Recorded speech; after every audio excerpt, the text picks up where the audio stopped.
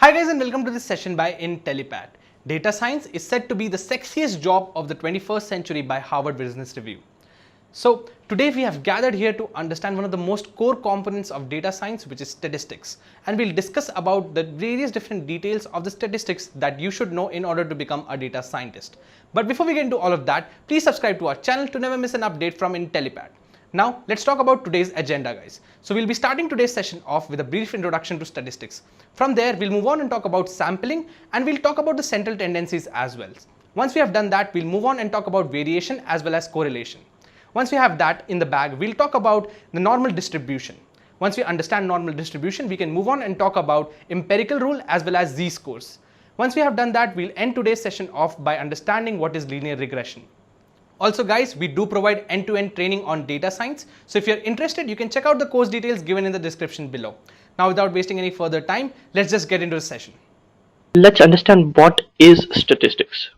Statistics is a branch of mathematics that deals with collection, analyzing, and interpreting large amounts of data. So we live in the world of data today. Data is everywhere, and you yourself are creating data merely by existing. Even if you're not interacting with any social media platforms, even if you don't have a phone, you're still creating data about yourself. Now, how is that? Your social numbers, such as your voter ID numbers, your Aadhaar card numbers, your employee ID numbers, they are data about you. They help to identify you or locate you in a specific context. What's more is your banking transactions, the things that you've bought online, your loans, your credit scores, all of that is also data about you, and they can help identify banks and companies and government to make important statistical analysis and inferences about you. Things such as whether you should be provided the next loan that you're applying for. This is what credit scores are there for.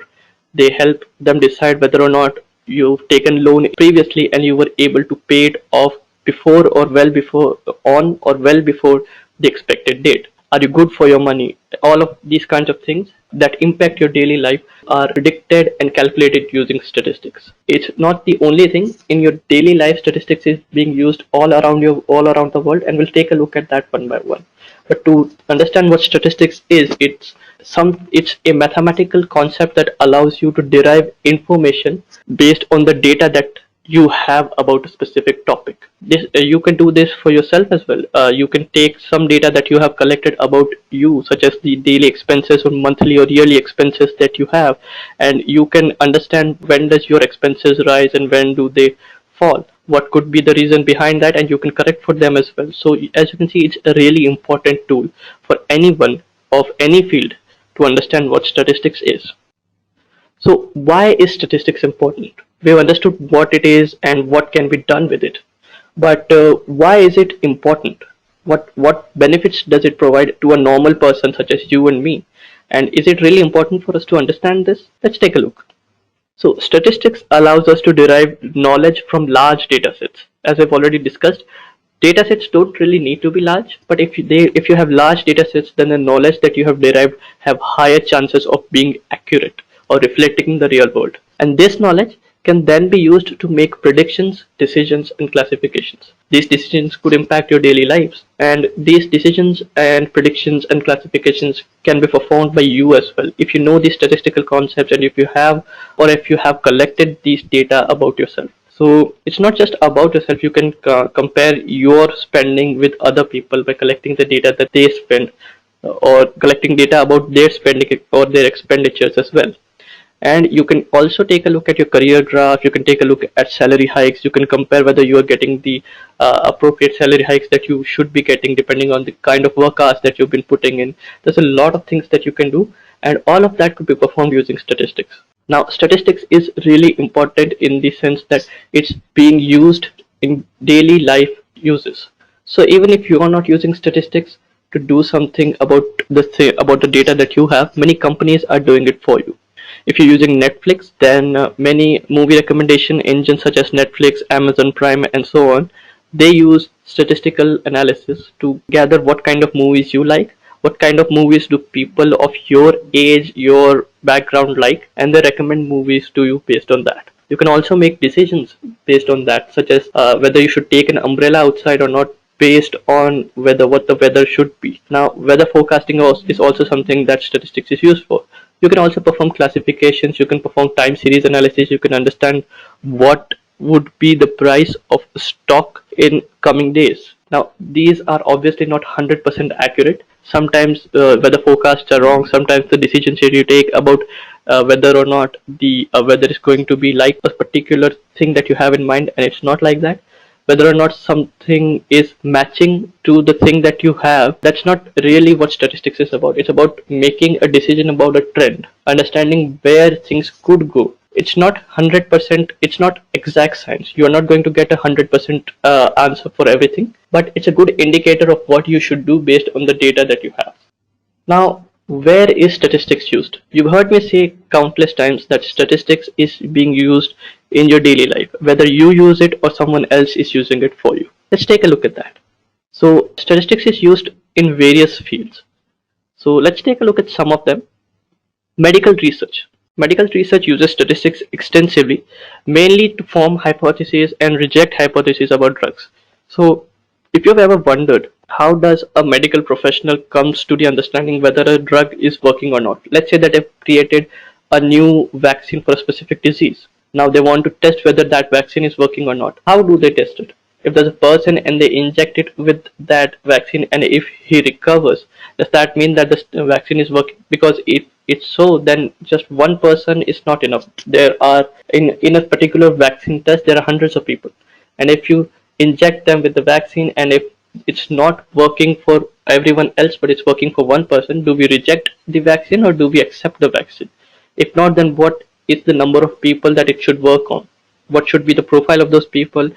Does the age of the person matter in this case? All of this is taken care of by statistics. So in medical research, statistics is used extensively.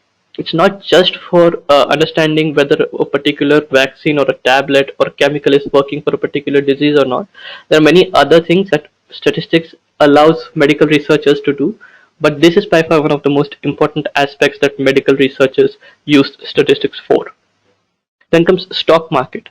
Stock market is one of those fields where statistics is used extensively, and it's used especially by those who invest in stock markets, mainly because they want to predict whether investing in a particular stock is going to be helpful for them or not.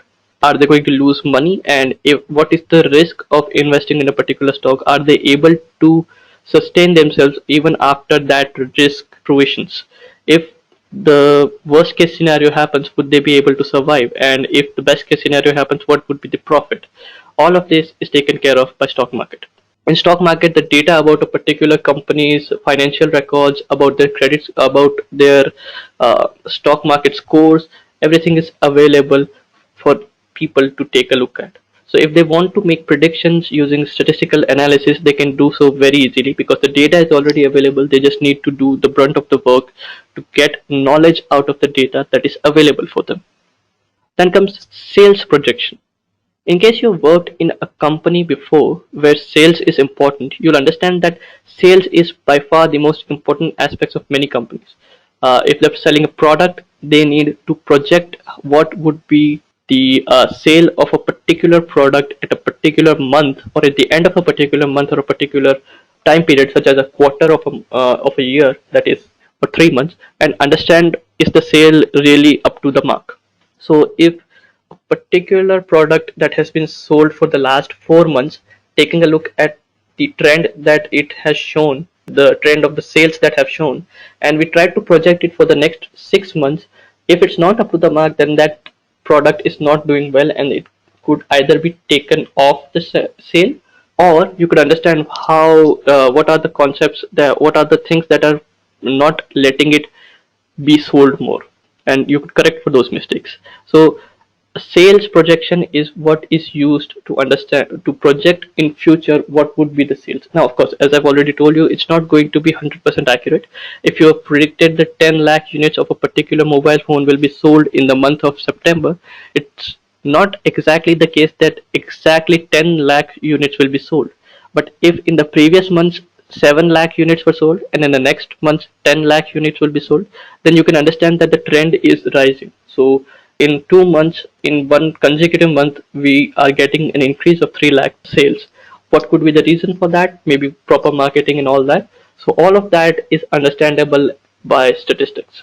Many companies hire really good statistical and data science experts. They take a look at the sales projection, they try to isolate and identify the causes for it, and they try to replicate it more and more. This is what helps great companies survive. And then finally, weather forecasting. I think we all know what weather forecasting is. We all know weather forecasting uses statistics, but weather forecasting uses something called multivariate analysis. Multivariate analysis basically means there are several concepts or several factors that are influencing the weather on a daily basis. It could be the pressure, the air pressure, the wind flow, the direction of the wind. There could be a lot of things like the temperature and all that. And everything is important when you're trying to understand the weather forecasting. All of these things are taken into account, and then the weather is forecasted. Is it 100% accurate? Not really, but it tells you a general trend of what could happen. So it's more accurate than it's not. So that's what's important. So statistics is used in all of these fields. These are really small set of statistics and very well-known small sets of the statistics. We all know that these, or at least we know some of these concepts are using statistics in really in-depth analysis. So we understand that these departments are using statistics, medical researching, stock market, sales projection, weather forecasting, but there are many companies and they're using it for many other purposes. Now let's take a look at sampling. Sampling is the process through which we take a subset of our data from a larger set. So let's take a look at it. So sampling is the process of collecting data to perform analysis on it, or choosing a subset of data to perform analysis on it. Suppose you have 10 million records in your data set. Now, how do you choose a specific subset of data to perform analysis on it? Now you might be wondering, why is this important? We can just select any random 10 points if you want to perform data on 10 points, or perform statistical analysis on 10 points, and then we do that. Or you might be wondering, why do we actually need to sample our data? Why can't we just perform statistical analysis on those 10 million records? Well, first thing to understand is that statistical analysis, although very important, is very time consuming. Even for a computer, it has to churn through a lot of data, perform a lot of complicated calculations, a lot of arithmetic, a lot of number churning is required for getting accurate results. So instead of doing it for the entire dataset, we do it for a subset. Suppose that you have a dataset of all this information about all the 7 billion people across the world. It's a hypothetical situation. You are not going to have information about that, but let's say that you have that. Now if you want to perform a statistical analysis on that, you want to check whether whether something is true for everyone across the globe. You can, for instance, instead of choosing all the 7 billion people and then performing the statistical analysis and the numerical calculations on the entire 7 billion people, you can choose a specific subset of it.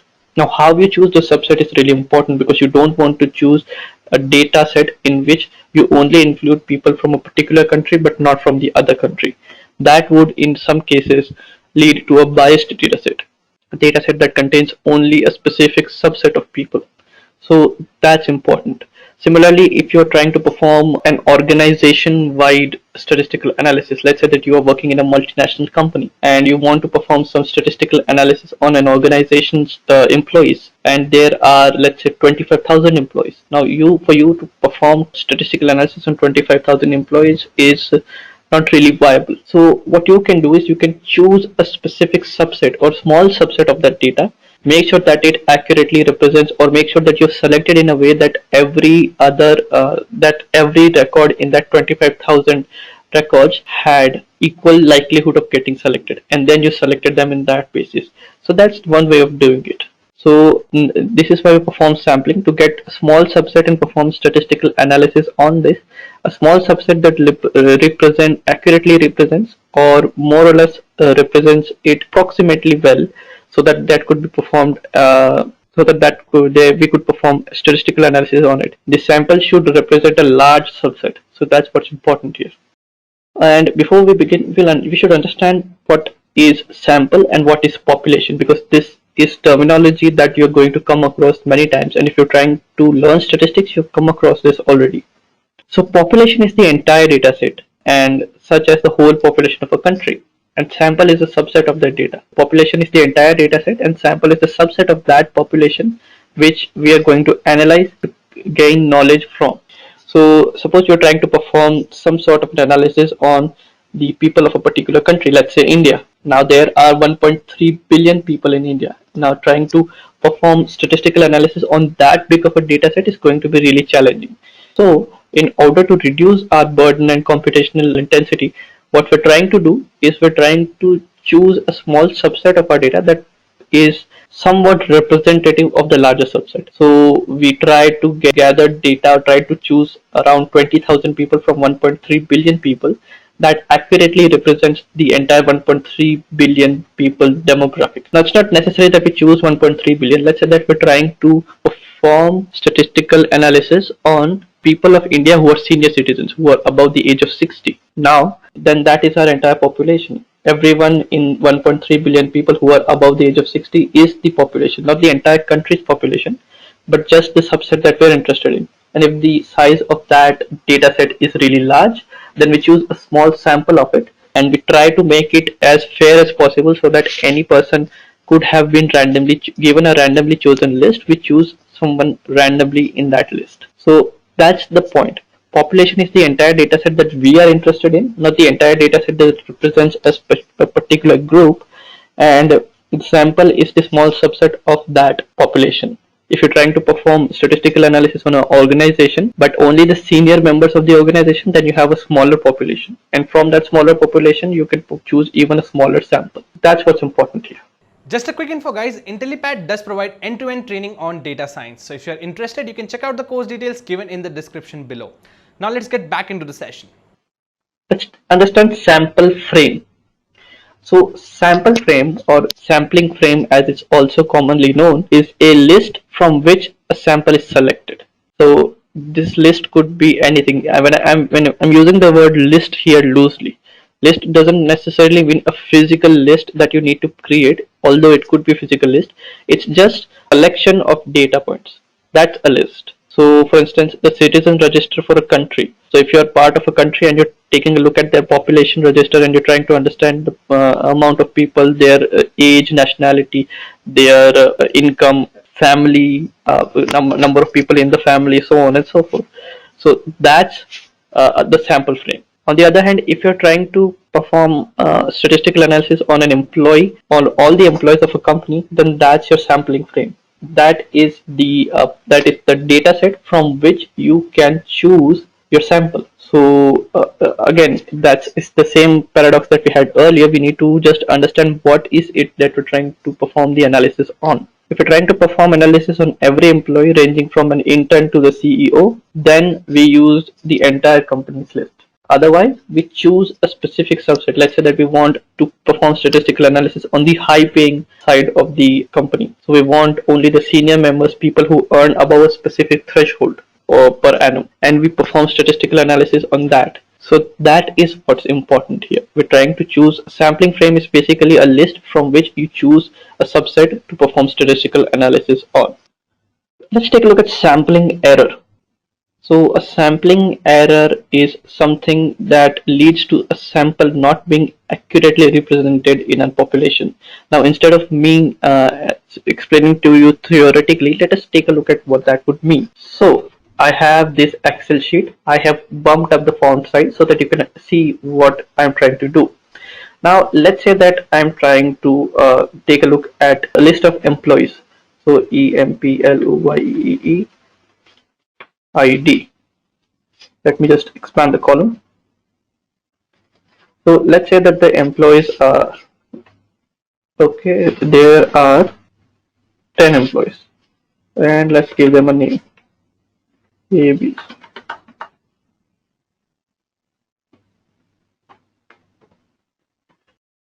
So these are all the employees we have. These are just a sample list of employees. We have 10 employees. They have an employee ID ranging from 1 to 10, and we have employees with the name of A to J. Now, let's say that this is just for an example. Let's say that it's not 10, it's 10,000. So now I want you to select a subset of this employee. So how do you go about doing it? because and the method you choose is incredibly important here, because if you choose, let's say, the first 5 employees, let's say that your threshold is that you want 5 employees, or you want to reduce this list by 50%. So you choose the first 5 employees.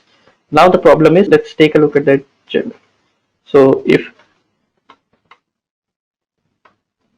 the first 5 are all male and the last 5 are all female, and if you choose the first 5 employees to perform your statistical analysis on, then you have chosen a subset of your data, or you've chosen a sample that's biased. That's an error in your data. Now, everything that you perform is not going to represent the 50-50 gender ratio that this company has. So if you're trying to perform statistical analysis on what kind of products that does a company's senior level executives like, then you have only taken the male perspective into account and not the female perspective. So that could be a problem.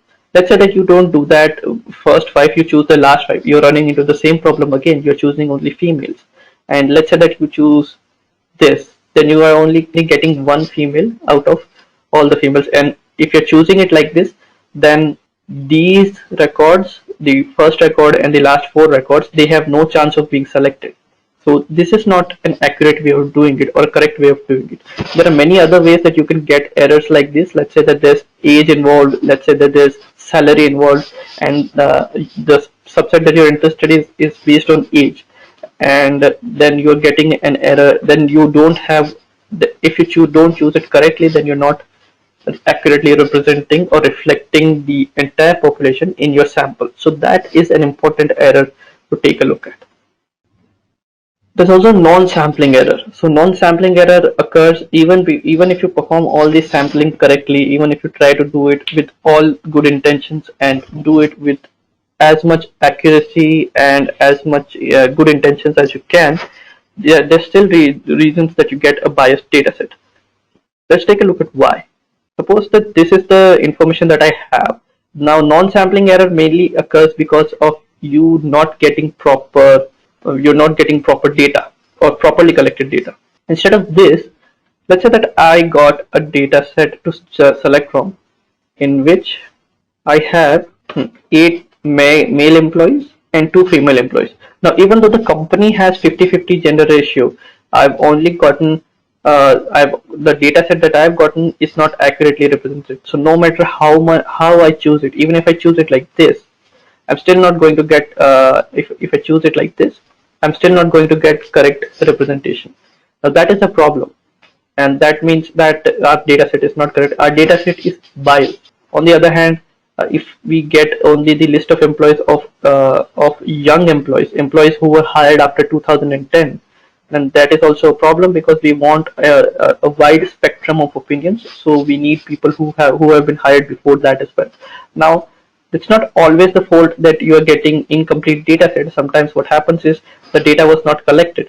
So let's say in the case of age of or the experience of a person, let's say the maximum experience that we're getting is 10 years of experience of a person, even though there are people in the company available who have had 25 years of experience.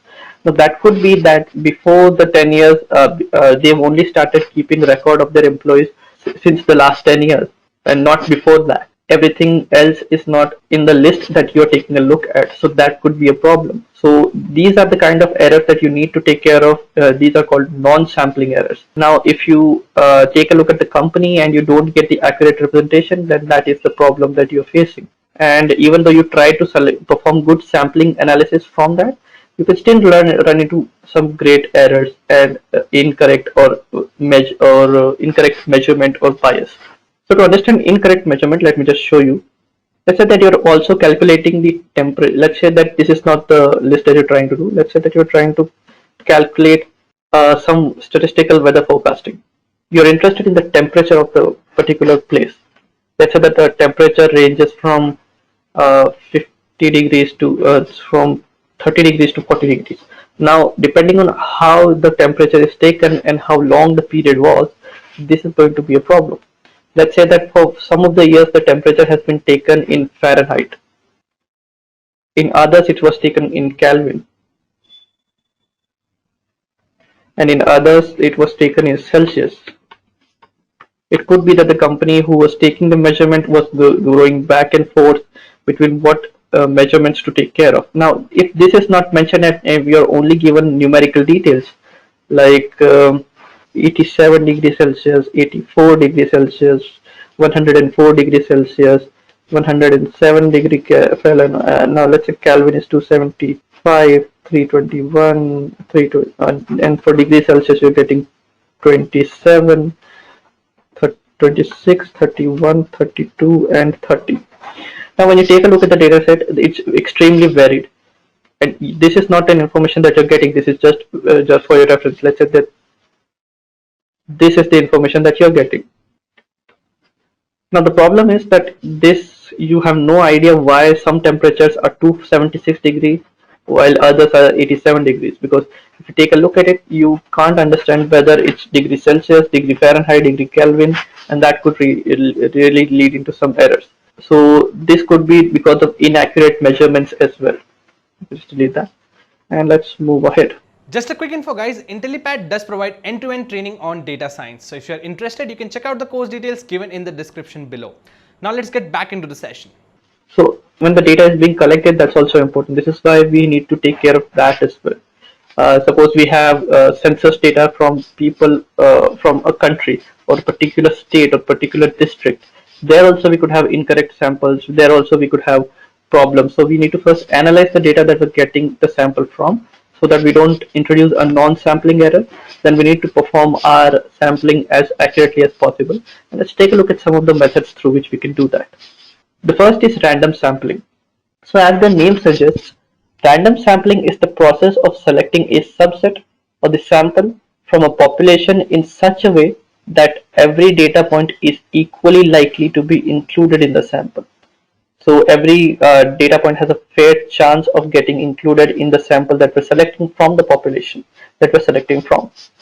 So again, to give you an example, let's say that now it's representing properly. Now I have 5 males and 5 females. Randomly selecting them is going to be a little difficult. So let's say that it's not going to be very difficult, but it's easy to understand. Just make sure that you're putting your head in the right place. So if your thought process in the right aligns, we want to make sure that these 5 female employees and these 5 male employees are equally likely to be selected if we select randomly. So to do that, what we can do is, firstly, as we have already done, we have taken 10 employees. So we know that the employee IDs go from 1 to 10. If this is not the case, then we can take a look at some other measure. But here we have an employee and we have a list of employees. We are given a list index assigned to the employees. Now if I want to select employees, what I can do is, firstly I can decide the size of my sample. So let's say that I want to reduce it by 50%. So for that I need to select 5 people from this list of 10 people. To do that, let's say that I just randomly select 5 employees. Randomly, that means from the range of 10. So I select 1, I select 5, I select 8, I select 10, I select 3, right? So these are all randomly selected people. Now I have 1, 2, 3 male employees and 2 female employees. So again, the sample is not going to be extremely accurate representation, but we're getting 60-40 representation, which is to say that we're getting around 50%, which is quite accurate of the one that we already have. Now the thing we need to understand is that since we have selected them, one potential issue that you can run into is that when you're selecting these samples, you are selecting them in and then reselecting the index. So let's say that I come up with 10 random numbers from 1 to 10 as 1, 2, 7, 2, 5, 4. Let's say 7, 2. Now the problem is that I've selected the index 2 twice. So make sure that you understand this. Many people just discard the next number to be something that other than what has already been selected. So that's one way of doing it. So just make sure that you're doing it correctly. The reason why random sampling works so well is because we are just randomly selecting any record that we can. And sometimes that's not always correct, because sometimes you get, if you're randomly selecting, you could put, if you have a large data set, then you could have 4 of male employees and 1 of female employee. So it's good technique, but it's not perfect. If you have a really large data set and you have accurate representation, then it's random sampling works really well in that scenario. But how do you correct for mistakes like this? This is for our next sampling method will tell us. So we understand random sampling. We just choose randomly out of a list of all the people from the population. We randomly select just a few people. So with that in mind, we run into an error in which if our dataset is not really large, then the problem occurs that we might end up selecting data that's not accurately representational. Even though we might not be selecting it in a way that is completely malicious, we are not trying to select the people from a specific gender in our dataset. We're just doing it randomly, but still there could be issues. So to overcome that, we come to stratified sampling. So stratified sampling is the process of dividing your samples into layers or groups and then performing random sampling on each group. So let me give you an example. Let's say that instead of 10, we have 12 employees. 11, 12. And yeah. So now let's say that I want to perform stratified sampling and the sample size is 12 and I want 50% of it. That is 6 employees. So to select that, firstly I take a look at the deciding factor. So I'm selecting them on the basis of gender. I want them to be accurately representative of the gender. So to do that, what I can do is I can firstly perform my stratified sampling in this group. It's an entirely male list. It contains only one portion of the entire group and the other portion is contained in the list below. So let's say I wanted to select 6 people. There are 2 genders. So that means I want 3 out of each, right? That would be an accurate representation of the list that we have. Now in case we have 40, 60, then we could select it in a different basis. So now what we can do, in this I select 3 people randomly. Let's say I select 1, I select 2, I select 5. These are randomly selected. Let me just give them a color to tell you. And then in the other group, I select 3 people randomly again, 7, 8, 9 and 10. And you have a randomly selected list. It's accurately representing the population that we have. We have 3 females and 3 males out of 5 females and 5 males. So this is what stratified sampling does. The word stratified comes from the word strata, which basically means a layer.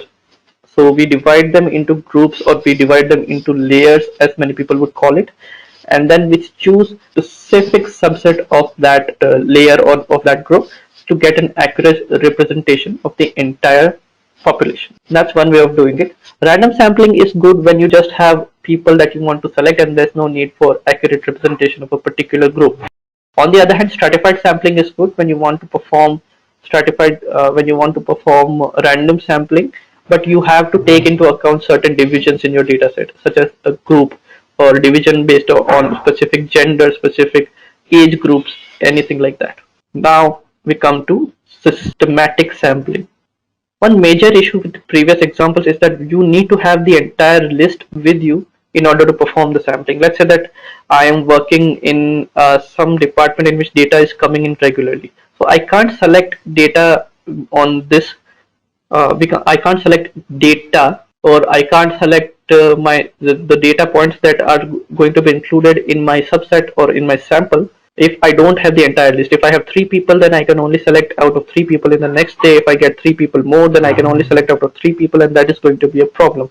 And if the next day I get 7 people, then it's going to be incredibly difficult to make sure that I'm selecting them accurately. So I need to get the entire data set beforehand. Now that's not always the case. It's not the ideal situation. Sometimes you can run into issues that are not based on that. So how do you correct for them? You come to systematic sampling.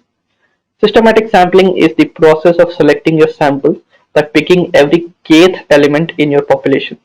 Now k could be any number that you want from range going from 1 till the number of people that you get, and you don't need a list for this. That's the extreme advantage of systematic sampling. Let's take a look at how to perform this. So let me just write the date on which these data points are collected. Let's say that's collected first of a particular month of a particular year. These are collected on the second and these are collected on the third. Now let's say that the k I choose is 2. That means I will select every second data point. This person comes in, I don't choose them. This person comes in, this is the second point, so I choose this. I move ahead. This person comes in, I don't choose it. The next day I keep the index and I choose this because it's the second person. Even though they have not, we have not seen them previously, they're still, the list is still going on and the calculation is still going on. Second person gets selected, second person gets selected, second person gets selected. As you can see that we are excluding the first person and including the second person. So that's how you can take advantage of the kth sampling. K could be anything that you want. Make sure it's not really big. Make sure that if you're only getting at max 3 people or 4 people in a day and you select 15, then you're not never going to get the accurate representation or never going to select anyone that you want. So with that in mind, understand that this is going on. But one issue that you could run into is that this is not for every scenario. Let's say that I have a sample in which first person is male, second person is female. First person is male, second person is female, and this is the sample I have. If I choose k is equals to 2, then I only get female employees in my company to be taken as the subset or this sample of a population. That is going to be not indicative of the kind of problem that I'm trying to solve. So I'm not going to do that. So take a look at the data set. If your data set is arranged in a particular kind of group or a particular kind of pattern that such as first employee is male, second is female, first is male, second is female, then kth employee is not going to kth or systematic sampling is not going to make sense for you. But if you have data set in which people are coming in regularly, this is for clinical studies or for test studies. If you've seen this, many people who go into a clinic to consult a doctor, the receptionists or people there sometimes give some of them a list or a questionnaire to fill out. That is to judge the performance of the clinic or some other problem that they might have, or maybe some medical survey to fill out. This is done using the systematic sampling because you have no idea how many people are going to visit your clinic in a particular day, in a particular shift of a person. So this is why systematic sampling is useful. You just take a look at the name of the person, mention them in a register, and then give them a number from, give them an incrementing number from the previous number. So the previous person was 1, then you give 2, 3, 4, and you select the kth employee for the scenario. And this is how that would work. So hopefully you've understood this, and let's move ahead. Now let's take a look at central tendencies.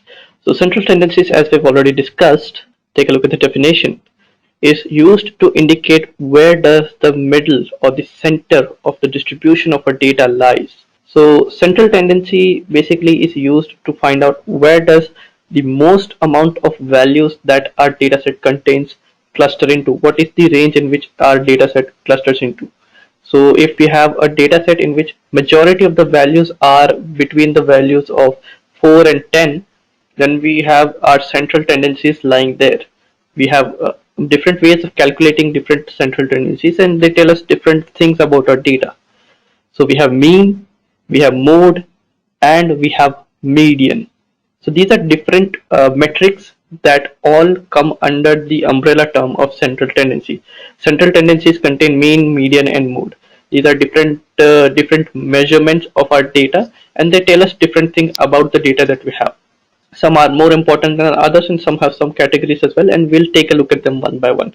The important thing to understand is the concept of central tendency tells us where does the majority of our data lie. What is the range in which the majority of our data lies? What does that tell us? And then when we go into detail, we try to understand what does this range of the data tell us, and what can we extract of value out of this information.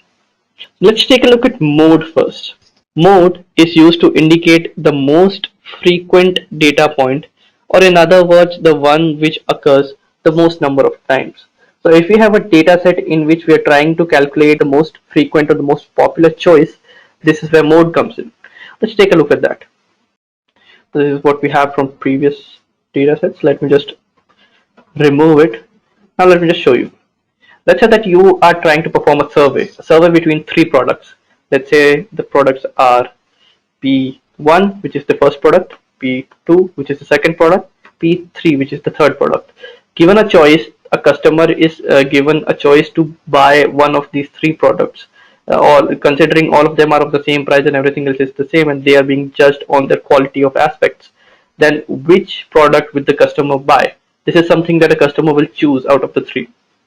So let's say that you perform this for 10 people, and let me just remove this. So these are our choices, and the first person chooses P1, second chooses P2, third chooses P1, fourth chooses P1, fifth chooses P1, and then the other one chooses P3, then chooses P2, then sorry P2, P1, P3, and P1.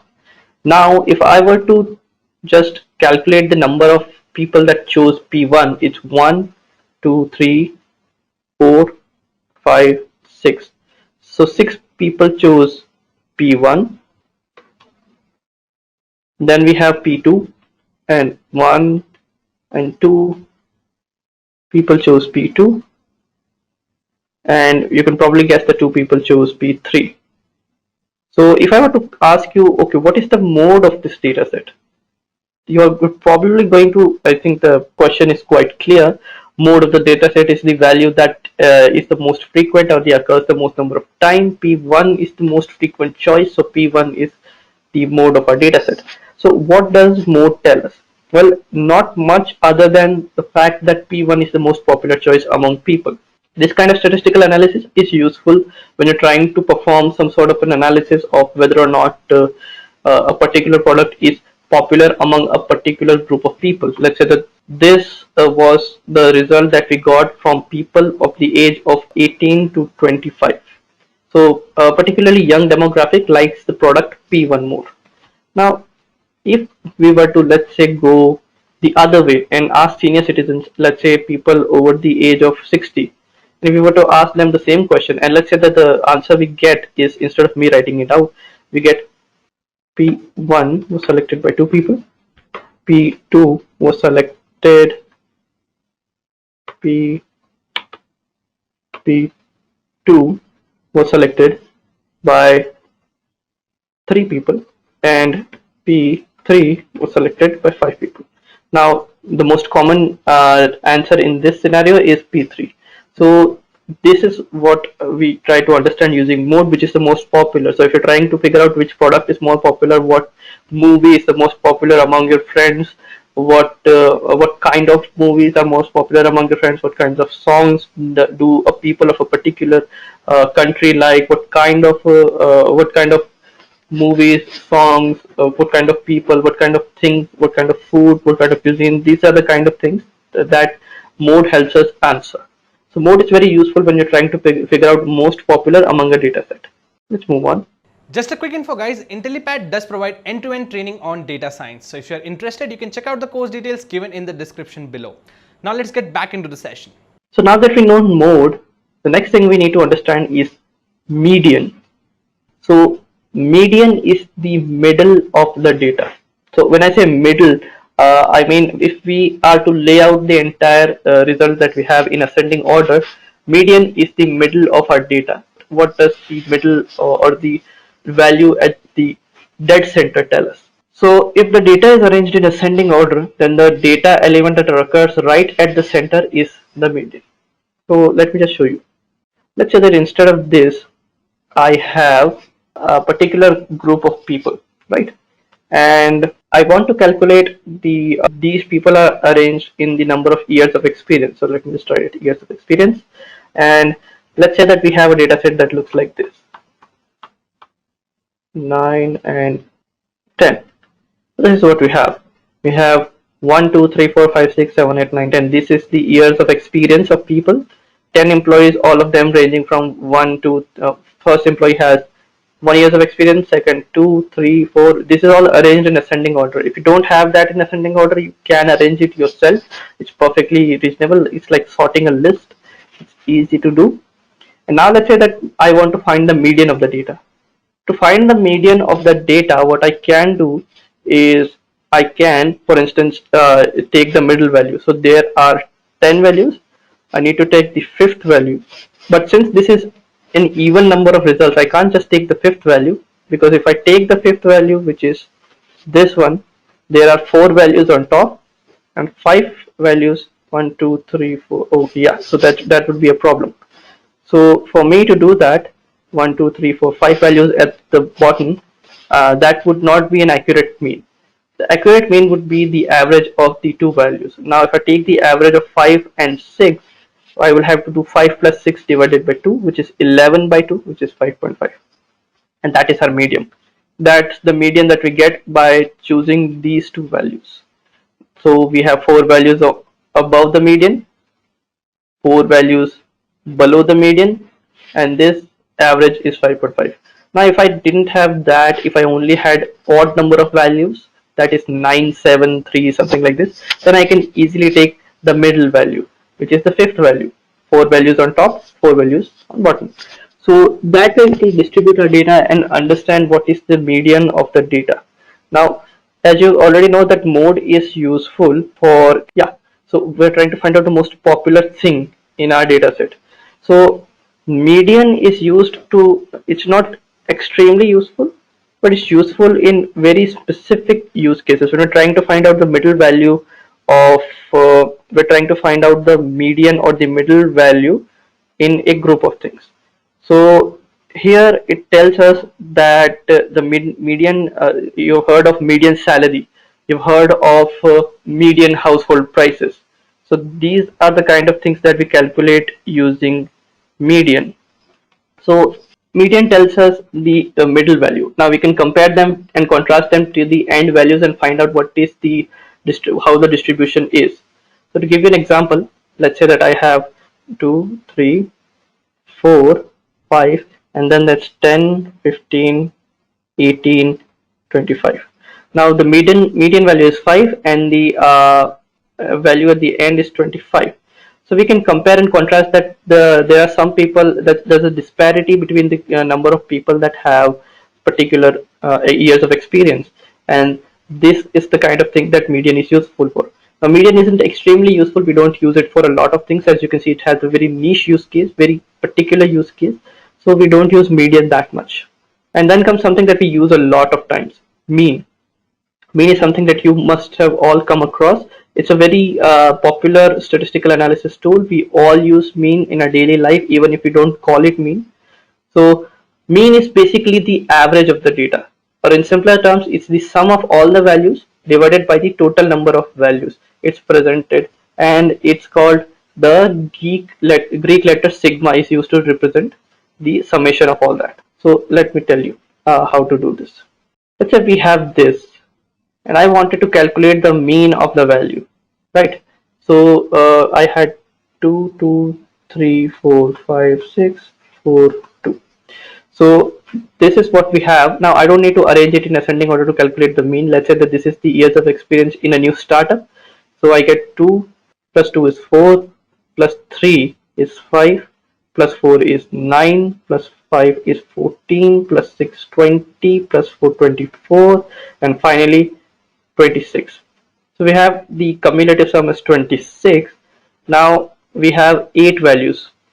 So if I wanted to calculate what does the mean of my data is, I need to firstly calculate the sum of the entire data set, which I have calculated to be 26, and the number of records I have is 8. So 26 divided by 8 is 3.25. So I get the mean of my data is 26 divided by 8, which is equals to 3.25. Mean is the average. We calculate average on a daily basis. We calculate the average income of a particular group of people, the average income in our household, the average incentive we get, the average tip we leave, the average annual income of a particular substrata of a person, of a group in a country. We calculate averages on a daily basis. What is our average expenditure? How much do we spend in our entire month? So to give you an example, let's say this is the most common thing you can understand. Let's say that you spend this many thousands of rupees per month.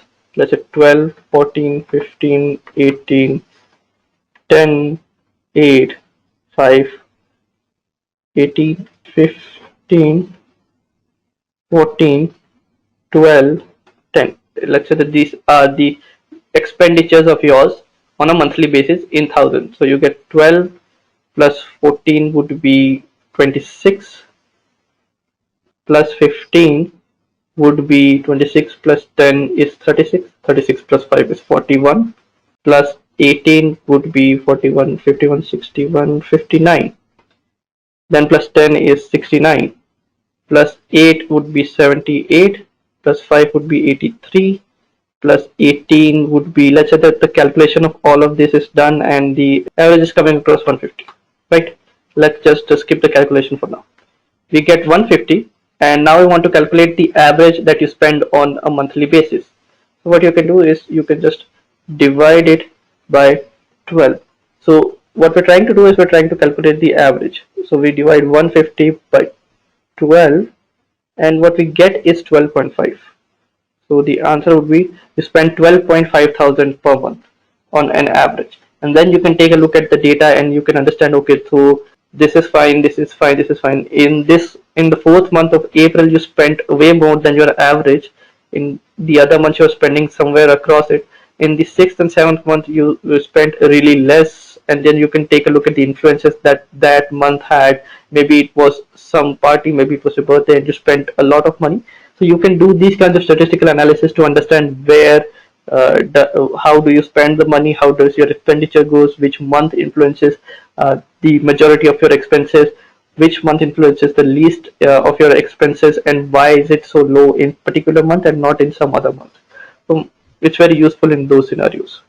Now, mean are of two types. First is the trimmed mean, second is the weighted mean. We'll take a look at them one by one.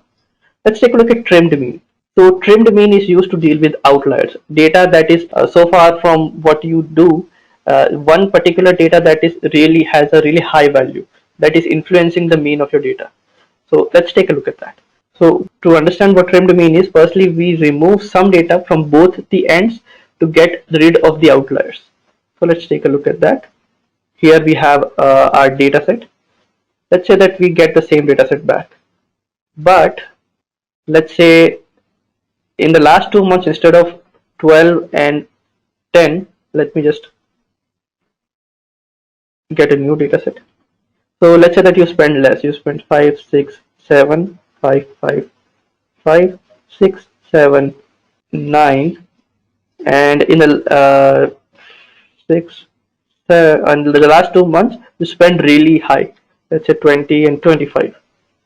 Now, if I were to calculate the mean, let us just calculate it one by one. 5 plus 6 is 11, plus 7 is 18, plus 5 is 23, plus 5 is 28, plus 5 is 33, plus 6 is 39, plus 7 is 46, plus 9 is 55, 61, and now we add 20 to it, we get 81. Now we add 25 to it, so we get 106. If we calculate the average or the mean of this, we would have to calculate it by 106 divided by 12, which is 8.83. So 106 divided by 12, which is equal to 8.83. Now that's the mean, but as you can see that the last two values, they are really high. Maybe this was just some sort of an anomaly that these months you needed to spend really more because you were traveling some other places, or you needed to shift your house from one location to another, and that's why it cost you so much. So let's say that this is just one time anomaly and this is not happening again and again. So but this is a large data set and you don't know whether that's the case, and this is influencing your data really badly. So to get the mean, what you can do is you can take off the first two values and take off the last two values as well, and you get only this data. So if I were to take this here and then calculate it, 7 plus 5, what is 7 plus 5? It is 12, plus 5, 17, plus 5, 22, plus 6, 28, plus 7 would be 35, plus 9 would be 44, and plus 6 would be 50. So here when you take a look at the average, it's 50 divided by, and what we have here is 1, 2, 3, 4, 5, 6, 7, 8. So we have 8 values, and the calculation when we do it, we have 50, which is the sum. So 50 divided by 8 is going to be equal to 6.25. So that's the mean that we're supposed to have. The reason that we are getting 8.83 is because some expenditures are really high. So instead of it being 6.25, we are getting 2 point some value more than this, 2.5 thousand more than this, which is really high. So why did we scrape off the first two and the last two values here? Now this is a little difficult to understand. So what we're doing is we're getting the first two values, we're getting the last two values, and we're scraping it off mainly because the outliers don't need to be right at the bottom. They could also be at the top, and we want to just make sure that we're getting the center of our data. So let's say instead of 5,000, it was 1 and it was 1. Now this could also negatively impact your data. So in order to get rid of that, what we do is we remove this, and what we get is 6.25, which is the correct value. Let me just remove all of this. Hopefully this was easy to understand, and let's move on to the next one, which is weighted mean. Now weighted mean is used to calculate mean of certain values where a certain value is supposed to have more importance or more value or more weight. Now it's used to calculate certain values that are supposed to count more in some context. Let's say that we're calculating the average of a grade of a student based on the grade distribution. Now this is something that is done using weighted mean. Let me give you an example. So I prepared an example before so that I don't mess it up. Let's say that you have 3 quizzes in your entire academic year. The first quiz covers 10% of the syllabus, the second quiz covers 20% of the syllabus, and the third quiz covers 70% of the syllabus. Now, and then there's the final quiz, that's the final exam, we're not calculating that. Now what we're doing is we're getting these 3 values. Let's say that the weight of, you get whatever marks you get for the first quiz, you get the 10% of that mark. Whatever marks you get for 20% in your final grade, it would count as the 20% of your final grade. And whatever marks you get in the third quiz, the 70% of it would be calculated for your final grade. So if you were to get these marks out of 5, or let's say out of 4 or whatever, out of 5 of your average grade, then you will be getting 3.5 divided by 3 plus 3.5 plus 4, and 7 plus 3.5 divided by 3, which will get around 3.5, which is considered to be your average grade. Now we know that that is not the case because we have not taken these weights into account. We have not taken 10%, 20% and 70% into account. So if we were to do 10% here, what we do is we take 10, we divide it by 100, which is the 10%, and then we multiply it by 4, we get 0.4. So out of 1 you got 0.4. So then you get 3.5, and then you get 3, and out of that you got 3.2. That's your average grade, not 3.5. So this is where weighted mean comes into play. This is not the only case that this is there. We can also take a look at other things like calculating the increment of a person based on the years of experience they have and many other factors. Many other variables come into place when we try to understand the averages of particular groups. So this is where weighted means come into play. And again, these have really specific use cases. So you need to take care of whether you to use weighted mean, to use trimmed mean, or very mean, mode, or median, depending on what you're trying to get. Mean is useful for calculating simpler means. If you have outliers in your data, you can use trimmed means. And if you want to calculate mean by giving certain values, certain more value, if there are certain data points that are more valuable than others, then you use weighted mean. So now let's take a look at variation, or variation in our data to be more specific. So what is variation? Well, variation in statistics is used to show how data is dispersed or spread out in our data set. So several measures of variations are used in statistics, but variation is mostly used to calculate if we have a center of our data, if we have calculated the central tendencies, the mean, mode, and median, then how far away is our data points from the one that we have? How much is the variation? For instance, if we have a data set that most of its values are 4, then the variation is not that much because most of the data is 4 and the other values that we have are 3 and 5. So the data is quite compressed. So it's not extremely spread out if we consider it on a number line. On the other hand, if we have data set from 1 to 10,000 and every number has a value of 1, 5, 7, 4, 3, then it's very spread out. There's an extreme amount of variation. It's difficult to get sense of data like this. However, we don't get a data set which has that massive of a variation. We usually get data set that's a little more compressed. So let's take a look at how or what are the kinds of measures that we can take to understand the variation in our data set. So we have range, we have quartiles, and we have variance. Range, quartiles, and variance are one few of the ways that we can take a look at to understand the variation in our data. So quartiles are also known as quantiles. So if you come across this terminology, then don't be confused. They mean the same thing. We have range and we have variance. Let's take a look at them one by one. These are important concepts to understand once you're trying to interpret the data and understand how dispersed the data is, how different the data is, what's the variation, what's the variance, how much different is it from the mean that we have, how far away is one data point, or how likely one data point is to be far away from the mean of the data or the center of the data. Let's take a look at range first. Range, as the name suggests, is quite easy to understand. Range is the difference between the highest and the lowest value in our dataset. Range tells us the difference between the lowest and the highest value in our dataset. So let's take a look at that, because sometimes people get confused with what range means. Let's say this is the data and we have 5, 10, 12, 11, 2, 5, 1, let's say it's 10, 11 and 15. So this is the data that we have. Now to do that, firstly we have to calculate the minimum and the maximum value. This is easy enough. You just go from top to bottom calculating the minimum and the maximum. Right now both are 5. Maximum is 10, minimum is 5. You keep going and you find minimum is 5 and maximum is 10. So when I ask people, maximum is 15. So when I ask people what the range of this data set is, many people get confused and they tell us the range is from 5 to 15.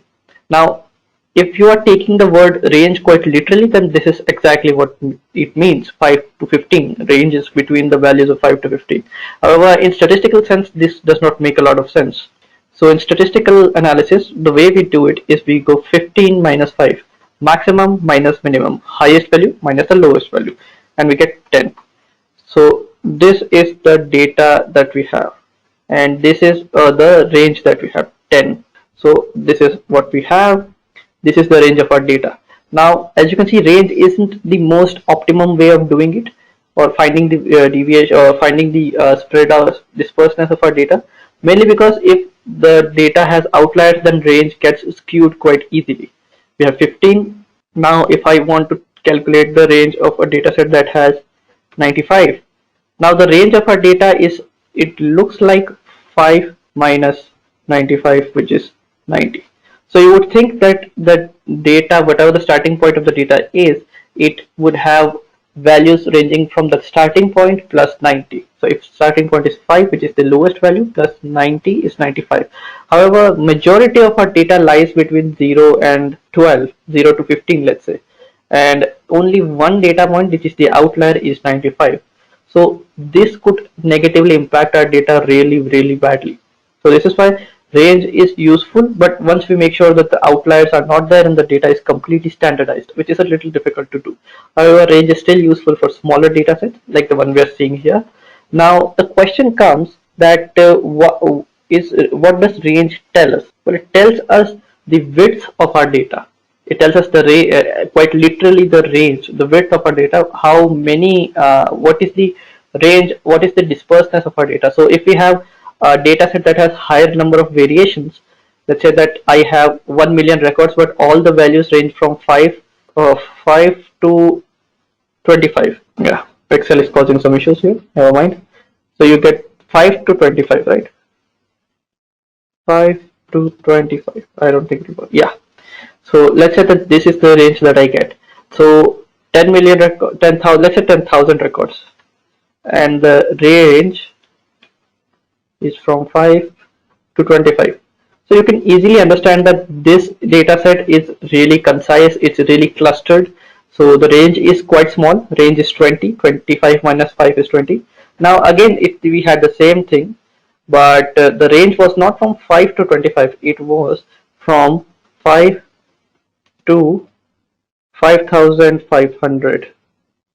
This is a problematic thing because now our range becomes from 5495. This is our range now. So as you can see, here the data set is quite dispersed. Assuming that these are not outliers, 5 to 55,000 are normal range of numbers, and numbers are equally distributed across this range. Then we have a really wide variety of data set, and it's got a really large set of variation. But here we only have 20 value. We have only the width of 20. Here we have massive width. It's 10, even more than 20 or 20 times more than what we have here. That's a problem. So we need to understand why we use something like this. It's because we needed to take a look at what's the variation, and this is only good. This is a really simplistic measure, but it guides us in the right direction. So that's why we use it. So let's move it to the next direction. You look at percentiles. Now, to be quite honest, percentiles are not really something that we use to calculate the range of the data, but there's when we are moving on to quantiles or quartiles, there we use percentiles. So it's important to explore what percentiles mean. If you're studying in a university, if you've studied in any sort of university, you've gotten a percentile score sooner or later. You come across this score in your schools as well, or especially in colleges and universities, the percentiles are used. Or if you want to take a look at percentiles used at other competitive exams as well, so that's where they are used. Now, percentiles are scores that are used to describe the value below which some observations fall. Now, it's a very vague definition, but it's quite accurate. I'll explain to you in a moment using an example, but to understand it right now, just take a look at the example that we have in the text format. If X is the 70th percentile, let's say that you are a person who's gotten a result, and at the bottom of your result, it says, congratulations, you've achieved the 70th percentile. That means that 70% of the other data points, you could think of it as 70% of the other students who took the same test that you did were below you. So you are above 70% of all the people that you took the test with. So to give you an example, let's say out of 100 you scored 95. Now, when you hear the word out of 100, many people think that out of 100 I scored 95. That means I got 95%, which is correct. But then they think they got 95th percentile as well. Now that is incorrect, mainly because it doesn't matter what the score is or how much you got it from. What we're trying to calculate here is not what the percentage is. That's what we use the percentage for. In the percentile, we're taking a look at how many people you've gotten more numbers from. So let's say that there are 100 students in your class and you got the 5th rank. That means, or you can say you got the 4th rank. That means from rank 1 to 95 are below you. So you've got the 96th percentile. 95 people are below you. That's what percentiles mean. Percentiles are used to calculate how better are you compared to the rest of the people in the sample. Rest of the data points in the sample is you, or rest of people, depending on what the data is all about. If you have a drug or you have a potential vaccine, and we take a look at how many people have, let's say there are 5 vaccines, and since there are 5 vaccines and you have one vaccine that scored the 4th highest, so if you take a look at it, that means that you are 80% in the 80th percentile. 5 people or 80% of other records are below you. So that's what this means. Depending on what data that you have, you can take a look at percentiles. You can understand what that means. But this is what percentiles are useful for. Now, why are we learning percentiles if they're not a part of calculating the variation or variance in the data? Mainly because it's not just percentiles that are useful, but we use quartiles. Quartiles are extremely useful. Ask any statistician that you can come across. Quartiles are used on a daily basis. So let's try and understand what quartiles are, and we'll take a look at a few examples along the way as well. So quartiles are used to break the data into 4 parts, so as to better find the spread of the data in a way that is not that influenced by outliers. So if you have some data and you're afraid that outliers might skew your data, what you can do is you can choose a quartile method. That will tell you approximate answers. And you've already calculated one of the three quartiles that we calculate, and I'll show you what that means in a moment. Let's take a look at that. So quartiles are used to calculate the, firstly, there are three quartiles. Q1 is the first quartile, Q2 is the second quartile, Q3 is the third quartile. Quartile 2 or Q2 is the 50th percentile. Just calculate it. The quartile 3 is the 75th percentile, and quartile 1 or Q1 is the 25th percentile, right? So now the question comes, what does that mean? Let me show you with an example. Let's say that we are calculating height of people in centimeters, right? So we are arranging that in a format. So let me just take it away from here, paste it here. This is just for our reference. Let's say 144, 155, 156, 157, 158, 159, 160, 167, 170, 171, 172. Let me just remove these two. So let's say that there are 9 records and we want the 50th percentile. 50th percentile would mean that 50% of the data is above and below it, and we're right there. So in this scenario, 50th percentile, as you can, if you try to think about it, it's the median of the data. This is what I meant when I said that you have already calculated the one of the quartiles. So when we're trying to calculate the 50th quartile, what we're trying to do is, firstly, we have arranged it in ascending order. We take all the records, we take a look at the number of records. We have 9. Right in the middle would be this, and this is the 50th percentile. So Q2 lies here. Now, as you can see, we have 4 records below, which is approximately 50% of the records below our percentile. So that's what this means.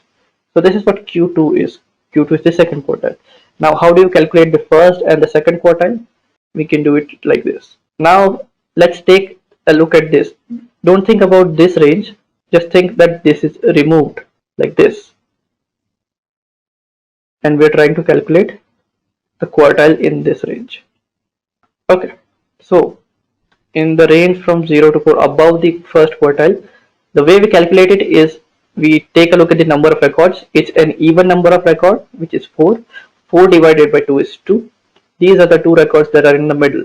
Now we can't just choose one for the quartile. Instead of calculating the median, the quartile is considered to be between these two. So these two values are considered to be a part of the first quartile, not the third quartile, but the first quartile. Similarly, these two are considered to be part of the third quartile. So the third quartile lies here, second quartile lies here, first quartile lies here. So now if we are to understand what quartiles are, they are a way for us to understand our data more. You can think of it as range, but a little more subservient to outliers. So we don't have to worry about outliers that much. This is the third quartile, this is the second quartile, and this is the third quartile. We get 3 data points and we understand which one is used for what.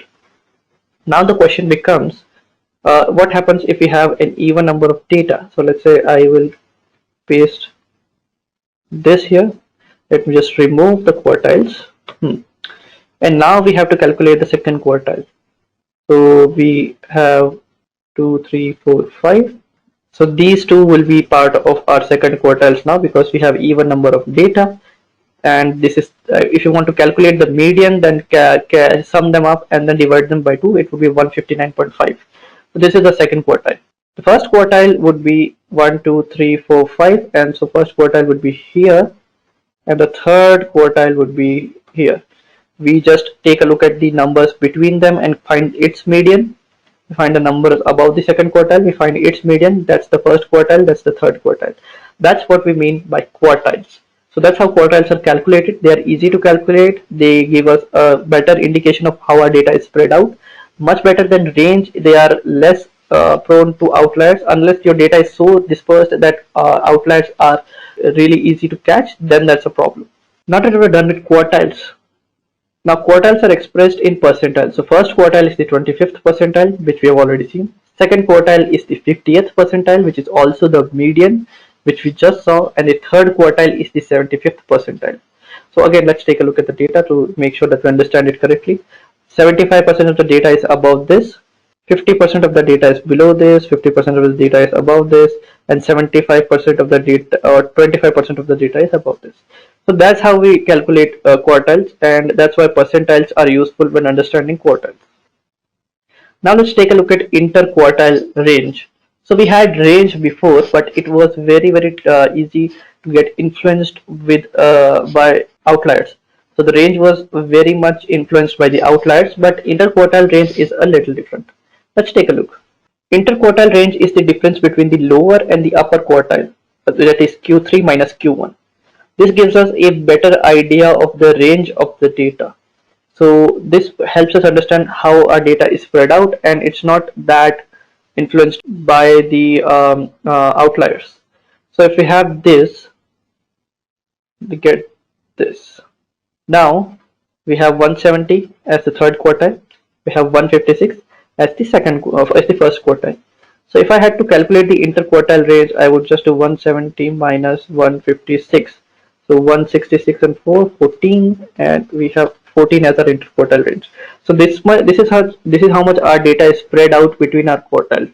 If this is a massive difference, then our data is really spread out, and if it's not a massive difference, then it's not that massively spread out. That's the first thing. Now, many people think that median could be used to do the same thing. That's not really the case. We're trying to look at the extreme ends of our quartiles and find the distance between them. That's what tells us how spread out our data is. If this was a large data set and the quartile was 140, then we could probably understand that the data set is very widely spread out, or more widely spread out than it was when it had 14 as its interquartile range. So it's a really good measurement, but it's less influenced by outliers. Outliers are really the things that we need to watch out for when we're trying to calculate range of any sort, whether it's the interquartile range or the simple range. This is why we use percentiles, because percentiles are not that influenced by interquartile ranges. They help us understand what we're trying to do, and they give us a more accurate representation of the data that we have at our hand. If we were not using percentiles, then our range would be 144 minus 170, and since there are no outliers, it's fine. But let's say the outlier was 198, or even not 198, 222, or let's say some crazy number, 568. Now, even though there's an outlier, my range is perfectly fine. Let's say that the outlier here was 14. So it could be because of incorrect measurement. It could be that generally is an exceptional case in our data set. So that could be it. That's our data set. That's what interquartile ranges are all about. Let me just delete that for you. And let's take a look at something else. Now let's take a look at correlation. So correlation is something that you might have come across many times in your life. Correlation is a term that is used to measure the strength of a linear relationship between two quantitative variables. Now this is a very jargonistic definition, so let me break it down for you. Suppose you're trying to calculate, suppose you have a data set in which you have your height and your age. So as your age increases, your height is also going to increase. So that is what is known as a positive correlation. So this is what we're trying to calculate. Correlation is calculated as in terms of correlation coefficient, which is basically a number from -1 to +1. And we'll take a look at what that means, but this is what the formula looks like, as you can see down here. Let me just, yeah. So this is what the formula looks like. Now, some of it might look familiar to you, some of it might not. So let me just show you what that means. So this is the summation symbol, the sigma symbol that we have already seen. It means sum up whatever I have on the right of me. So what we have is x minus x bar. X bar is the mean of x. We're trying to calculate the correlation between x and y. These are the two variables. This is why we get this correlation coefficient r and subscriptive x and y. So the correlation of x and y is equal to summation of x minus x bar, which means just as we calculated standard deviation, what we need is the mean of x, and we want the difference between each individual observation. and the mean. So we do that and we calculate the sum of that. We calculate y minus y bar, which is the each individual observation for y and difference between its mean, and we take the product of those numbers and then we sum them up. How does that work? We'll take a look at that in the example that we have. But as of now, you need to understand that this is what is happening. Then underneath it, we're doing quite similar thing. We sum up the x minus x bar whole square. So we take the difference between the mean and individual observation, we square them and then we sum them up. We do the same thing for y and then we calculate the under root of that or square root of that. So this summation of x minus x bar whole square looks like the standard deviation of x and similarly standard deviation of y. So this is what we're trying to do here. Now the formula is quite simple, but the idea that correlation is trying to get across here is not that what the formula is trying to say. The idea that we're trying to get across here is what is correlation and why we use it. So correlation basically allows us to check whether one variable has any influence on the other variable. Does increase in one variable lead to an increase in other variable? And if so, then how strong is this correlation? If it's really strong that if I increase one variable by some degree, the other variable will be increased by that degree as well. If it's negative, then it will be decreased, and we'll take a look at what that means and why that's useful here as well. As of now, let's take a look at the example. One other thing that I'd like to mention is that it's a linear relationship. That means linear basically means a straight line. So basically what it means is that if I were to create a scatter plot out of this, and if I were to draw a straight line from right between the scatter plot, then that would show if the scatter plot is following that line, that means there's a strong correlation. So we can also take a look at that as well. So let's take a look at the formula and let's try and implement correlation here. And this is the data that we have. Now it is a little overwhelming to take a look at. I've done most of the calculation for you so that you don't have to see me do these calculations by hand all by one. So let me just explain what this means. Let's say that we're trying to calculate the temperature and price of a product. So temperature is the temperature outside and price is the product that the amount of product that was sold at a particular temperature. Instead of it being price, let me just call it amount. Now it makes sense, and let me just expand this column so that it makes sense. Now temperature is X and amount is Y. We're trying to calculate does increase or decrease in temperature have an effect on the amount of items sold at a particular day. So these are the temperatures, these are the amount of prices that we have sold.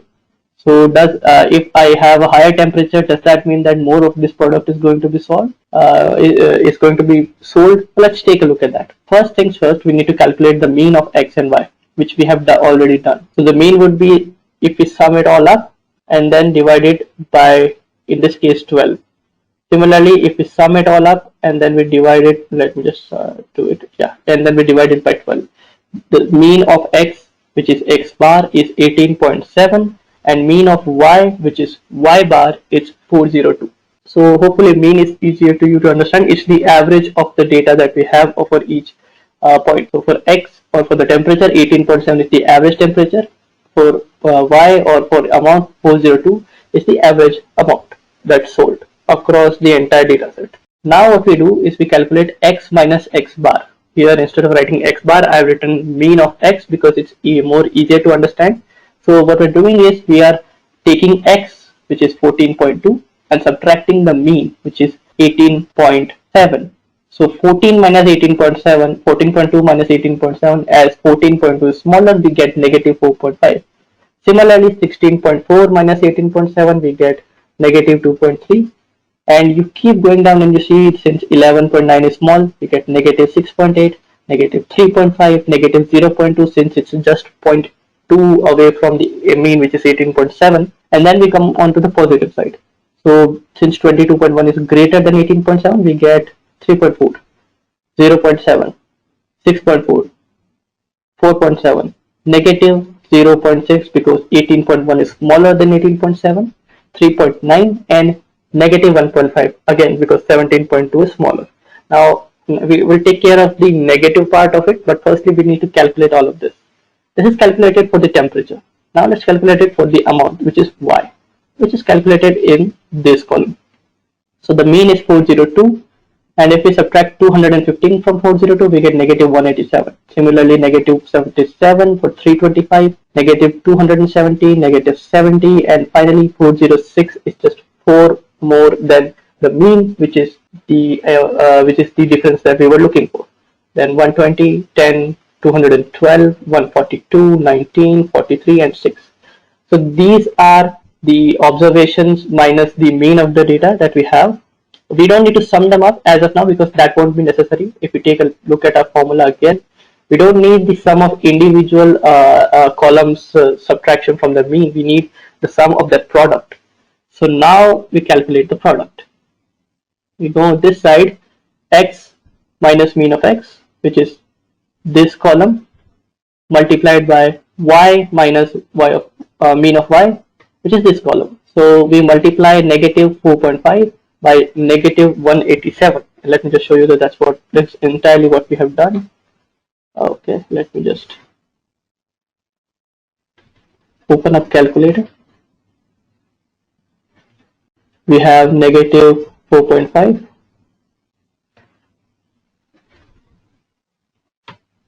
multiplied by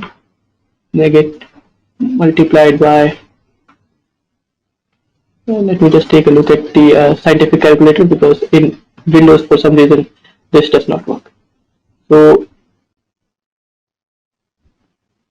0 minus 4.5, which will be negative 4.5, multiplied by 0 minus, and we have 187, so 187, and we have 841.5, and we just round it up to be 842.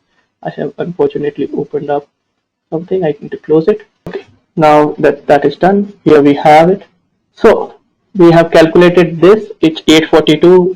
When both of them are negative, then we get a positive result. If one of them is negative, then we get a negative result, and if both of them are positive, then also we get a positive result.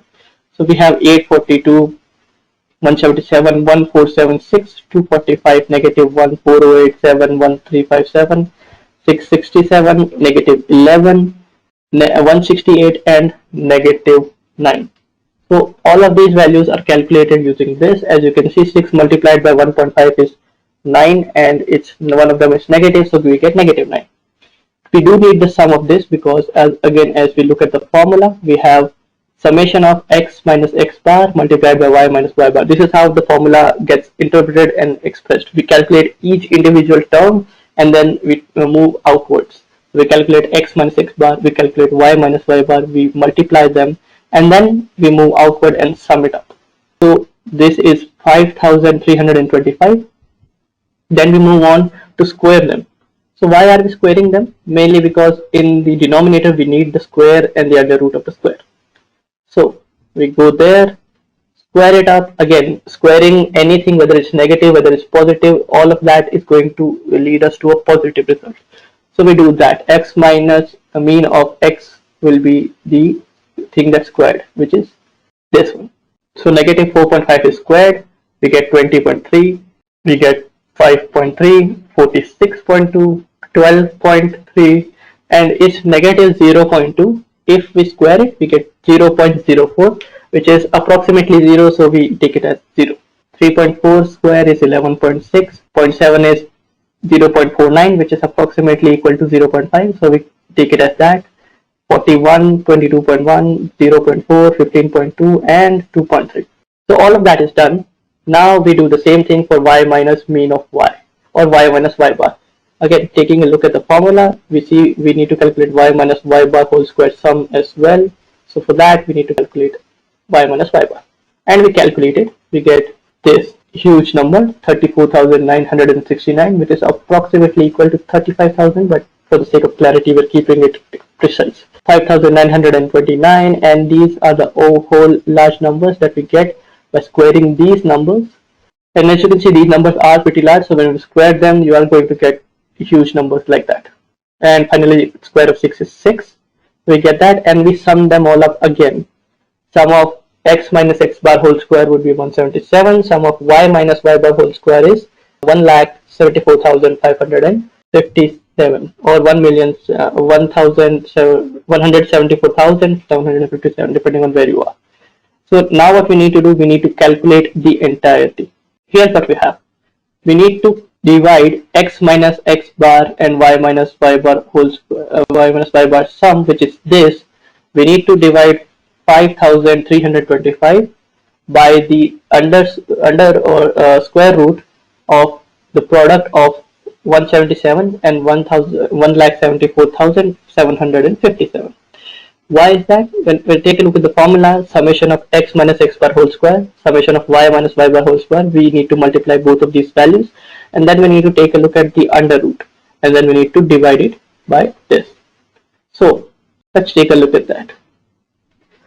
Let me do this in this format.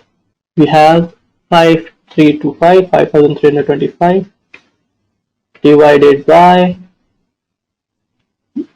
the under root of, okay, so this is not working. Let's just under root the summation. So 177 multiplied by 1,74,757. This is going to be a big number, and this is what we get. We take the under root of it. It's somewhere close to what we have already, so we can see the number is going to be somewhere around 1, and we take 5,325 and then we divide it by it, and we get 0.957. So the correlation we are getting is 0.957. So this is our correlation, and yeah, this is our correlation. We're getting it by dividing this. Let me just write it out.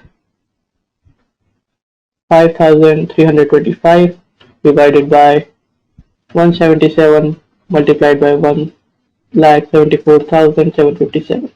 So this is the calculation. This has led to this result, which is our correlation. And here we are. So as you can see, this is a really mathematically intensive computation. We had to calculate a lot of things based on these two values. So suppose we have a really large data set, then that would be really difficult for us to calculate.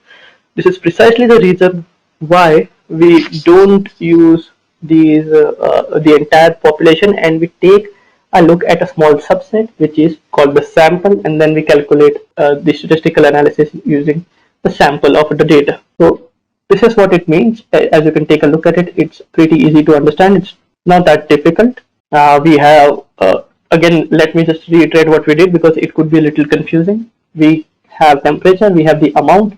We want to calculate whether or not this influences this, and for the result that we've gotten, it strongly positively correlates with the temperature. So if the temperature rises, the amount of the item sold would be rising as well. If the temperature decreases, then the amount of product being sold will decrease as well.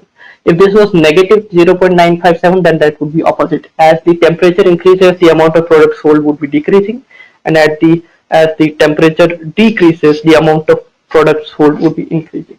So now let's take a look at what we did. Just to reiterate so that you can understand, what we do is we take these values. This is x, this is y.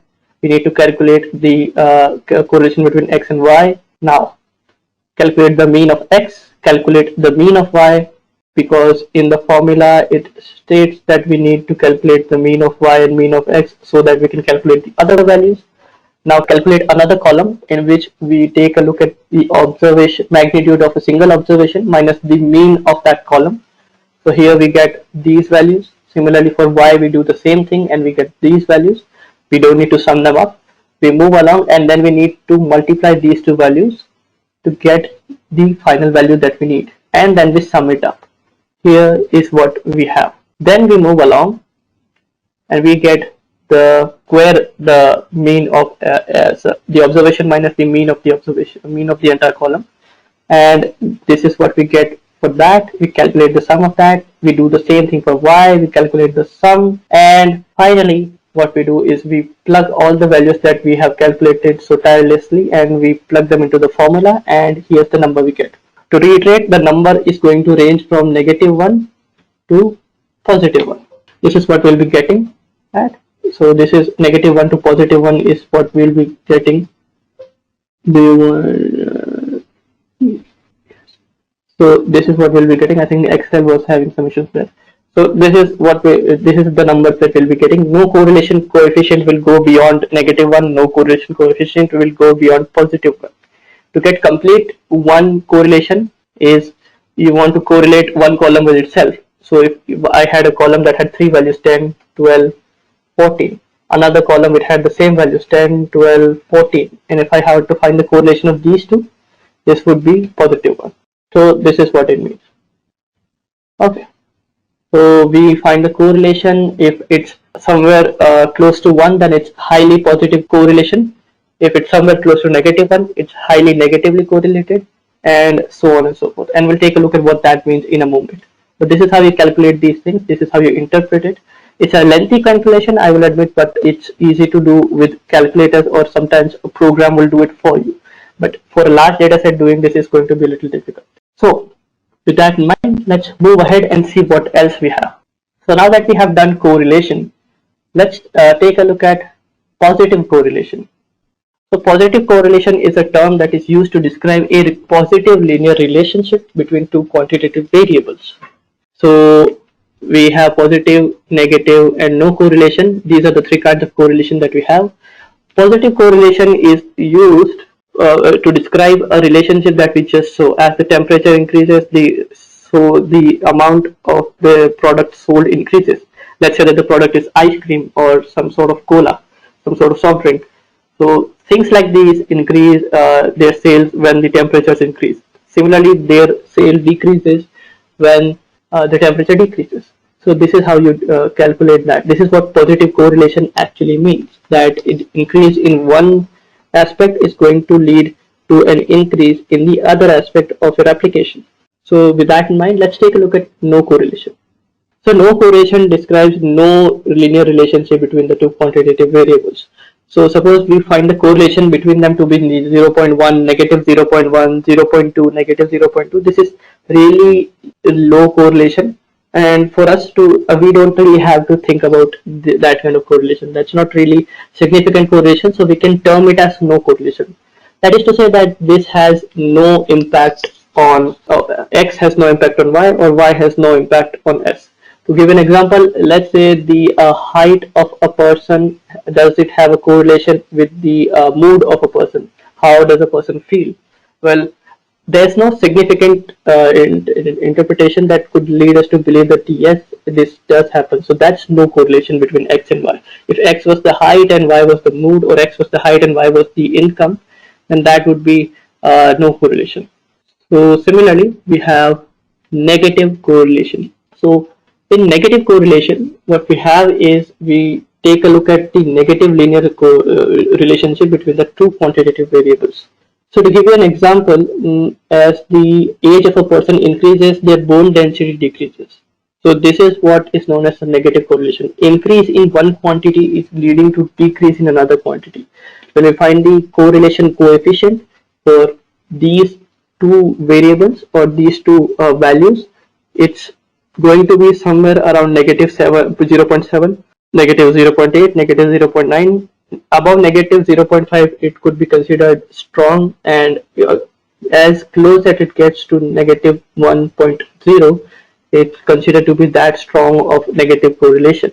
If it's really strong negative correlation, that means slight increase in one would lead to slight increase in the other. It would be inversely proportional relationship, if you can think about that in that manner.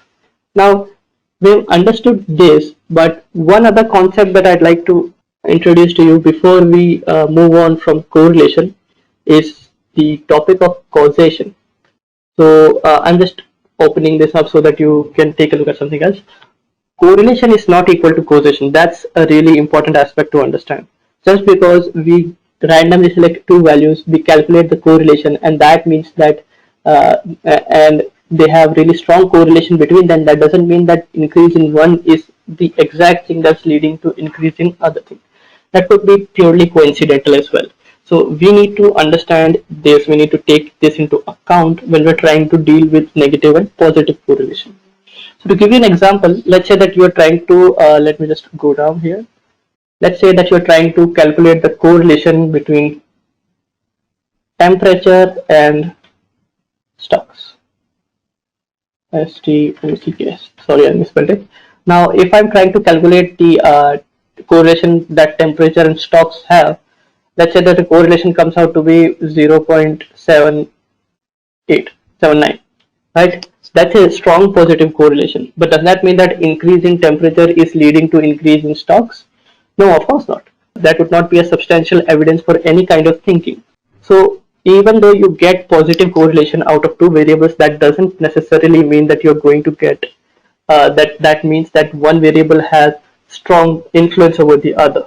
If it's in a controlled environment, you need to take a look at a lot of things. You need to firstly take a look at the variables. You need to take a look at what they mean, how they go, how might they influence each other. If they do have positive correlation, then you take a look at whether or not that positive correlation indicates some sort of influence of one over the other or something else. So all of that is taken care of by correlation. That's why we need to understand correlation. That's why we need to use correlation in a way that makes most sense. So if this was negative 0.79, it would be the same thing, mainly because we don't know, because even though it indicates strong negative correlation, that doesn't mean that it's equal to causation. That's the reason that it's causing the stock markets to decrease or increase. So with that in mind, let's take a look at what else we have. Just move it up. So we've taken a look at positive correlation, we've taken a look at negative correlation, and we've taken a look at no correlation. Positive correlation means increase in one value is leading to increase in another value. No correlation means increase on one value or decrease in one value has no impact on the other value. And negative correlation means increase in one value is leading decrease in other value. Correlation ranges from -1 to +1. And one other thing that I forgot to mention is that this coefficient, the correlation coefficient that we're trying to calculate has a special name. It's called Karl-Pearson correlation coefficient. So it's called Karl-Pearson's correlation coefficient. There are other correlation coefficients as well. There's something called Spearman's rank correlation, in which you try to find the correlation between the ranks of particular things. If you rank it from 1 to 10 based on their magnitude and so on. So if you're trying to if you're trying to find correlation between these kinds of things, then take a look at Spearman's rank correlation. Let me just write it out. Spearman's rank correlation. I guess you can see it. Now that's why we use that. And this one was Karl-Pearson correlation. This is by far the most widely and commonly used one. So let's take a look at what we have next. So now let's take a look at standard variance and standard deviation. So this would be the first time we'll be using a mathematical formula to calculate something, and it won't be very difficult. We'll take a look at what that means and how to calculate it and what that signifies in a moment. Firstly, let's understand what is standard variance, what is deviation, and why are we taking a look at them simultaneously? Why not one by one? Well, standard variance measures how far a set of number is spread out from their average. Standard deviation is used to express the magnitude by which the number of a group differs from the mean for the group. Now, it's a little difficult to understand, but when you take a look at the formula, you can understand why we are using them one by one. They're the exact same formula. The only difference is that standard deviation is the square root of standard variance. So when we calculate standard variance, when you take the square root of standard variance of a particular data set, you get standard deviation. So the way we are calculating it is, first of all, standard variance is denoted by S square, which is the square of standard deviation. So what we do is, firstly, we calculate the mean, which is recognized by X bar. So let me just show you. When you take a look at this, so this is what is called X bar. X bar is the mean of the data. So we calculate the mean of that data. We calculate the difference between the mean and one particular row of data. We calculate the square and then we sum it up. So when you see this symbol, which looks like a perpendicular M, or M that's rotated 90 degrees, it's called sigma. It's used to calculate the sum of a particular group of data. And n minus 1 means whatever number of records we have minus 1 from them. So that's what it means. Now now standard deviation is exactly the same thing. As you can see, we have sigma, which is the summation, we have X, we have negative or minus symbol. We have x bar, which is the mean. We calculate the square, we calculate the difference, we square it up, we sum it up, we divide it by the number of values minus 1, and then we take the under root. That's the only difference. So when we take a look at the standard deviation and standard variance, the only correlation or relation between them we find is the, you can take a look at the square root. Now, one thing to understand is that standard deviation and standard variance are quite useful because they are one of the most used tools to understand how varied our data set is. This is why we use standard deviation and we use standard variance. So as you can see, this is for, as you can see, the formula says sample variance and also says sample standard deviation. So what does the word sample represent here? If you think about it, we have already discussed sampling our data and getting a small sample out of a large population.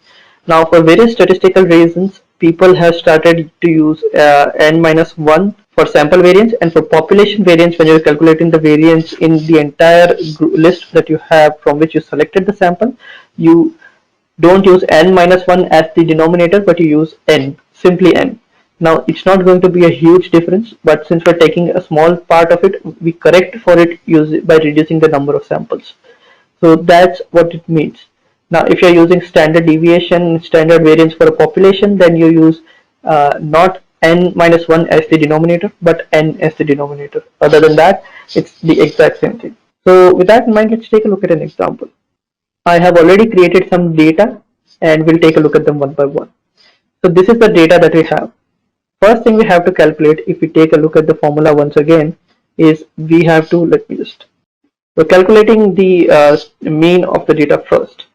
So to do that, let's just calculate the mean. Mean would be, and to calculate the mean, we first need to sum it up. So let's take the sum of the data. 5, let me just move this a little aside so that I can do a cumulative sum and understand what the data is.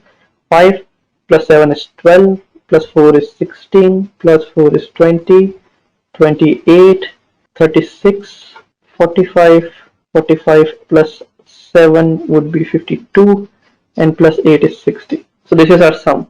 We get 60 as our sum, and mean would be 6. Since we have 10 data elements, the mean would be 60 divided by 10, which is 6. So we've gotten 6 as our mean. So now we need to calculate x minus mean. Let me just remove this. This was just for our convenience. Cut this, paste it here. Here we are what we have. So x minus mean would be 5 minus 6, which is negative 1. 7 minus 6, which is 1. 4 minus 6, negative 2, negative 2. 8 minus 6 would be 2, would be 2, 9 minus 6 would be 3, 7 minus 6 would be 1, 8 minus 6 would be 2. So now we need to calculate the square of it. Square of 1 is 1, square of 1 is 1, square of 2, negative 2 is 4, square of negative 2 is 4, square of negative, square of 2 is 4, same as negative 2, 9, it's 1. Now for some reason Excel is giving me some error, so I'll just write 1 like this, and 4. This is what we have. Now what we need to do when we take a look at the formula again is we have this symbol called sigma. We've calculated the mean, we have calculated the difference, we have calculated the square of the difference. Now we need to move a step out and we need to sum it all up. Let's do the summation. To sum it all up, we just need to go from the top. 1 plus 1 is 2, 2 plus 4 is 6, plus 4 is 10, plus 4 is 14, 18, 28, plus 4 is 32. So this is what we have, and finally what we need to do to calculate this standard variance is n minus 1. So n in our case is 10. So variance would be 32 divided by 10 minus 1, which is 9. So to calculate the sample variance, all we have to do is we need to just calculate 32 divided by 9, and we get 3.5 as the result. 3.56 is actually the result, but let's just call it 3.56. So that's the result that we have as of now.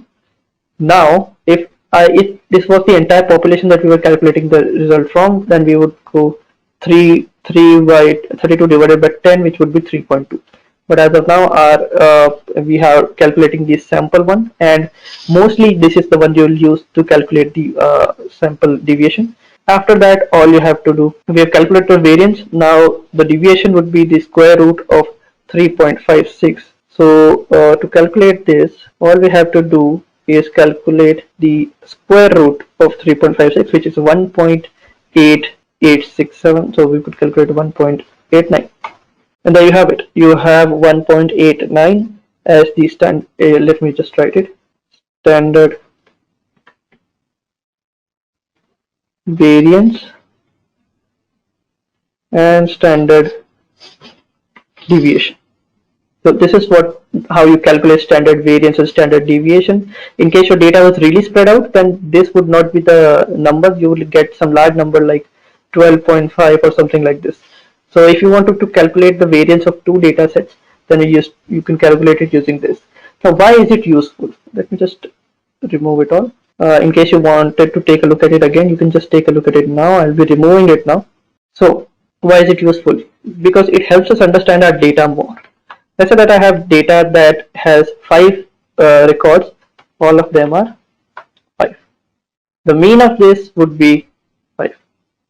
Another data set that I have, let's say here I have 4, 4, 5, 6, 6. Calculate the mean of this. 6 plus 6 is 12, plus 8 is 20, plus 5 is 25, divided by 5 is 5. Now the mean is the same thing, but the data is not the same because we have difference in data. Now this is a really small difference, so that doesn't really matter, but this is what it means. To calculate a standard deviation of this, we'll get 0, and for this we'll get something along the lines of 1 or something like this. So as you can see, standard deviation tells us the missing part of the story that the mean could not tell us. It tells us that how the data is spread out across the mean. So if it's just everything in the data is just as same as mean, then you get a standard deviation of 0.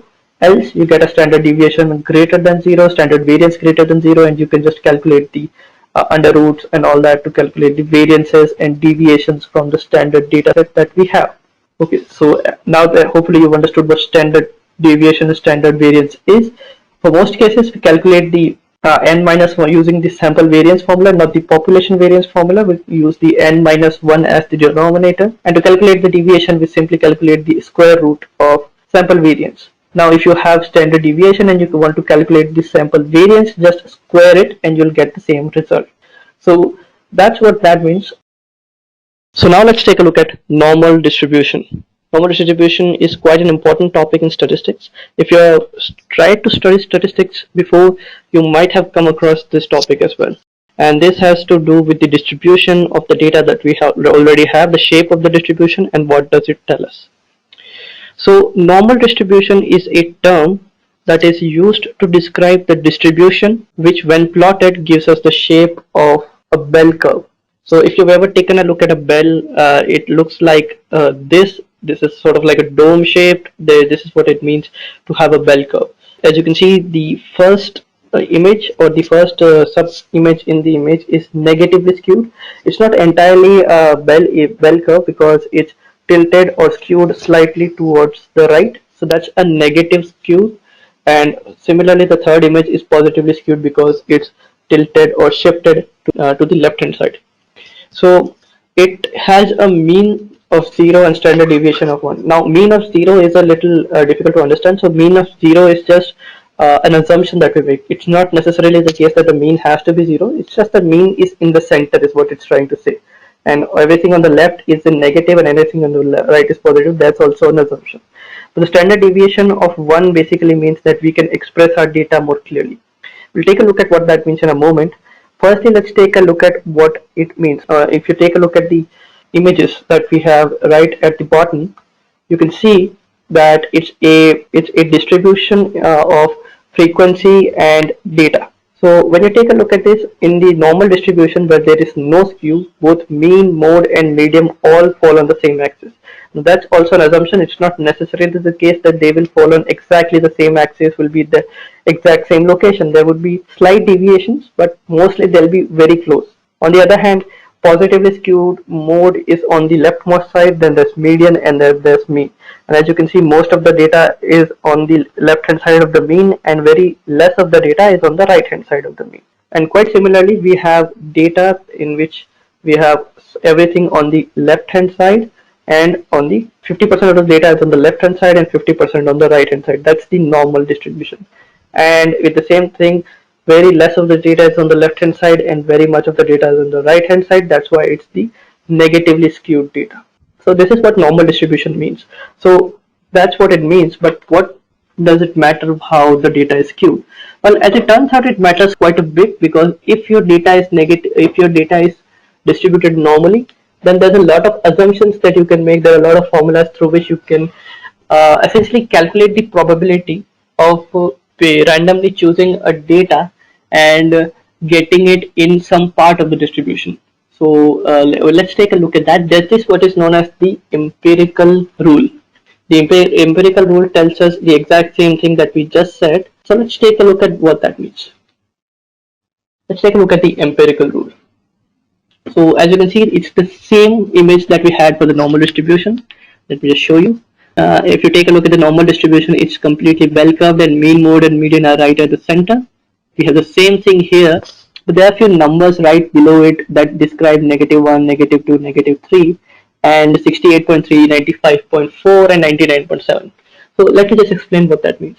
So using empirical rule, so let me just explain. Empirical rule is used to remember the percentage of values that lie within a band around the mean of a normal distribution with a width of 2, 4, or 6 standard deviations. So let me just explain.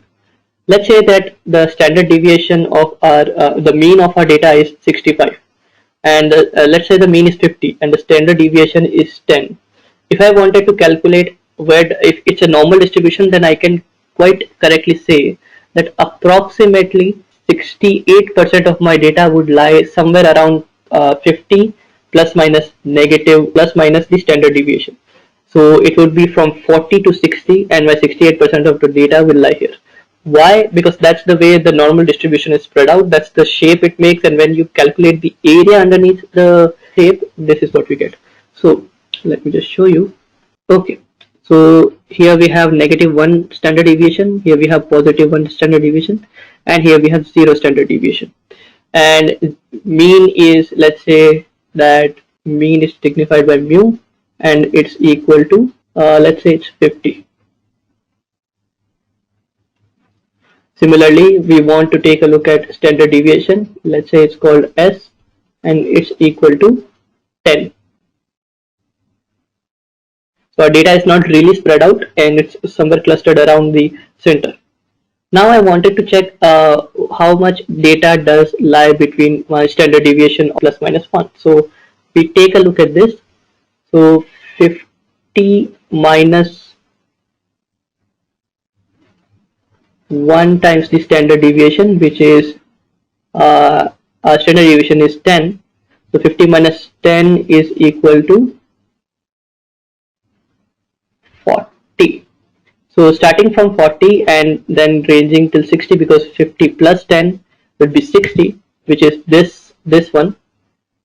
So we're getting 40 to 60, we are getting 68.3% of our data.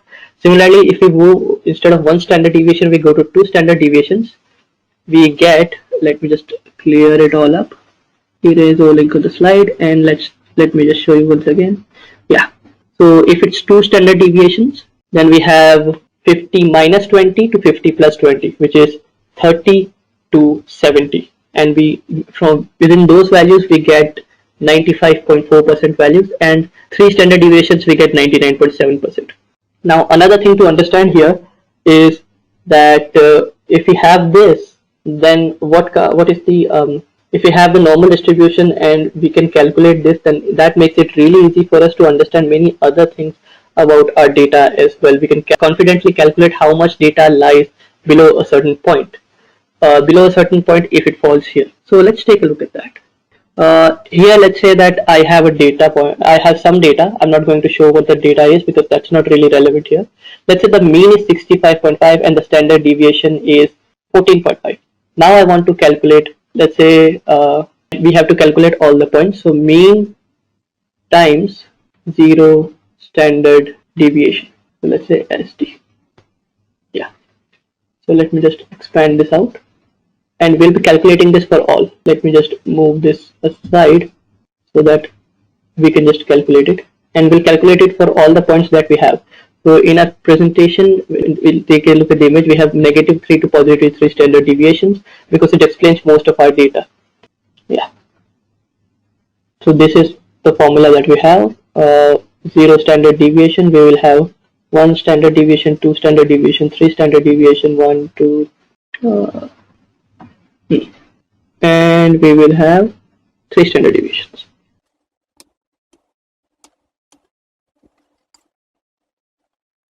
We want negative 2, -1, and here would be the -3. Similarly, -1.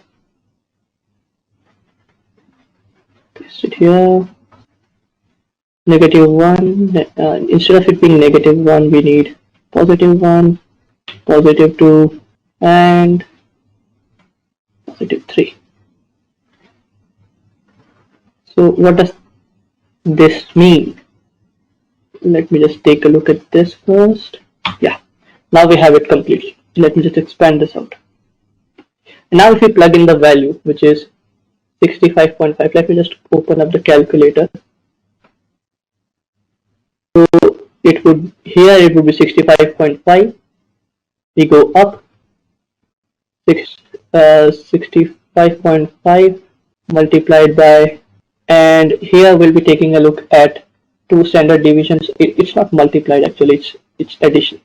So we need to add 1 standard deviations, 2 standard deviations, 3 standard deviations, so on and so forth. Let me just correct this mistake of mine. Yeah. Now if we take a look at this, 14.5 multiplied by -2 multiplied by 14.5, and we have 29. So if we add 29 to 65.5, we get 36.5. So here's 36.5, and if we add 29 to 65, which is, let's say, 29 plus 65.5, we get 94.5. And similarly, we'll get the same thing here.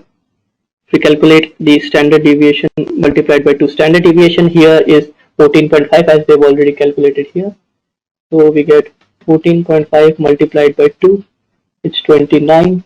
Oh, so this is for this.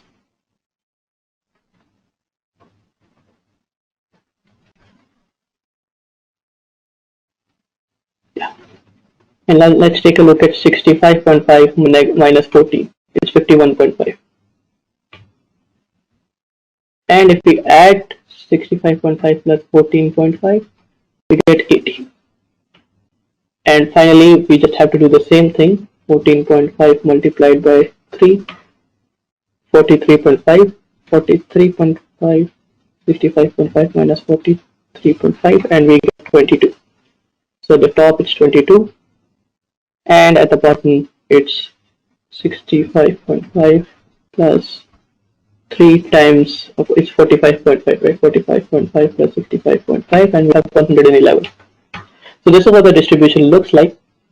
And now all we have to do is we have to figure out what is the what does our data look like. So when we take a look at this, 68.3% of our data is spread across 1 standard deviations away from the mean, both front and back. So if we calculate this range, 68% of our data lies from 51.5% to 80%. This gives us a good understanding of what our data is. So if somebody says, what is the probability that I will, if I randomly choose a value in your data, it would be between 51.5 to 80%, and it would be 68%. This is the kind of question that empirical rule lets us answer. So this is 68%. Similarly, if we take a look at 2 standard deviations, so if somebody says, what is the probability that I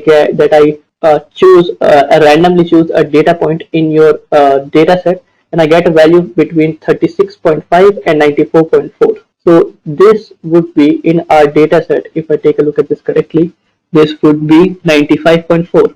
And similarly, if it's 22 and 111, then we get 99.7. And if we take the entire data set ranging from the smallest to the largest value, then that's 100%. So that's how you calculate this. Now let's say that that was not the question. So it's 68.3%. At the mean, it would be 50%. 50% of our data is here. Then we go up and we go down. So we have 68.3% and we divide it by 2, we get 34.15. So all we have to do is we have to add 34.15 to 50 and 84.15%, and we subtract 34.15, we get 15.15. If you 15.85, sorry, 15.85. So if you want to check 84.15 minus 15.85, we get 68.3%. So this is what the distribution looks like. Similarly, we can go a little back as well. If we take a look at the data, so we have 65.5, and if we subtract 36. If we calculate that and that, we can get that as well. So if somebody says, what is the probability that I choose some data that's up to 65.5, that's 50%, because 50% of our data lies still here. Then if somebody says, what is the probability that I get data that is below 51.5%, that's 15.85%. And you can go along these lines and understand what is the probability of other things as well. Similarly, if somebody says, what is the probability of getting data that's below 84.15%, below 80, that's 84.15. And if somebody tries to find out data above this, then it's 84.15 minus 100%, so 15.85%, which is exactly this one. So this is how you can calculate the probability of people choosing some data point that is that falls within some purview of your data. Now the question becomes, when is it useful? Well, it's useful in statistical analysis when we try to figure out what is the probability of one person choosing some data that's here. Now you might be wondering that that's a bit easy to do, because we are only asking questions like the data point that we have, that's 1, 2 or 3 standard deviations away from our data set. So if we're checking what is the probability of getting 65.5, that's exactly our mean, and no one's going to ask that. So if that is your question, then there comes other things such as Z score and all that, which we'll take a look at now. But to understand this is what happens. We take a look at the mean, we take a look at the standard deviation, we add and subtract it. This is only applicable to the normal distribution. Empirical rule is only working on normal distribution. If you don't have a normal distribution, this is not going to work. So take a look at normal distribution. If it's not normal, then try to add more data, subtract more data, try to figure out whether it's normal or not, and then normalize your data there as well.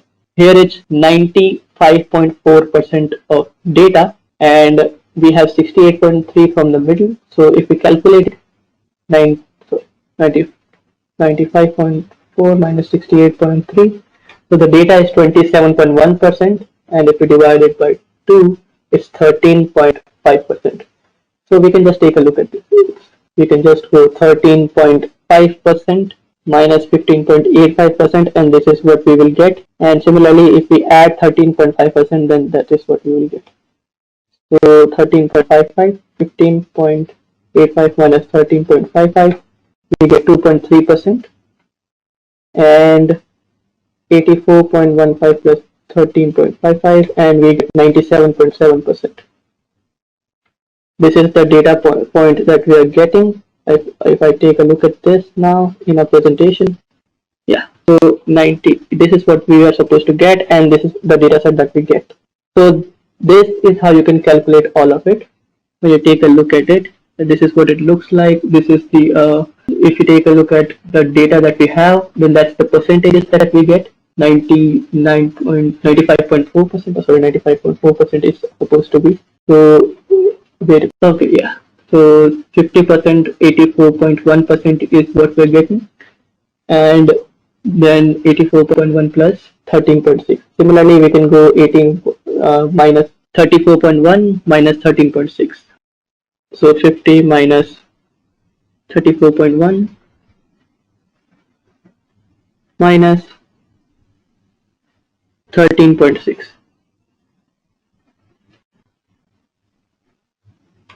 And it's 2.3%. So we're getting it correctly here, and this is what we're getting here as well. And finally, if you want to take a look at the entire data set, then that would be 97.7%, 99.7%, and 0.03%. So that is it. That is what we get. And let me just add it here, 99.7 and 0.3. Okay. So now what we're trying to do is we're trying to find out what is the percentage of values that we get between that. So that allows us to find out the probability that a person will take in some data. So if somebody says what is the probability of me choosing a value that's below 94.5 in your data set, that is mean times 2 times the standard deviation, mean plus 2 times the standard deviation. I need to correct these as well. So this is what you get. When you do this, you get 95.4% of your values are below this. So if somebody chooses or tries to choose data between this, then they're going to get 95.4% chance of choosing a value between 94.5. So this is what it means. And now let's take a look at, this is for a very standardized example, but if you were to expand it out, then what will it look like? So let's take a look at Z rule for this. That's what it means, the Z score. So now we'll take a look at z-scores. Z-scores allow us to apply empirical rules to not just the cut points or the standard deviations or the data points that are just 1, 2 or 3 standard deviations away, but any data point that we want to. So firstly, let's take a look at what z-score means. Z-score is a measure of how many standard deviations below or above the population mean a raw score is. A raw score is basically any data element, any value of x that we choose. So here's what we can do, and it can be placed on the normal distribution curve. Again, these scores only work for normal distribution. If it's not normal distribution, if it's skewed to the left or right, if it's positive or negatively skewed, then that is not going to work. Now, as you can take a look at this image and this image, you can see that they are positively correlated. So as you can see, these scores are exactly the same as here. There's 0, then there's -1, then there's -2, then -3. These are the z-scores of the cut points. So any point that's -1 standard deviation away from the mean, that will have a z-score of -1. Similarly -2, similarly -3. But if we move ahead and see how can we calculate the z-score of a particular value that doesn't fall on these points. So how do you calculate z-score of something that falls here? So there's a formula for it, and then we have to take a look at a table called z-score table. Let's take a look at the formula first. This is what the formula looks like, where the z-score is calculated by subtracting that score from the mean and then dividing by the standard deviation. Let's take a look at this with the example that we had previously seen, empirical rule. So this is what the table looks like. We have mean, then we add standard deviation. Let me just correct them once and for all. We have to add it, add this, and add this. Now that we have that, we have to calculate the z-score. So here I have just taken the liberty of calculating, just correcting these values to match the values that are here. These values in which we have 68.3% of data, 34.1 from the mean on the left side, 34.1 on the right side, and that's how this looks like. So that's what it means. And now let's take a look at this. So we have mean and we have standard deviation, and what we can do here, if let's say that I wanted, I can easily calculate what would be the probability of something that, if I want to take a look at the probability of getting something between 65 and 80. So if I want to calculate the probability that a person picks one value from our data set and the data set is between 65.5 and 80, the probability will be 34.1. Similarly, if somebody wants to pick between 80 and 51.5, so if we take a look at this, this would be 34.1 plus 34.1, which is 68.3. So that's how you can calculate that. Now, if we move ahead here, let's say that these are scores, and you say, okay, I want to choose a student in your classroom, but what is the probability that I pick a student whose score is below 50? So let's say x is 50, right? So according to the formula that we had seen, let's take a look at this one. So again, yeah, so this is what the formula is. Z score will be calculated like this. I would have to go to here. Z score would be the score minus this mean, which is 65.5, and this would be divided by, let me just put this inside brackets, and this would be divided by 14.5, which is the standard deviation. So let's pull out our calculator to do this. Let's remove all other values. 50 minus 65.5, it's negative 15.5, and we divide it by 14.5, and we get 1.068.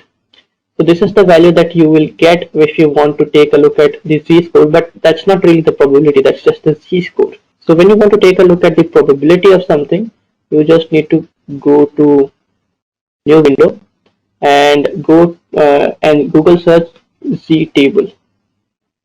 You can download a PDF version of this as well if you're using it again and again, and there's a website called ztable.com.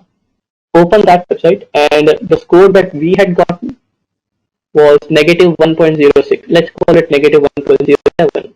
So we go down, and this is the table for the negative values. Right down is the value for positive value. So we take a look at the negative values. The value that we are interested in is negative 1.07. So here we go to negative 1.0, and 0.7 is, if you take a look at the table, 0.7 is the last third column. So negative 1.0, and then the last third column is 14.23. So this is the probability that we will calculate, that will get this 50, which is 14.3. Now similarly, if I had x is equals to 90, what would be the probability? Now we could very easily understand that if it's 90, then it's between 80 and 95, and so it's going to be between these two standard deviations.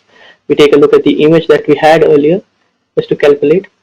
This one was 50, 84.5, so it's going to be somewhere around 90, right? But how do you calculate it exactly? Just like we did before, we'll calculate it using the same formula, 90 minus 65.5 divided by 14.5. I'm not putting brackets here, but you can take a look at that. Let me just put it so that it's easy to understand. So now if we calculate this, 90 minus 65.5, this would definitely be positive, divided by 14.5, and we get 1.689. Let's call it 1.69, right? So we take a look at the table here, 1.69.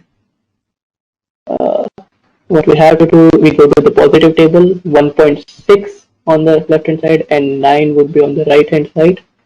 So here 95.45%. So we're getting 95.45% for this. Where is it? Yeah. 1.69, 95.45%, or 0.9545 would be the probability. But if we were to convert it to percentage, then 95.45.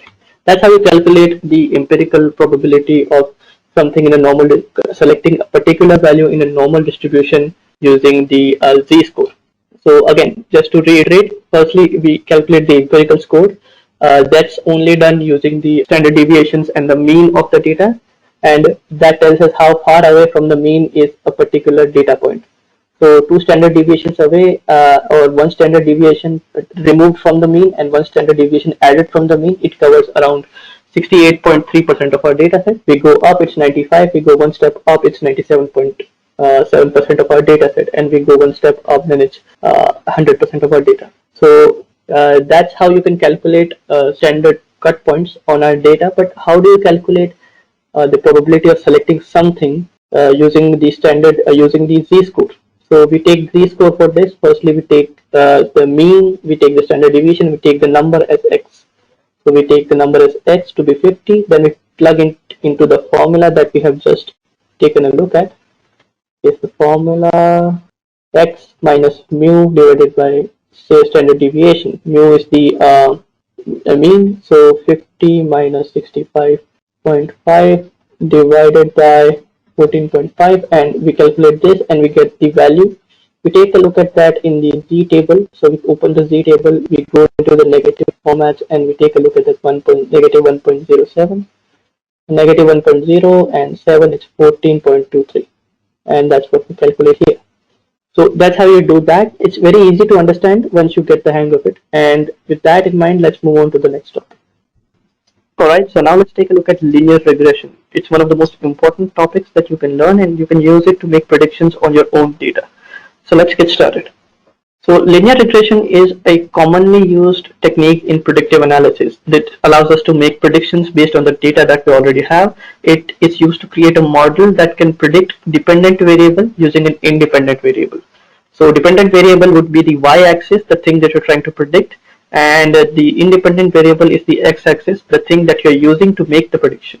So to give you an example, let's say that you have a house or you want to predict the house price in a particular time. So to do that, you would first need to take the price of the house during a specific period of time, and you need to then use the house. You then need to use the area of the house as the x-axis, and y would be the price of the house. So how does it relate with the area of the house? So how, if the house has a large area, then we get to pay more price, and if it's smaller area, then we get to pay smaller price. But the thing is, how do you calculate what price should you pay depending on what are all the houses and what are all their areas and what are all their prices? So this is where this comes into play. So the formula is quite simple when you take a look at it. It means that y, which is the house price, would be equal to the population y-intercept.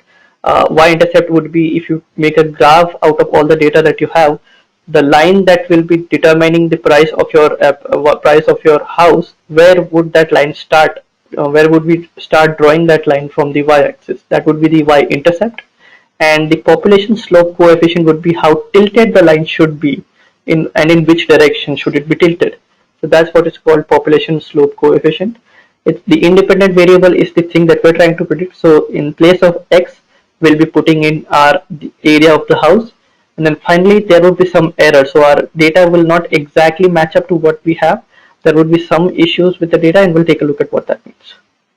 So here's the first thing. Simple linear regression is useful for finding relationships between two continuous variables. If you have two variables, you can find a relationship between them. One of the variables is called the predictor, and the other variable is called the response, or the dependent variable. So independent variables and dependent variables.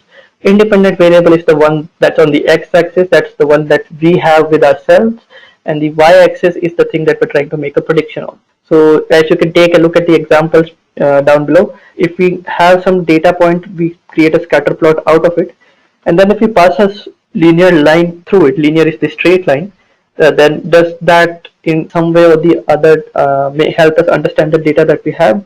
That's what's known as a linear relationship between the data components of x and y, or the independent and the dependent variables. So this is what it looks like. Let's take a look at this, the tenure and the monthly charges.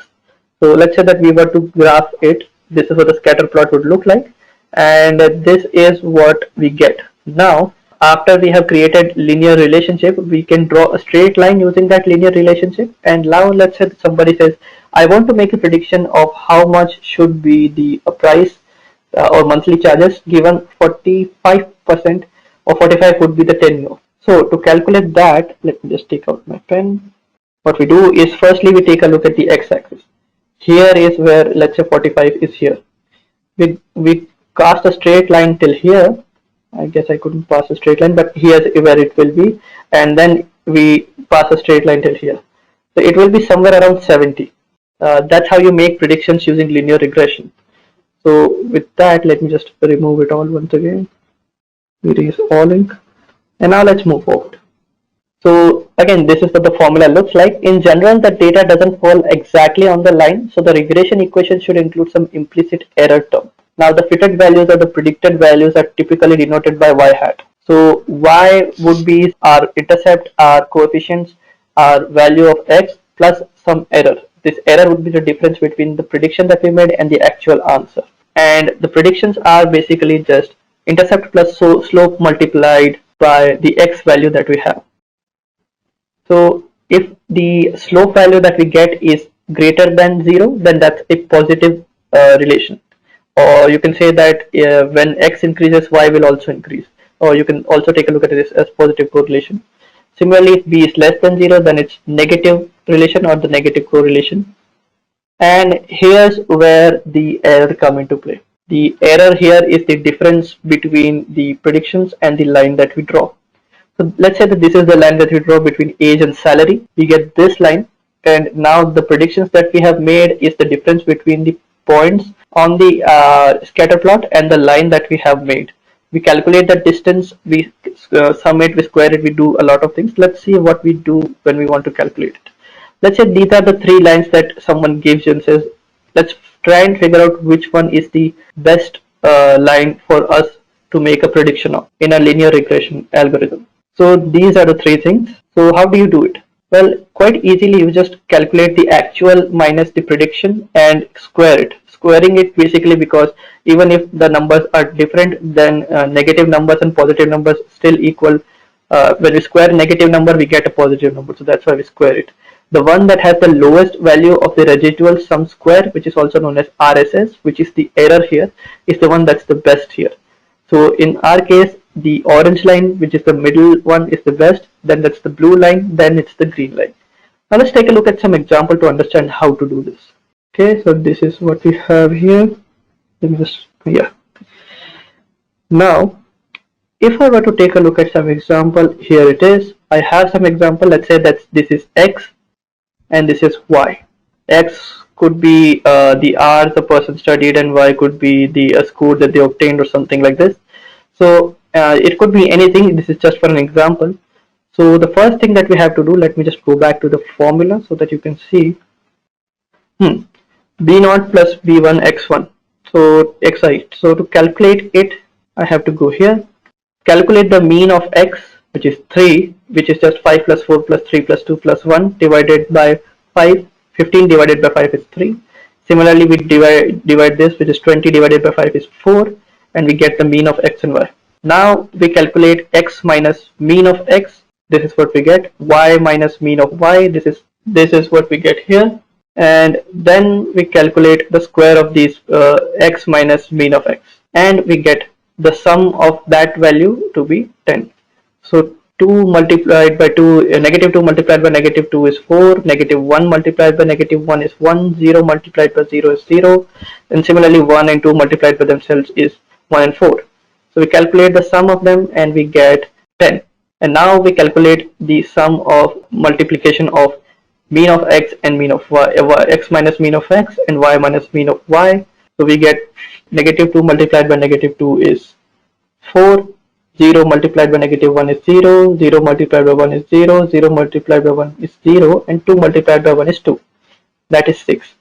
And now what we have to do is we have to find out these things.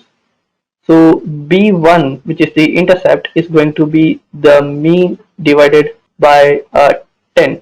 10 would be the number of values. So we do this. 10 is this, which is X minus mean of X raised to the power of 2.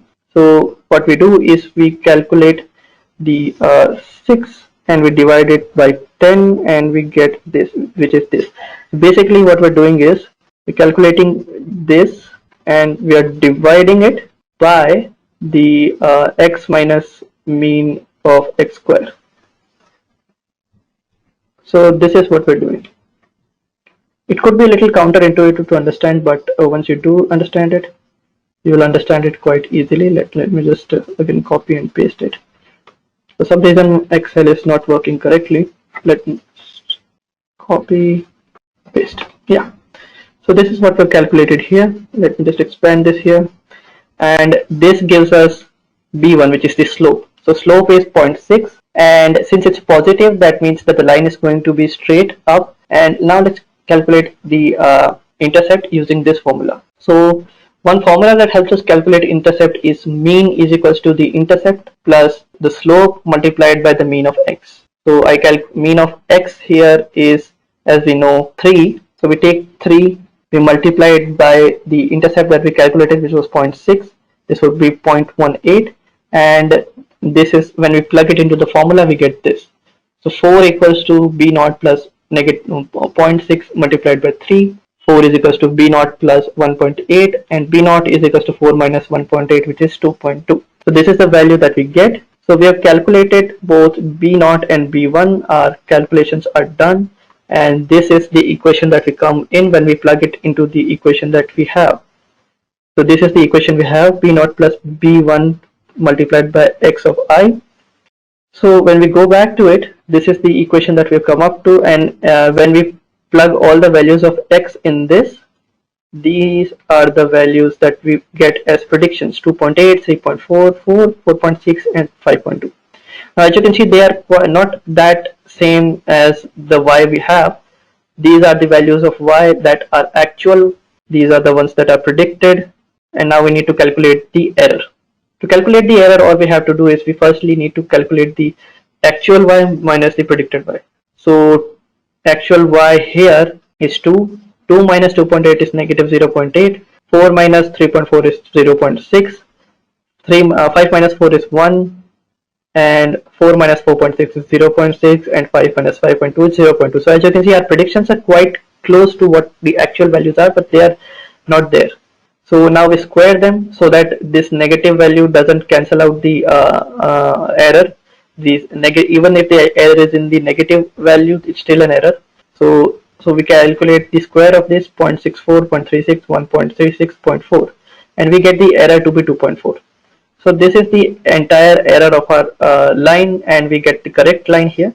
Now, in case this was sometimes when we try and figure out instead of doing it this way, instead of calculating all the values, many computer algorithms, what they do is they randomly set these values of b0 and b1. They create a line, then they calculate the error, and they shift the values of b1 and b0 in such a way that the value of error changes. And if shifting it in one direction reduces the error, then they keep shifting it in that direction, and as soon as the error starts increasing, they start moving back. So that's how they do that. Now that we have done that, and we have understood linear regression, and we have also understood how to calculate the error, I'm going to ask this question: what is probability? Okay, so this is very common question that people generally ask. Okay, who is more interested in visiting my shop? What will be my inventory cost for the next festival, Diwali season? I'm going to put a lot of products so that people can buy them. So what will be my inventory cost? Can you go and tell them that, okay, your inventory cost will be $20,000? No, you cannot come up with a very certain answers. And who is more interested? Here also, it is very difficult to capture the customer behaviors, and you cannot really give such kind of very certain answer. Okay, and also, what will be the airfare during the summer season? Okay, there are 8 mistakes in a page. How many mistakes you find in 200 pages book? Given the market conditions, what will be the share price of Facebook tomorrow? How many number of cars are having airbags on a given national highway during the weekend? So these are all questions that people may not have very certain answers. Okay, certainty here is that you will have a very high confidence in your answers. Okay, if you are having such a high certainty, then you can say that your probability, your confidence is very high, and the probability is almost close to 1. So if I look at any time, whenever we talk about probability, if I say that it is nothing but, okay, it is nothing but just it is nothing but the gradation from 0 to 1. 0 is that impossible event. Okay, impossible events are those events that will never happen. For example, I don't have any impossible events at this point of time, but yeah, in impossible events, something like okay, Obama becoming the president of India, that is an impossible event for me. Okay, so those are impossible events, and slowly you will actually talk about unlikely. Okay, please remember these words. Whenever people say that likely means very close to 1, unlikely means Not very impossible, but yeah, chances are very less like that. Okay, even chance means which is the 50% probability. Okay, if any of your friend asks you, okay, are you coming to the party tomorrow, you say that yeah, it is 50-50, because there are many kind of constraints you have in your mind, that you may have to go and attend some conference, you may have to meet your other friends, so you don't know. So since you don't know, you will actually give that, okay, it is high, it is a kind of 50-50. So whenever any kind of event is going to happen, so you should be able to term those events in terms of likely, unlikely, even chance, it is highly certain, it is completely uncertain. Okay, so highly certain or it is impossible event. So in those ways you have to frame your questions. Suppose if you are an analytics person and your manager is asking, hey, tell me that tomorrow what is the probability that the number of customers visiting our coffee shop will be more than 200. So you tell that, okay, without calculating anything. What I mean by is that how many number of people who were coming last week, before last week, last month, without calculating, without taking the data into consideration, you will say that, sir, very unlikely. So what I mean by here is that he is not using any data. Okay, not using any data, but based on his self I won't use the word guess, self observation, he is actually telling that particular probability value, right? So we are going to cover what are those different types of probabilities in the later session. Okay, there are subjective probability. Okay, it is a person's belief. Empirical probability, which is nothing but he takes the data and talks about it. And then theoretical probability. Theoretical probability is mostly like I mentioned, right? What are the high school standards? We learned all the theoretical probabilities. Okay, which is nothing but actually you just say that how many ways that it can occur, which is something like how many satellite launches will be successful. So you don't have any kind of data, but you are going to predict some kind of theory. Theoretically you are talking about, not something like based on the experience. I'm going to talk about it, but before that we have to understand the sample space and events. So you may have observed that since the beginning of this class I have been using the word event, right? And all combinations, right? And some event and what is the possibility that particular event, right? So here sample space is nothing but which is actually having a kind of all possible combinations, and events is the one that you are more interested in. You are more interested in, what I mean by is that you are going to calculate that particular one. Okay, so for example, who is more interested in visiting my shop? Okay, the sample space is that there are many customers, C1, C2, C3, C4, C5, and like that. Then what is the event here? You have to define that event. Okay, you have to define the event. Event is the one that you are defining, and then you are calculating that particular probability based on that the event that you are more interested in. So E is an event where the customer with age range 18 to 35 visit my shop. Another event I can tell you, E is the event where the customers, okay, with customers who are males or customers who are females. So you are more interested in solving one particular, understanding one particular probability, that you will call it as an event. All right. So whenever I say that event means that I'm more interested in finding out that particular probability. Okay. Now, what will be the airfare during the summer season? Okay, air ticket prices are there. Okay, if I'm taking that, that can be sample, it can be high, medium, low. These are the total possible set. Okay, and what is the event here?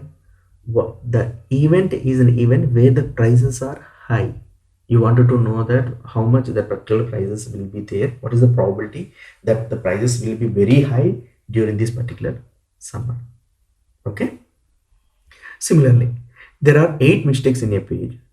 Okay, you are actually reviewing a book, and in while reading those books, okay, so you found on an average 8 mistakes in a page. So now somebody comes and asks you how many mistakes you find in 200 pages. Okay, this is something like you have to estimate that. Okay, let us talk about the event. Okay, it is an M is an event where the number of mistakes in a page is even number. Okay, it is just, I made it up, but it is something like event is that, okay, events, the mistakes can be even number or odd number, so you are more interested in the even number. Similarly, given the last month's share prices, what will be the share price of Facebook tomorrow share prices? So the sample space will be share prices you are having, but what is the event here? T is an event. Okay, I'm just defining different words here, don't worry about these words. Okay, it is an event where the share price is lifted by 2%. Okay, that is your more interested event. I wanted to know what are the chances that it will be lifted by 2%, or what are the cases where this is actually lifted. So something like that. Okay, and similarly, how many number of cars are having airbags on given national highway during the weekend? So cars are the sample space C1, C2, C3. So K is an event where the cars are sedan type. So there are many possible different cars. Total number of cars are, let us say, 100. Okay, and during the weekend you found it. And how many of them are actually having airbags?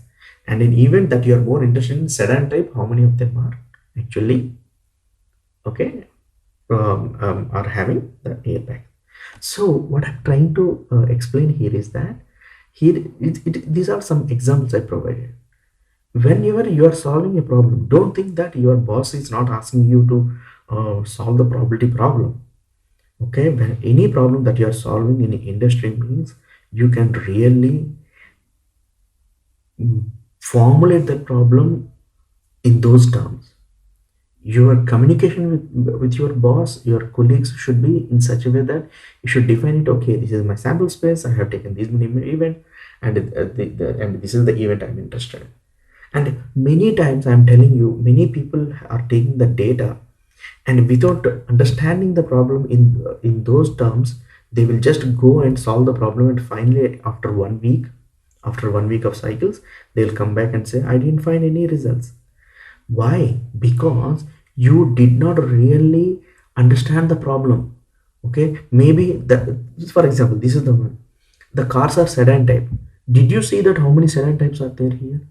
If there are only one sedan type, okay, then the probability will come out to be very less. In the similar fashion, whenever you are solving any problem, you should completely understand the complete sample space, and you have to define your own events first, and then you jump into solving the problem, whatever the problem that you are going to solve. Without doing these steps, if you are solving the problem, then I would say that we are wasting time. Okay, so now going back to the 3 approaches to probability, as I told you, right? One is subjective probability, which is a person's belief. My belief that Hillary Clinton wins these elections is different from your belief. Here, I and you are not using any data, but we are using our previous experiences or readings from the newspapers, news channels, and all these. Based on that, I'm coming with some belief that this is the value, that particular probability that Hillary Clinton would win. It varies from person to person. Okay, I would say that there is a high probability that Messi would come back. You would say that no, he would not come back because he is imprisoned. Okay, and there is something like a big project is there, and the revenue is coming out to be something like $300 million. Now, given the chances that that particular probability is success is less than 20%. Okay, I mean to say it is going to fail. 20% means 80% chances that it is going to fail, but the revenue is coming out to be $300 million. Then will you take up the project? So your personal belief tells you that should I really take this project or not? How many chances that my career would go up, okay, if I take this project? So these are all subjective probabilities. Okay, so as we go down, I'm going to teach you that how we can introduce these subjective probability values in solving your problems. And second is empirical probability. Empirical probability is nothing but you conduct the experiments and then you calculate the probability. You conduct the experiments. If I'm throwing a dice, or if I'm catching a bus, or catching a metro, how many times am I going to miss? So you calculate the data. Okay. For example, Sachin made more than 8 centuries against Australia. What is the probability that he would make century in today's match against Australia? Here I have the data of that particular cricket player Sachin who made centuries. Okay. So now based on that I'm going to calculate the probability. Now coming to the theoretical probability. Here you are not conducting any experiment. Here it is not your personal beliefs. It is something like theory, you would say that. Okay. If I want to catch this train, okay, what is the probability that I'm going to catch the train or miss the train? Then you will actually calculate where am I staying, how many times, how what are the possible chances that you would go, can I catch the train? So you will take all those possible combinations and then you will tell the probability. There you are not empirically, you are calculating the data. You are not actually telling the subject that, oh yeah, I can catch the train with 80%. That is completely without calculating data from your personal belief. You are telling that is subjective probability. If you are collecting the data every day and you are doing and calculating them, that is empirical probability. If you are just calculating just like a mathematics, that okay, this is the chance, this is the chance, this is the chance, then that is called theoretical probability. Okay, so whenever you are calculating any probability problems, working on probability problems, first you have to really define that whether that person is talking about subjective probability, empirical probability, or theoretical probability.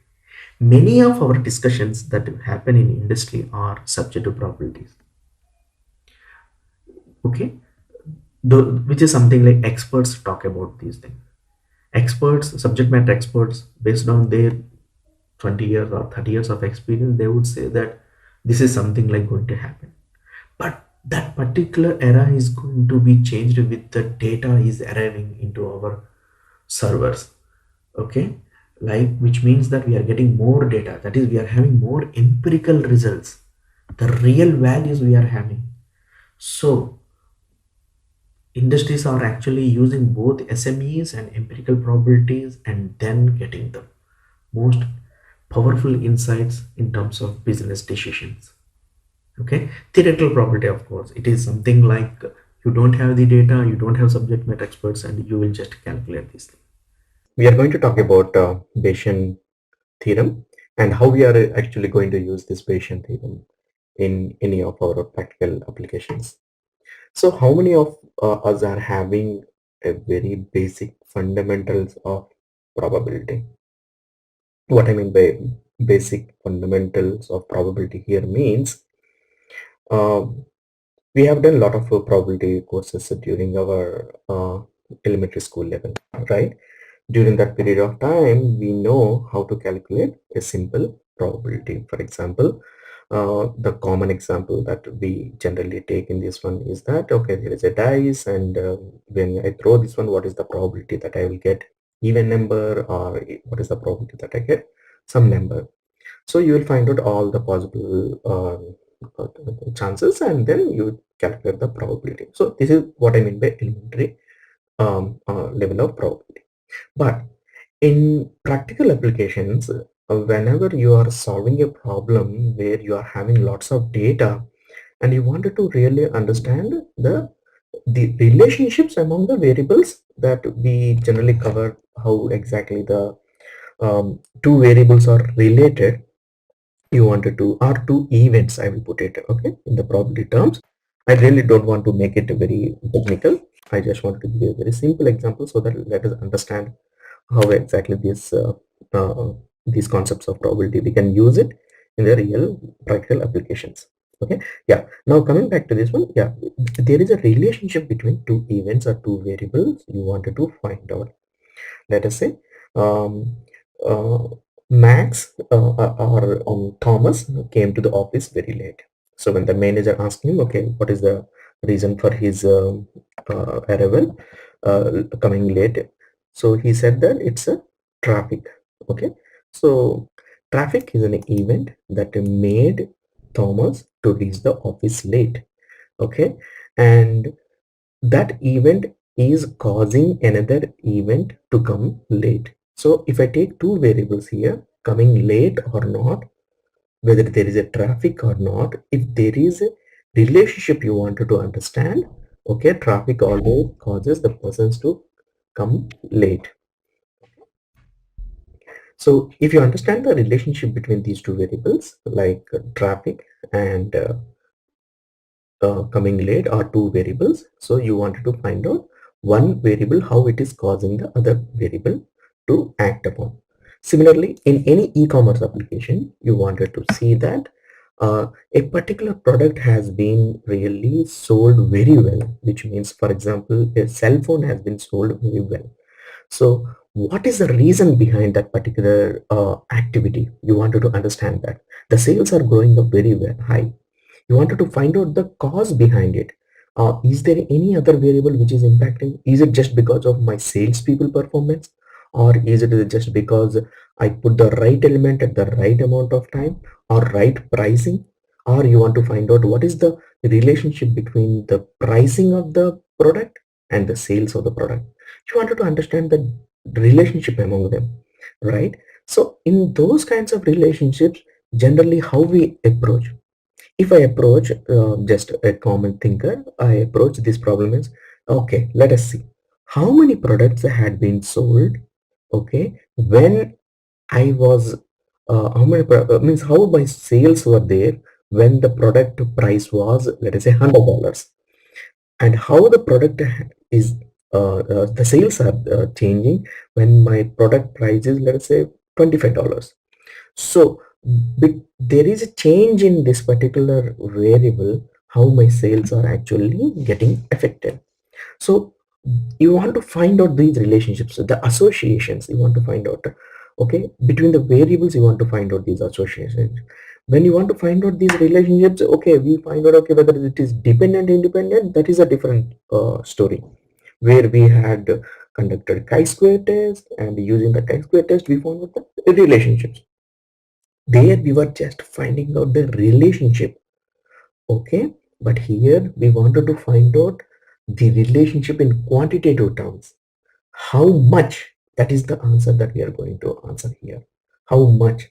Okay, whether in the chi-square test we are trying to find out whether there is a relationship or not, dependent, independent, it's a binary answer. But here we are trying to find out how much it is actually getting affected. If it is raining, how much my traffic in this particular city is going to change. Okay, if it is drizzling, then maybe different. If it is heavy rain, then that is the traffic is different. So is there any relationship between them? That is the chi-square test we use. So are you with me, guys? So what I'm trying to say here is that this particular probability, until now, until elementary level, we have been using it in the form of like just understanding, okay, events. But as we are started going to use this one in the applications of our industry problems, we use it not only one particular variable, we will find out the relationship among different set of variables.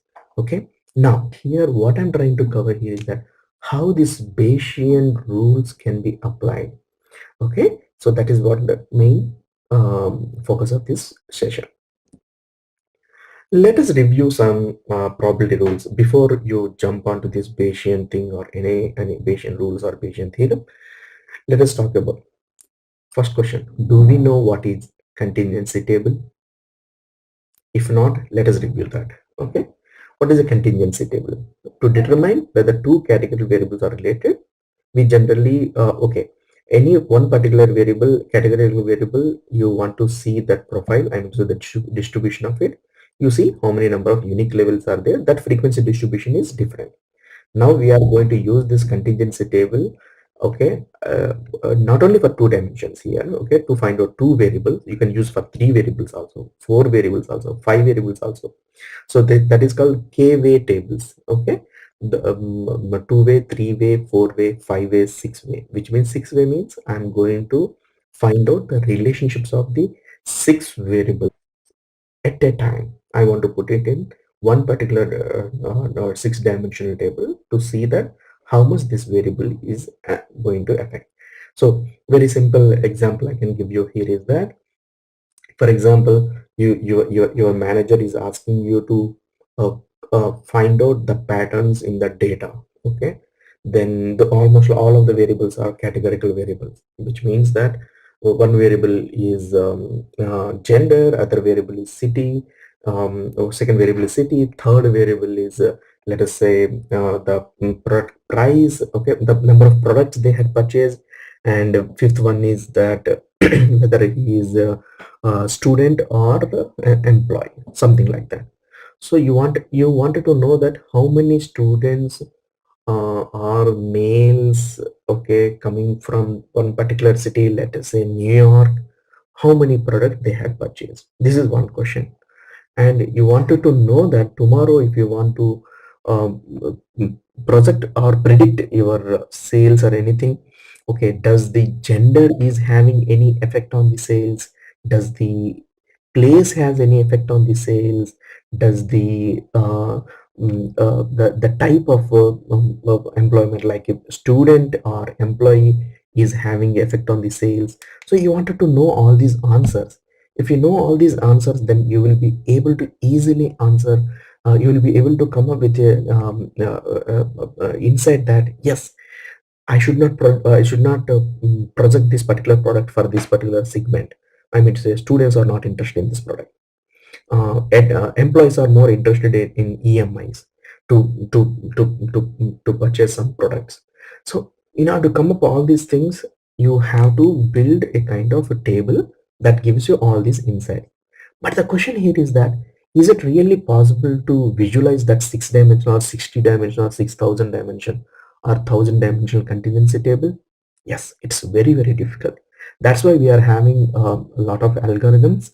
So generally that comes under part of a machine learning course, where we will find out how do we handle such kind of high dimensional tables. Not only handling, it's not handling, it is more of finding out the relationships. Okay, these algorithms would help us to find out those relationships those are related among the variables, and you can give you the better insights. That is what. But anyways, beyond going to that high standard of machine learning or anything, I just wanted to first get the idea of a basic contingency table.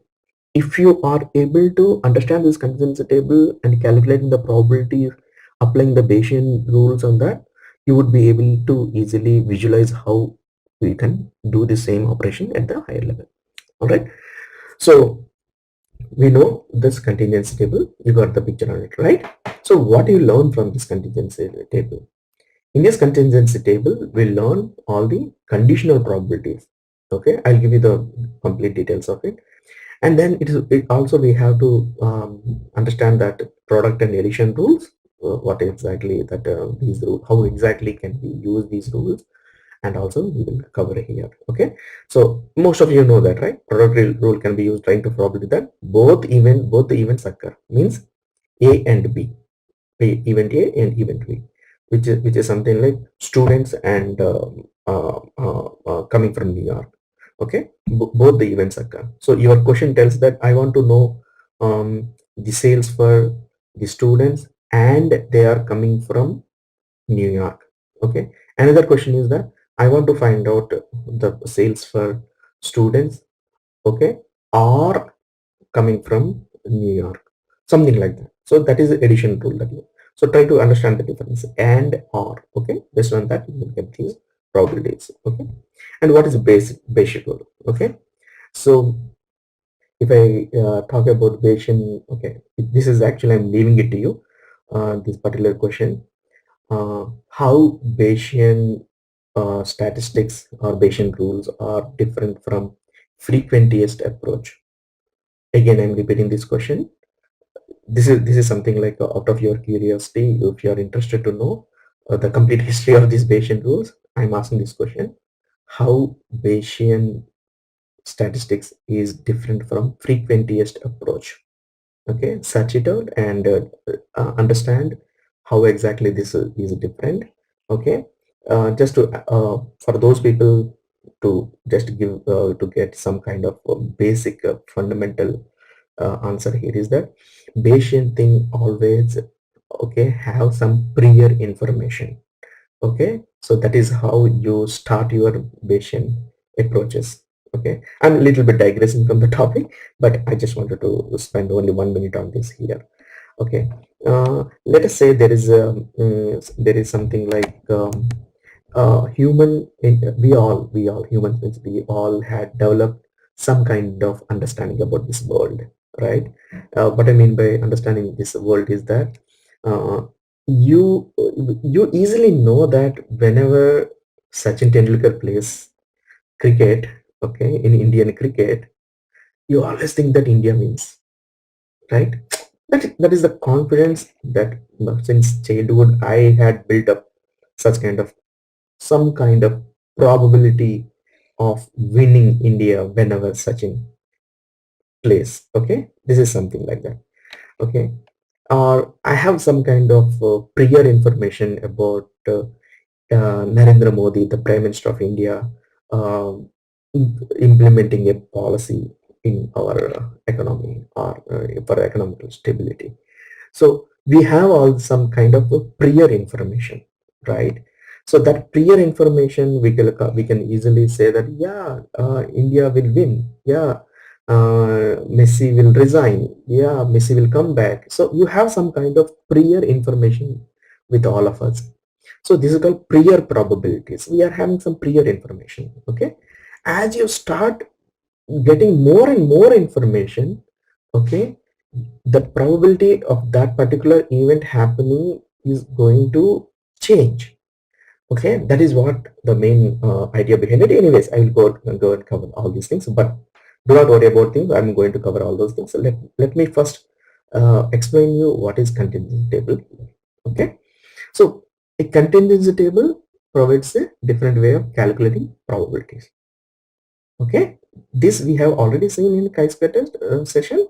Okay, and but here I just wanted to explain you from the probability point of view more. There I was actually explaining it more from the statistical point of view here. Okay, so the table helps in determining conditional probabilities quite easily. You must be having a question here. We all got the idea of what is contingency table, but what are these conditional probabilities? Okay, so as I told you, okay, for example, I met you and said, hey, today there is a match against Pakistan in India, cricket match I'm talking about, and the probability of India winning based on my previous experience is 7 out of 10, means it wins. Okay, okay, so I mean to say 7 out of 10 is 70 out of 100, 70%. Wow, that this is something like an information I have.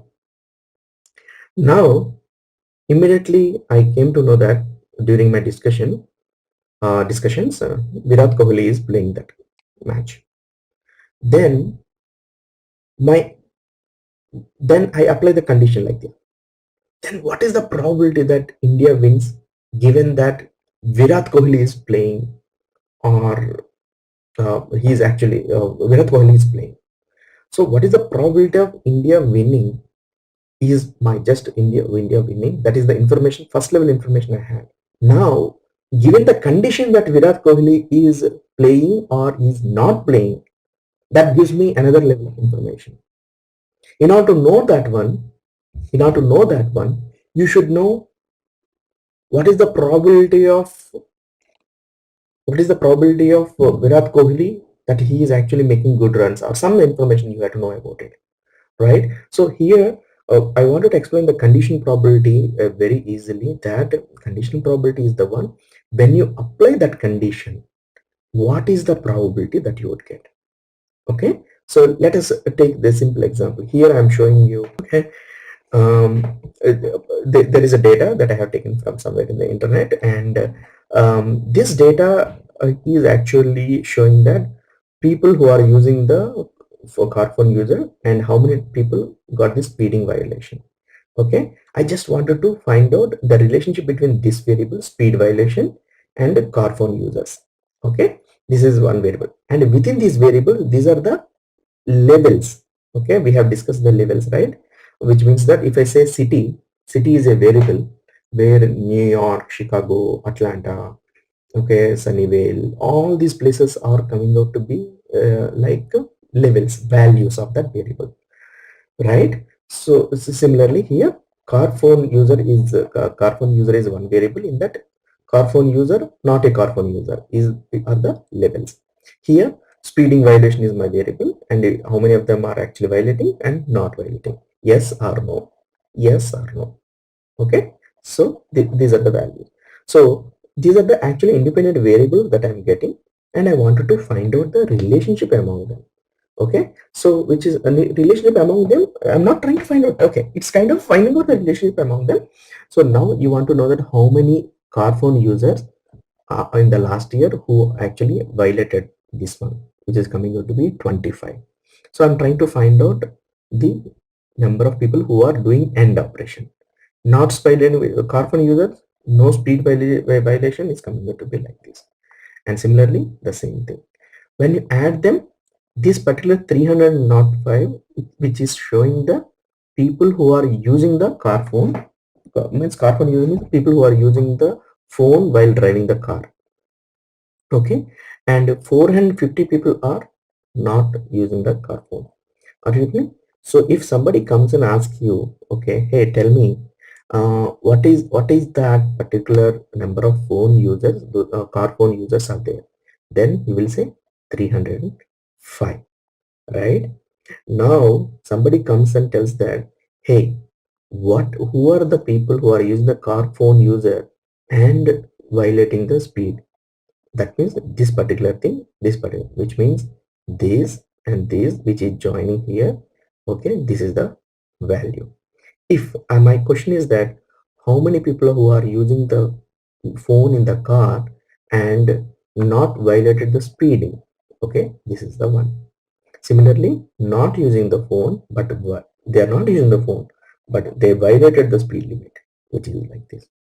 Okay, so this is something like this total.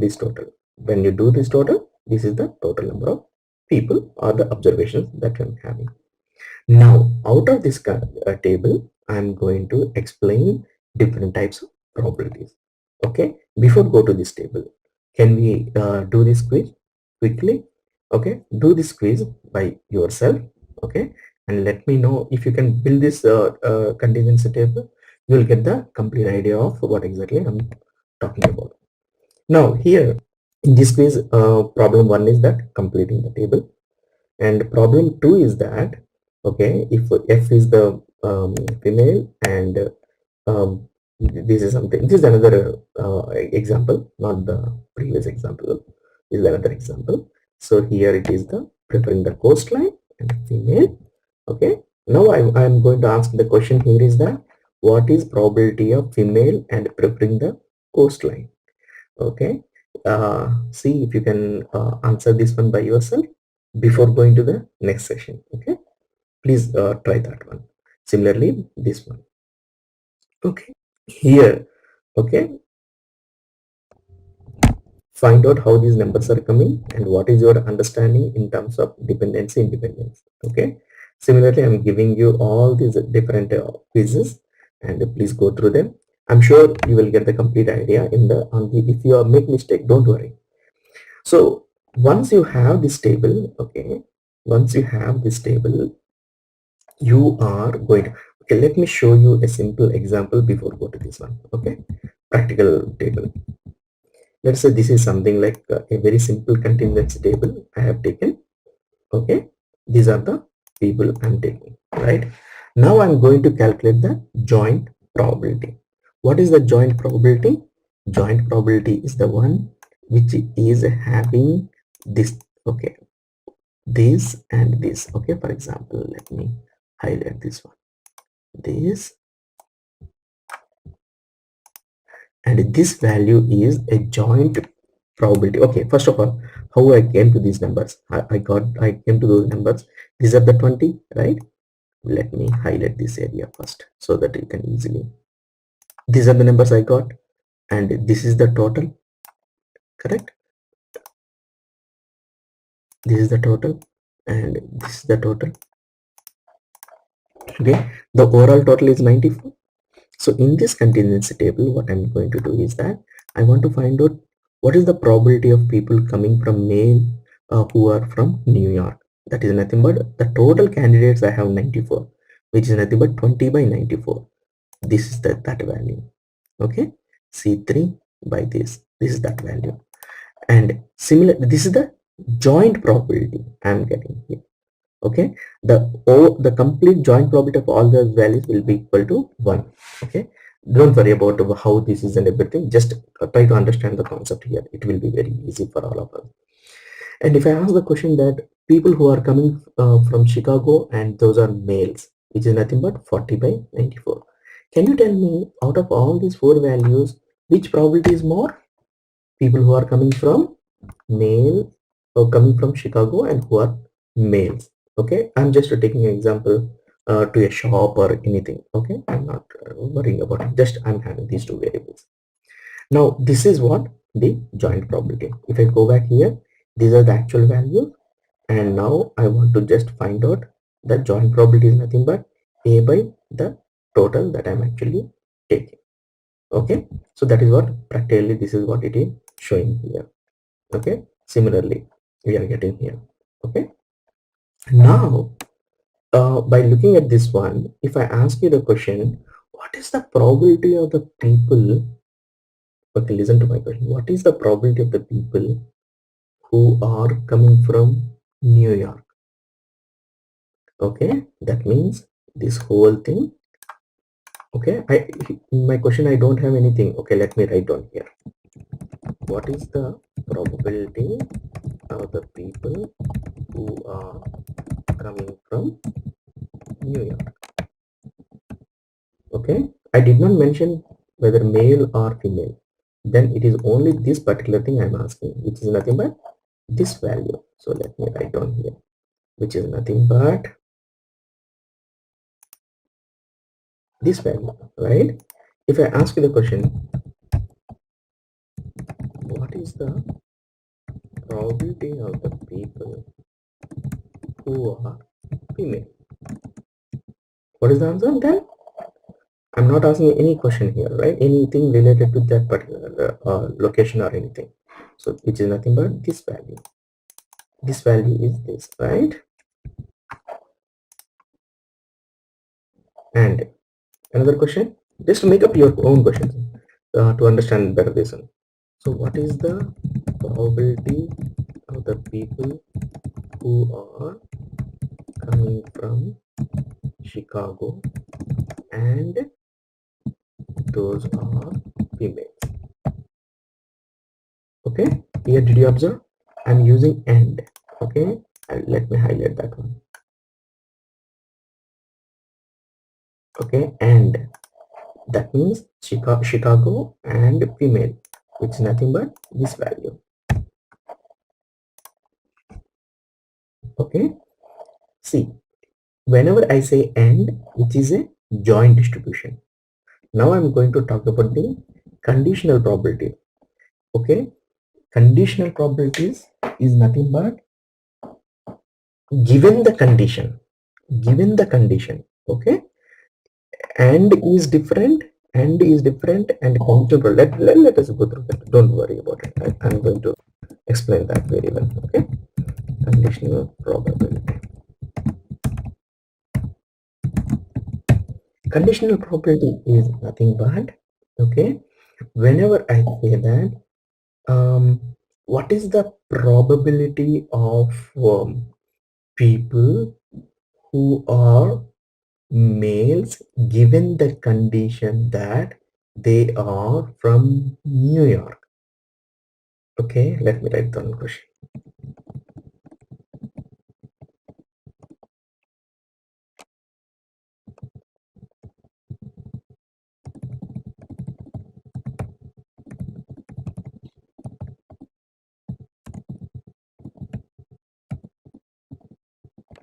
Okay, here I'm not using any AND operator. Please remember, please look at this. I'm not using any AND operator. Given the condition, given the condition, okay, given the condition that they are New York, you know the probability of New York. And now what I'm asking is that, okay, you know the probability of the males, right? The probability of the males is 0.638298. Now, what is the probability of the males given that they are coming from New York? Okay, here I'm going to talk about the Bayesian rules. Okay, how do I calculate this one is the main thing in the Bayesian rules. In the Bayesian rules, what we are going to do here is that I want to know, okay, what is the probability of the males, okay? That means I just want to know the joint distribution of these two things. Those are the people who are coming from male and New York, okay? And then I want to calculate what is the probability that, and the given condition is that they are from New York. Are you getting me? Again, don't get confused. I'm going to explain it again. Probability of males. Let me read this. I'm starting again. What is the probability of males given the condition that they are from New York? Let us forget about this. Just try to see that what is the probability of people coming from New York? This one. This one. Right? Now, what I'm asking here is that here there are something like from New York, both males and females are coming. But my question is that if I ask you this question, what is the probability that the people are coming from New York? I can simply answer this. Very straightforward, right? But if I look at this thing, what is the probability of males coming from New York, given the condition from New York? So here I have calculated this probability, joint probability on the overall population. But here I have to calculate the overall this probability only with respect to this particular one. Given the condition, it is only from New York. I don't care about all these things. So there are 20 people, right? And out of 36, 20 people are coming from New York. 16 people are coming from New York. So I just worry about this. The conditional operator always neglects the other things and just focuses only on this one. Okay? If it is Chicago, then you focus on this one. So now this is my total population. Now 20 by 36, that is nothing but 0.5, okay, is the males who are coming from, probability of males coming from New York. Given the condition, they are coming from New York. Females is 0.44 New York. So this is the total one. Are you guys with me? Now the answer is that probability of that one, males given the condition that they are New York, just this is the condition first I have to remember. Then my whole probability distribution will be only this variable, because that is the condition I'm applying on that. That on that condition I will just calculate this one, right? So this will be like, so why this is not coming out to be 1, why it is coming out to be 1 here? Because in this one we are actually, the population is only within this condition New York. Okay, it is something like this. I want to give this particular coupon to those people who have purchased my product more than 2000 in this year. So I'm applying a condition. As a manager, I'm applying a condition. When I'm applying a condition, I do not worry about other population members who are not satisfying that condition, right? Similarly here I am actually applying that condition and trying to find out here. So the conditional probability of the gender given that city, this is what, right? That's what I'm calculating. Similarly, given the city, that is Chicago, what is the probability of male? 0.68, which means that people who are coming, I'm just only focusing on the people who are coming from New York. and want to know that what is the distribution of the male and female. If you look at the joint probabilities, and Chicago males are coming out to be more, right? But here, if you take the overall population, let us see if I change it to, let us say 38, for example.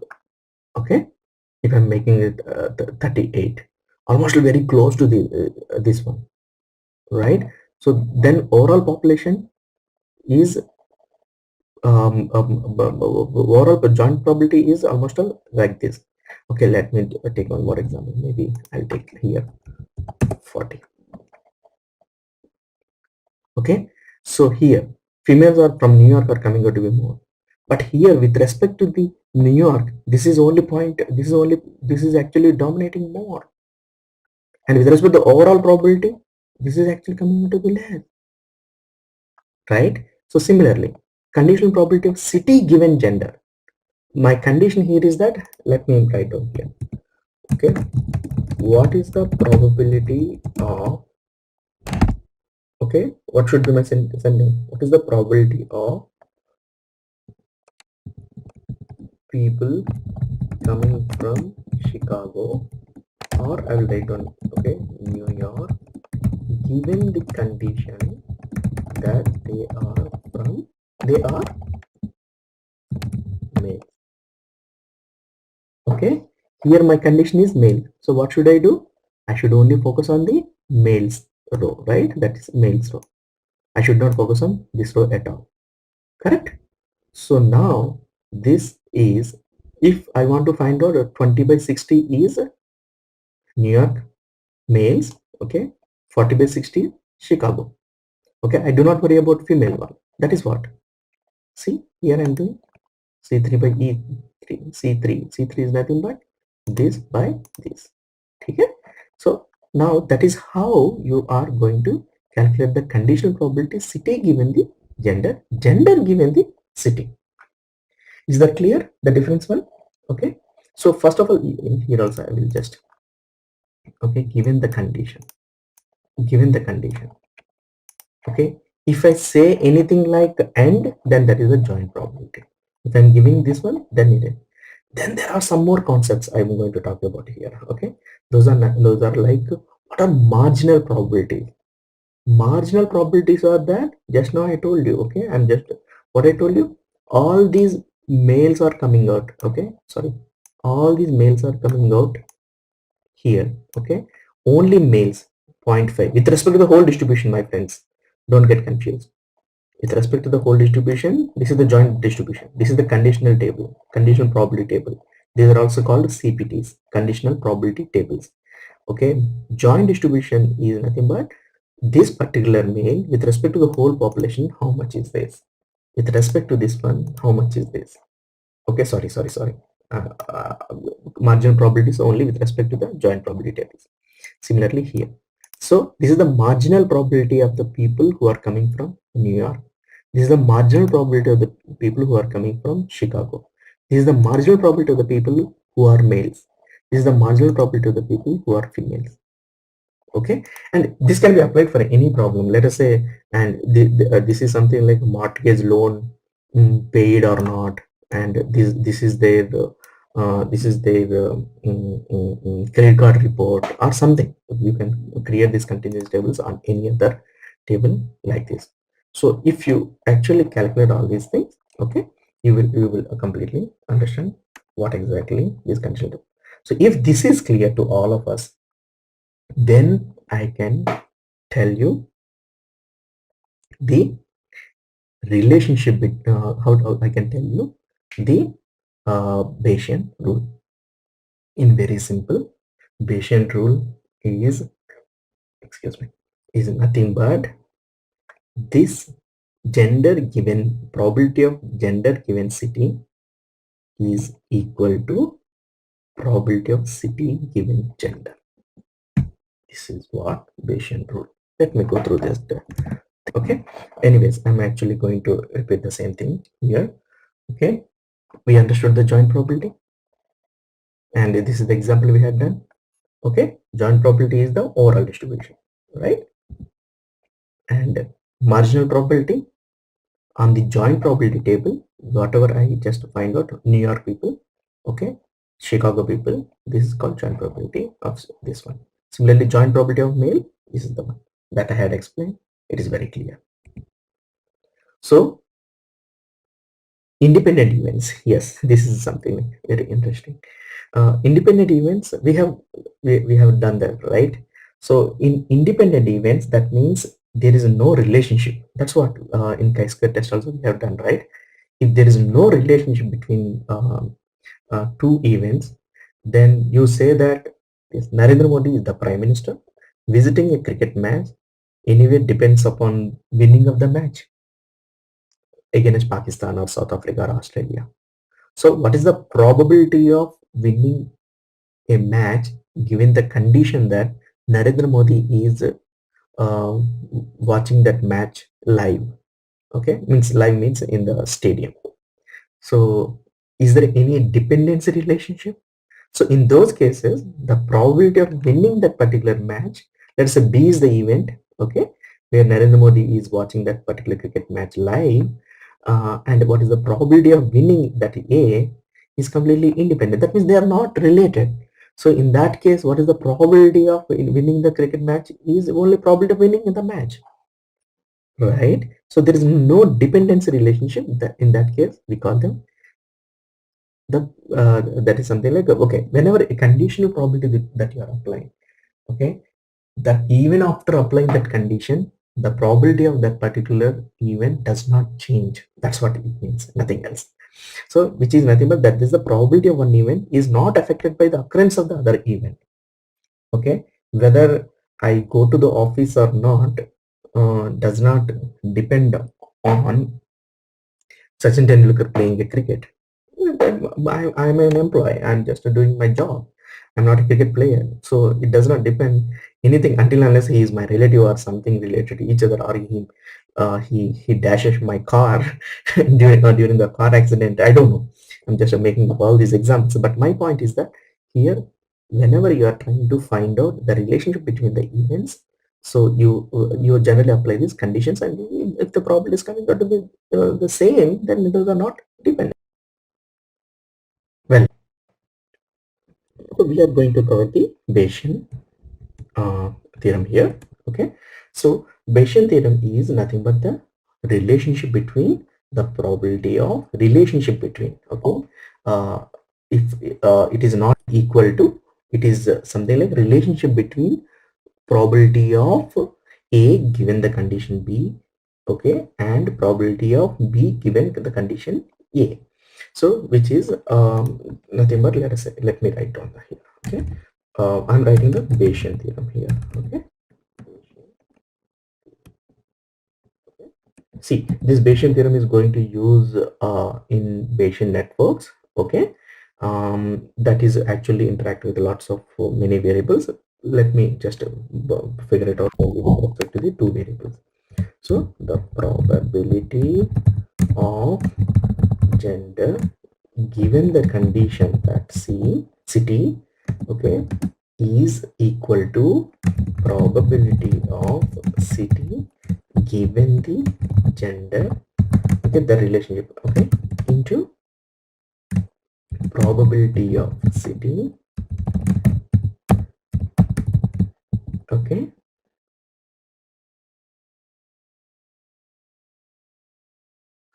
uh, okay, let me put it this way perhaps. Yeah,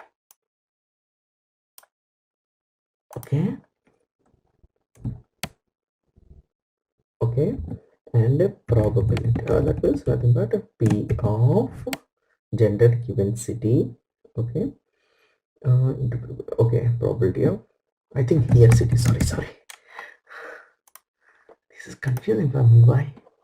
Why is it confusing me more? I'm getting confused. Is that right, my friend? Yes, or I can put it like this also. Probability of gender given city into probability of city equal to probability of city given probability of city given, okay, probability of city given the gender into probability of gender. Okay, this is what the Bayesian rule, which is nothing but the relationship between this contingency table CPT, and this CPT means conditional probability table, and this conditional probability table. But the same thing I'm going to explain using a very easiest way by using a trees. Okay, that is what this Bayesian tree. Okay, here probability of F and probability of E, okay, or something like another two events. We can take it something like two events. Okay, two events, and let me copy this one. It's easy and quick for me. So if it is something like, if I'm taking, okay, this is like E, okay, event E, and this is something like some F. Okay, this is yes and this is no. Okay, this is yes and this is no, something like this. This is another event, these are two events I'm taking. Okay, so probability of F given E and probability of E given F, all those things we are going to learn with this particular tree. So this is something like I can take a probability of gender, or a probability of city, or a probability of F, probability of E, anything. Okay, fail, or boys, girls, or accidents, not accidents, mortgage plan, payments, any event I'm taking. Okay, so now what I'm going to explain here is that this is the probability of event yes, probability of event no. Okay, that is what F and F dash. Here, this event is, okay, occurring given the condition that this is happening. Here, this event is not occurring. That means not occurring given the condition F. So we have to calculate these values. Okay. Similarly, E, probability of event E occurring when F is not occurring. E not occurring, and F is also given the condition that F is also not occurring. So an example here is that what is the probability of India winning given that Narendra Modi is watching the live, okay, cricket live in the stadium. What is the probability of event E occurring, E not occurring, means India not winning the match when Narendra Modi is watching the cricket in the stadium? What is the probability of event E occurring, okay, when Narendra Modi is not watching, when India is not winning the match, when Narendra Modi is not watching? Or I can put it something like this. What is the probability of another example? This is another example. I'm trying to give more examples so that I want you to really think about it. Okay, what is the probability of India is winning the cricket when Kohli is playing the match? When India is not winning, when Kohli is playing the cricket, given the condition. Okay, when India is winning, when Kohli is not playing, India is losing when Kohli is not playing. So you have, if you have all these kinds of probabilities, the values, and it can be many, my friends. If it is having many kinds of values, not only yes or no, it is something like a city. This can be New York, this can be Chicago, this can be Atlanta, like that you can get many trees. So this tree is going to help you to answer many questions. Then my question here is that, first question I'm going to ask you, what is the probability of E, okay, given the condition F? I want to calculate this one. How do I calculate this one? How do I calculate this one? This condition probability. Very simple. We go to this contingency table, and here we know that, right? Right, given that condition it is city, right? This by this by this, right? So you know how to calculate this one, and these values you will get it. Okay, these are clear probabilities anyways. These probabilities you will anyway get that one, correct? So now let us see. Okay, so which is nothing but, okay, how do I calculate this one, this particular one? This into this. This is the, these are the two events, those are happening, right? Okay, those are happening, two events. Then probability of, this is the chain rule that we apply, right, that we already discussed. So probability of F into probability of E given F. Okay, this is nothing but this. Okay, when this is not, and this one nothing but this into this, that is this value. Similarly, this into this. How this into this is happening? Can somebody answer? That is what Bayesian rule. Okay, that is what Bayesian rule. Bayesian rule is nothing but probability of E given intersection F is probability of F into probability of E given F. And what is the, how do you define this one? Probability of E given F, right? Into F. How do you calculate this one? This is the joint probability. This is the condition probability. So if you have this value, or if you don't know this value, if you know these values, you can calculate. Correct? Anyways, with an example, it will become more clear. Let us just complete these things. Okay. Now, if I want to know that conditional probability, which is nothing but joint probability by that particular probability of the event P of E. So let us just understand this one. Probability of F given E is joint probability by probability of E, or I can put it like probability of E given F is probability of F intersection E and probability of F. So can I write it down something like this? Let me write it down here. Maybe if it is confusing, don't get confused. Okay, I'm writing it here from the same equation. Okay, probability of E given F is equal to probability of E, I will write it like this. Okay, divided by probability of F. Probability of F given E equal to probability E and F probability of E. In this case, the same thing we have done. Okay, probability of this one. Suppose if I want to make it this one, I will come to this particular form. Just watch here. Probability of E given E given F, okay, into probability of F,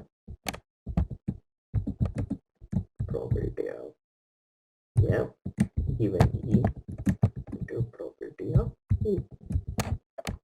Can I derive this one? Because E and F I'm just equaling that, then I'm getting this. Nothing but this is the Bayesian theorem. Is that clear? Right?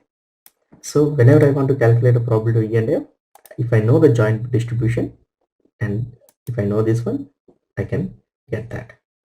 Okay, that is what here. Okay, probability of E given F, okay, is nothing but probability of E given F is probability of E and F by probability of F. And if you want to know that probability of E and F, then you can do this. Okay, is that clear? Now, if I want to, from this tree, if I want to calculate probability of F given E, which is nothing but probability of F intersection E by probability of E, okay, what is this probability of E? Which means where exactly this event E is S. That is what, there is no complementary sign here. Where is that it is happening? It is happening, this particular India is winning the match given the condition that Kohli is playing, and India is winning the match when Kohli is not playing. So there are two probabilities of probability of E is coming. So or this or this. That is what here it is given. Okay, which is nothing but probability of E is nothing but, see, this is the probability of E, right? This probability of E is happening when E and F dash, E and F, two places it is happening. Am I right or not? You just observe this. E is happening. E is happening. Correct? So E and F dash and E and F. So these are all two OR events, not AND events. Okay, that's why we are adding them here. Since you know these joint probabilities, you can easily know that probability F into probability of E given F. Okay, it is nothing but the same thing we have discussed, right? Probability of F is F given E. Okay, and the probability of F dash, this one, F dash and E, this one. Yeah, this is the rule. Here it is the one. Similarly, F and E, this one, probability of F, okay, given probability of E given F. Is that clear? So this is how you calculate the probability of f given a. It looks very I know, I'm sure you people, many of you definitely must have got confused. In order to alleviate that confusion, just draw this tree by your hand on a white paper. Don't just try to understand by looking at it. Maybe we can try with an example. I'm sure this time you will be very clear. Okay, so the problem here is that, okay, there are number of mortgages. Okay, there are number of mortgages and their default values. Okay, 5%, 10%, 20%, 25%.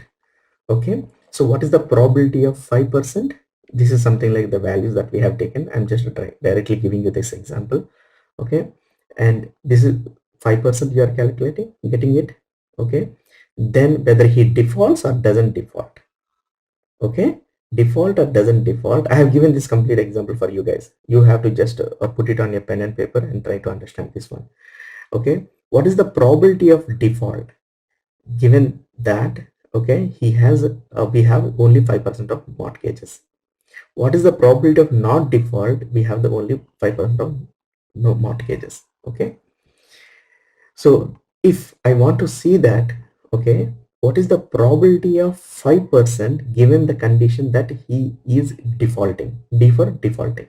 So the defaulting is occurring in many places, right? So I want to add up all these things at the bottom, and I just wanted to know that what is the probability of 5%, okay, given that he is defaulting. This is what I wanted to know. Okay, then it is nothing but 0.225 by this one. Okay, similarly, probability of 10% is not defaulting all these values, which is nothing but probability of not defaulting is, okay, sorry, probability of not defaulting is these values. Okay, we are taking these values. Okay, this is something like goes to the bottom. And what is the probability of 10% given that is nothing but this value? So 0.2425 by the wherever the probability of D dash is occurring, we are going to take. So now this is the question. Okay, this is a quiz question to all of you. Okay, there is something like probability of okay, let us consider that A, B, C, D are different sections. Okay, so you wanted to see that whether that particular teacher is teaching that particular class very well and what is their fail. Okay, so teacher, you just want to know the effect of the teacher on the pass and fail of the students. If you want to know that, you know what is the probability of that particular teacher, okay, who is actually uh, doing his performances before or anything, just like I mentioned, right? You have some knowledge, based on that you calculated. So you calculate that one. Okay, and now you wanted to know that what is the probability of pass given that teacher A is teaching. What is the probability that, okay, the teacher is actually failing given that the teacher A in the section, I mean to say A, B, C, D are sections, this particular given from this section, or the teacher is teaching. So you have the complete the probability values, and you wanted to know that who is actually doing better. So my questions are that what is the probability that a student will pass the class? Okay, what is the probability that a student will pass the class if he or she is from section D? Okay, that means this, okay, he is from section D. So section pass means this, where exactly the pass is happening, that will go to the bottom. Okay, again, what is the probability the student passes if she is section D? I think I'm repeating the same thing, I guess, right? Okay, absolutely. Okay, maybe you can put it something like section C.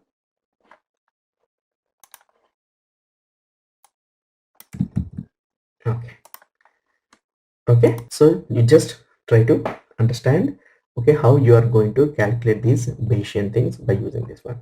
If you people are very clear about how to calculate all these things, you can simply go for the Bayesian networks, and there you can find out many conditional independent dependent events and then calculate the probabilities. Okay, sampling distribution. So generally whenever you get a complete population like this, and consider that you got a big data problem, and the data is very huge. The number of customers who are actually coming to your e-commerce website is obviously in terms of millions, okay, for a very big website.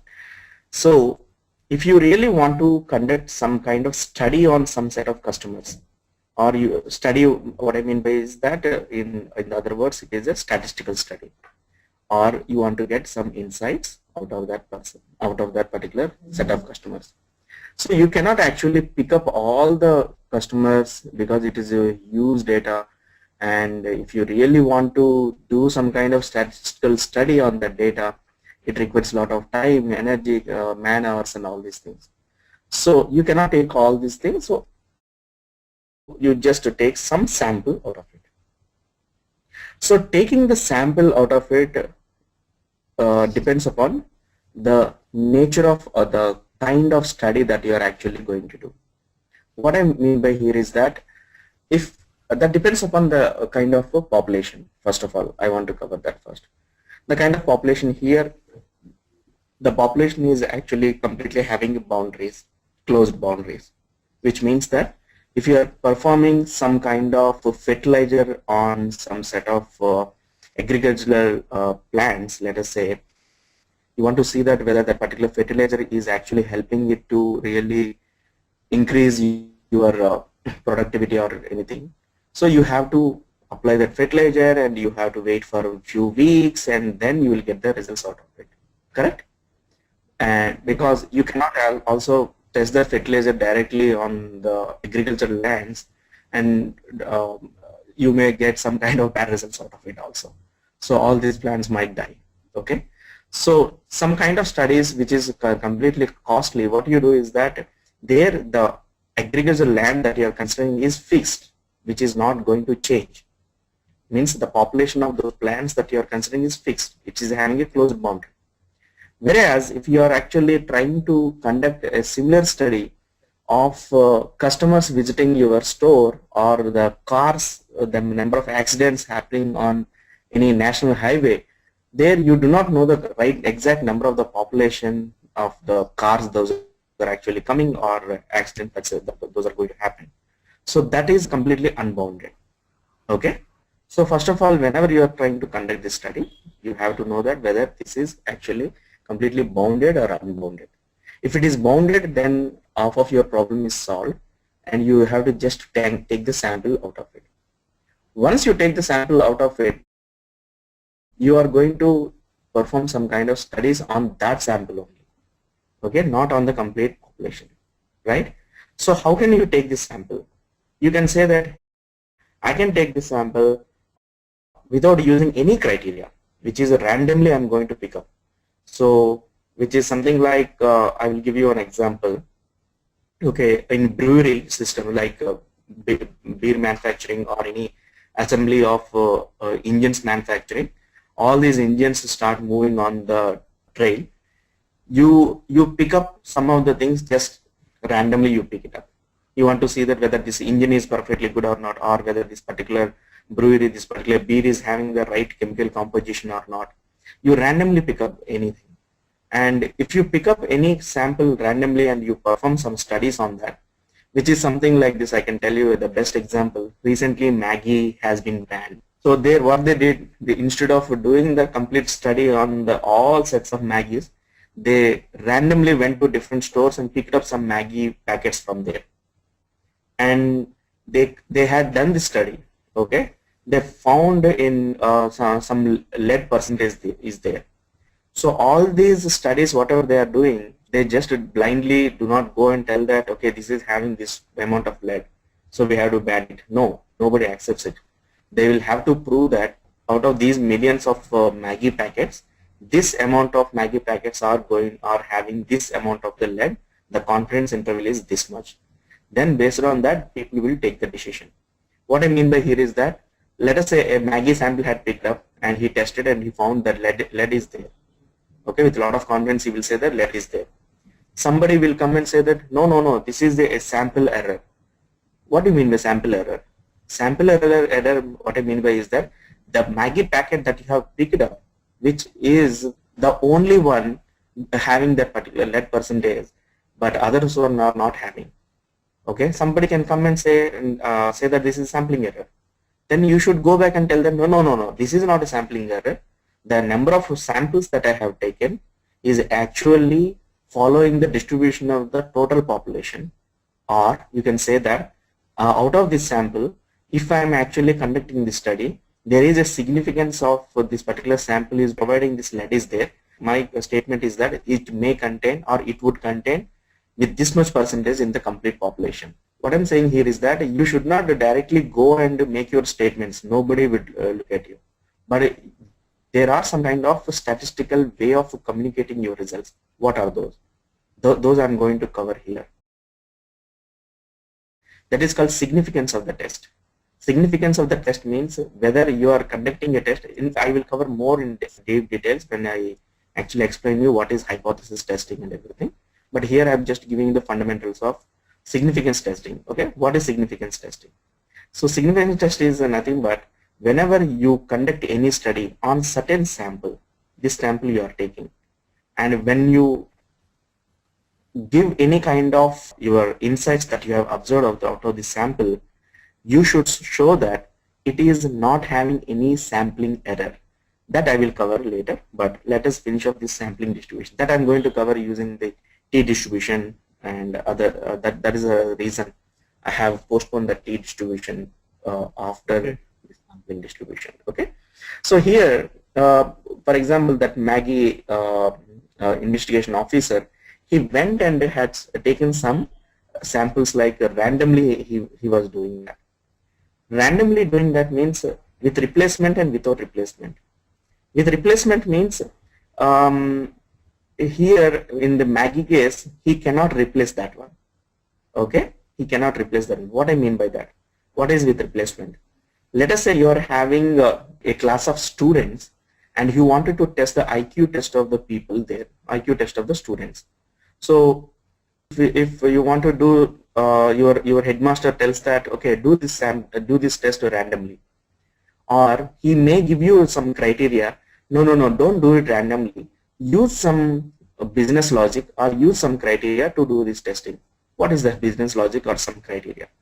The criteria would be something like, okay, you do this test based on the top 10 ranked students only.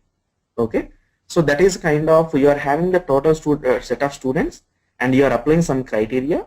With that criteria, that is actually dividing the complete population into a subspace, which is a criteria that top 10 students. But here in the random sampling, the criteria here is that with replacement. With replacement means, suppose I pick up one student randomly.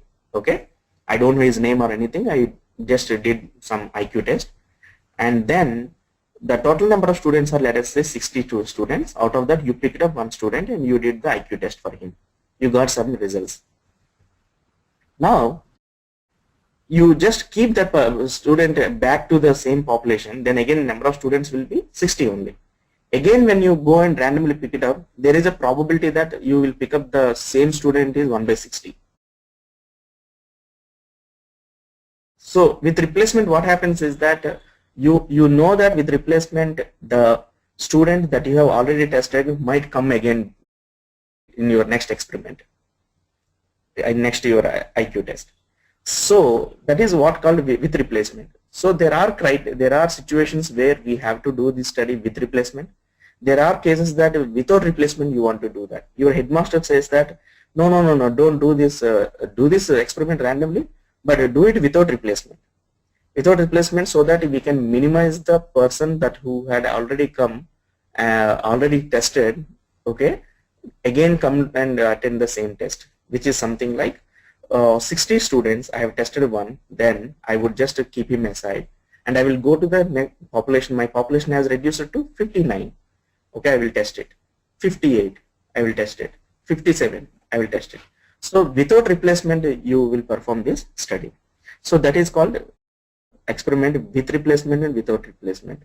Where exactly would this help you in modeling? Okay, in any of the modeling techniques, generally people prefer to do with replacement only.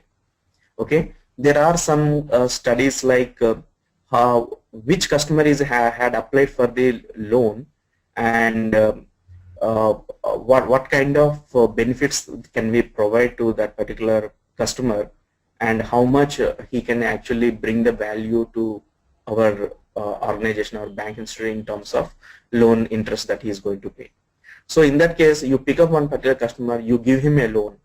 Okay, randomly you pick up one customer, you give him a loan, and you want to test some statistical study that how much he is going to pay the interest. So in that case, you cannot go with replacement, because you cannot go send him back and again you take him and give another loan. You don't do that, right? So you have to actually find out where exactly can I do with replacement, where exactly can I do without replacement. Okay, so this is completely random. Now, for example, there are some criteria that whenever you are doing this distribution, okay, let us say I'm going back to the example of you are the same example I explained in the last class. I'm just taking the same example. You are the Dean of Academic Affairs. Your main job responsibilities are selecting the students for your institute. Okay, your institute is a national organization. So now what you would use, what would we say is that, okay, your institute, assume that you are the only one institute, and you wanted to select the students. So when you are going to select the students, okay, there must be a criteria that you have to apply, right? So you apply something like there are 5,000 total students, and you are having total 800 seats in your institute, and you have to give some criteria. So when you are doing this criteria, you can simply take the top 800 people. Okay, you can take the top 800 people for your institute very simply. But now what we would do is that, yes, we can do that, but there is a restriction coming from the central government that, just as an example, no, we don't. If you are taking the complete top 800 students, it may be possible that all are coming from the Delhi only, all are coming from one particular Bangalore only, all are coming from one particular city only, one particular state only. Instead of doing that one, why don't we actually create different bins? Bins, what I mean by is that different states, and we will take top people from there, okay, using some criteria. Okay, so in order to do that one, what you have done is that you actually created different state bins. You create a different bins here, and you know these are the top rankers, some rankers that you have got in these regions. So if you actually see that what is the percentage, this is the actual distribution of the whole percent of the people, and now this is the actual percentage of it. So when you are sampling, the criteria here is that I want to have the same distribution. If you can see the same distribution, but the only thing that I have to change is that from 5,280 out of these things I have to take 800. So what is the distribution there? What is the total number of people that I have to take, so that the percentage distribution remains the same? Then only my distribution will be same. This is one criteria. Okay.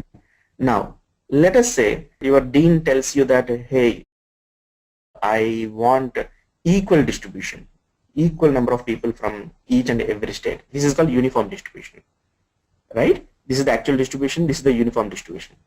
In order to come up with this uniform distribution, there is not sufficient people in Goa. There are only 80 people are there. But when you want to do the equal distribution, total 5 states, let us say 5 places are cities. Okay, if you do the equal distribution, 20%, 20%, 20%, but this 160 is, the population is not coming there. So even if your dean tells that, okay, take the uniform distribution, then you should be able to tell that uniform distribution is not possible here, and we should go for some other criteria. Okay, for example, if it is like 180 people, yes, I can take the equal distribution, then the distribution is a very good distribution. So what I want to say here is that the number of people that you are taking the admission, okay, should convince others that, okay, this is a very good strategy of selecting the people. This is the good strategy of selecting the population on which you are going to do the statistical study. So for all these things, okay, you do that. You actually consider this. Now I'm going to a little bit. I will give you one. I will go into one of the real cases. Let us say whenever any transaction happens. Okay, I'm just taking another example here. I'm going to tell you what it is. Whenever you are doing any ATM transactions, okay, assume that 1 million transactions are happening in Bangalore for a bank like SBI. Okay, out of 1 million transactions, every day there is a possibility of happening at least one fraud. Fraud, what I mean by is that that fraud is something like using a card to withdraw some money, and then they will get a call from the customer that money is withdrawn without using any card. That means somebody is tapping your card or some fraud is happening.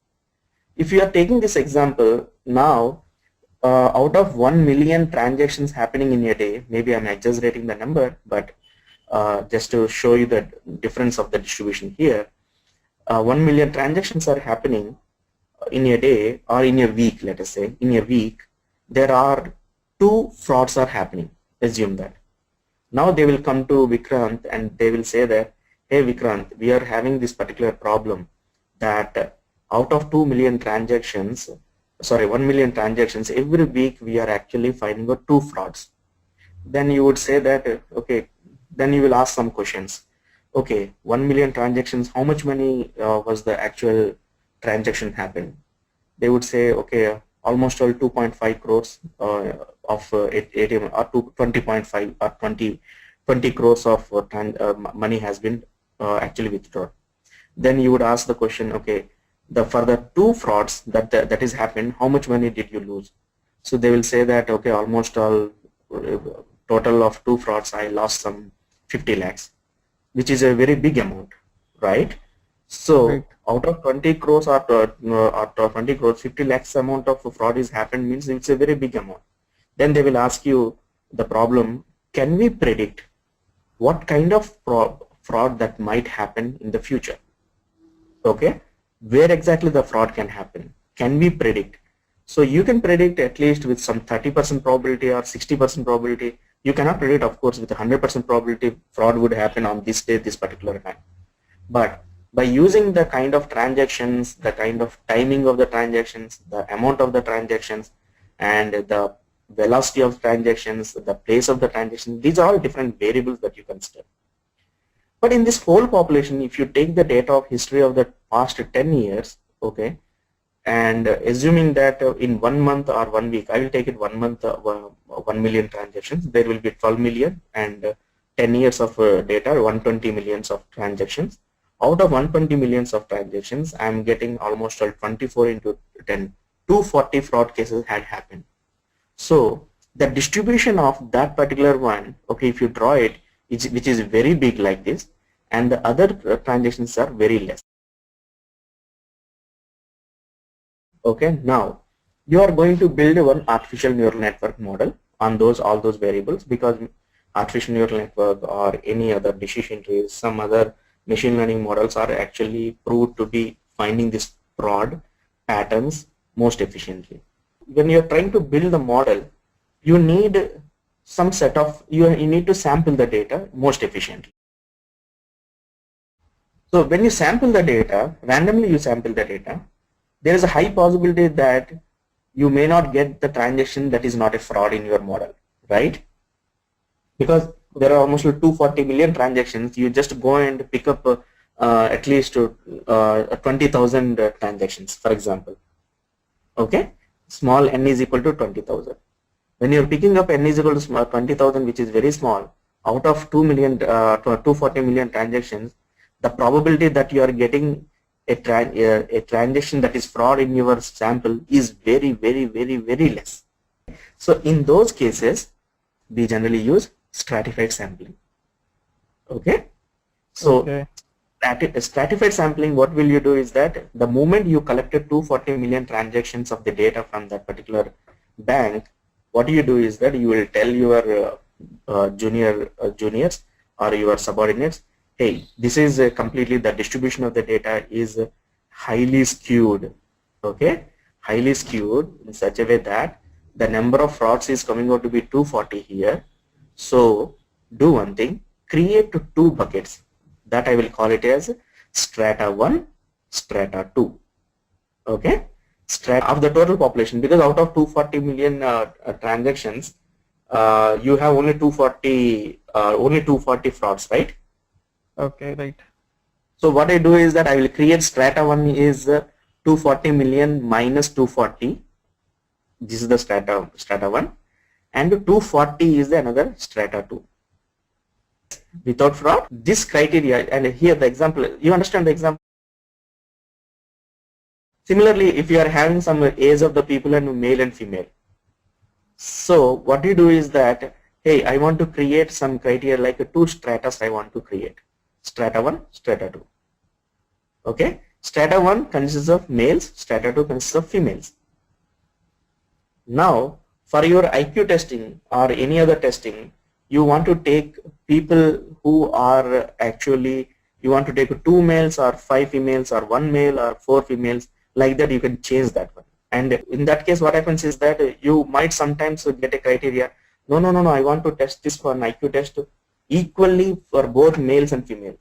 Then what you do, okay, I will create two stratas, male, another strata, female. Then I will take equally means 3 males, 3 females. Randomly I will take them.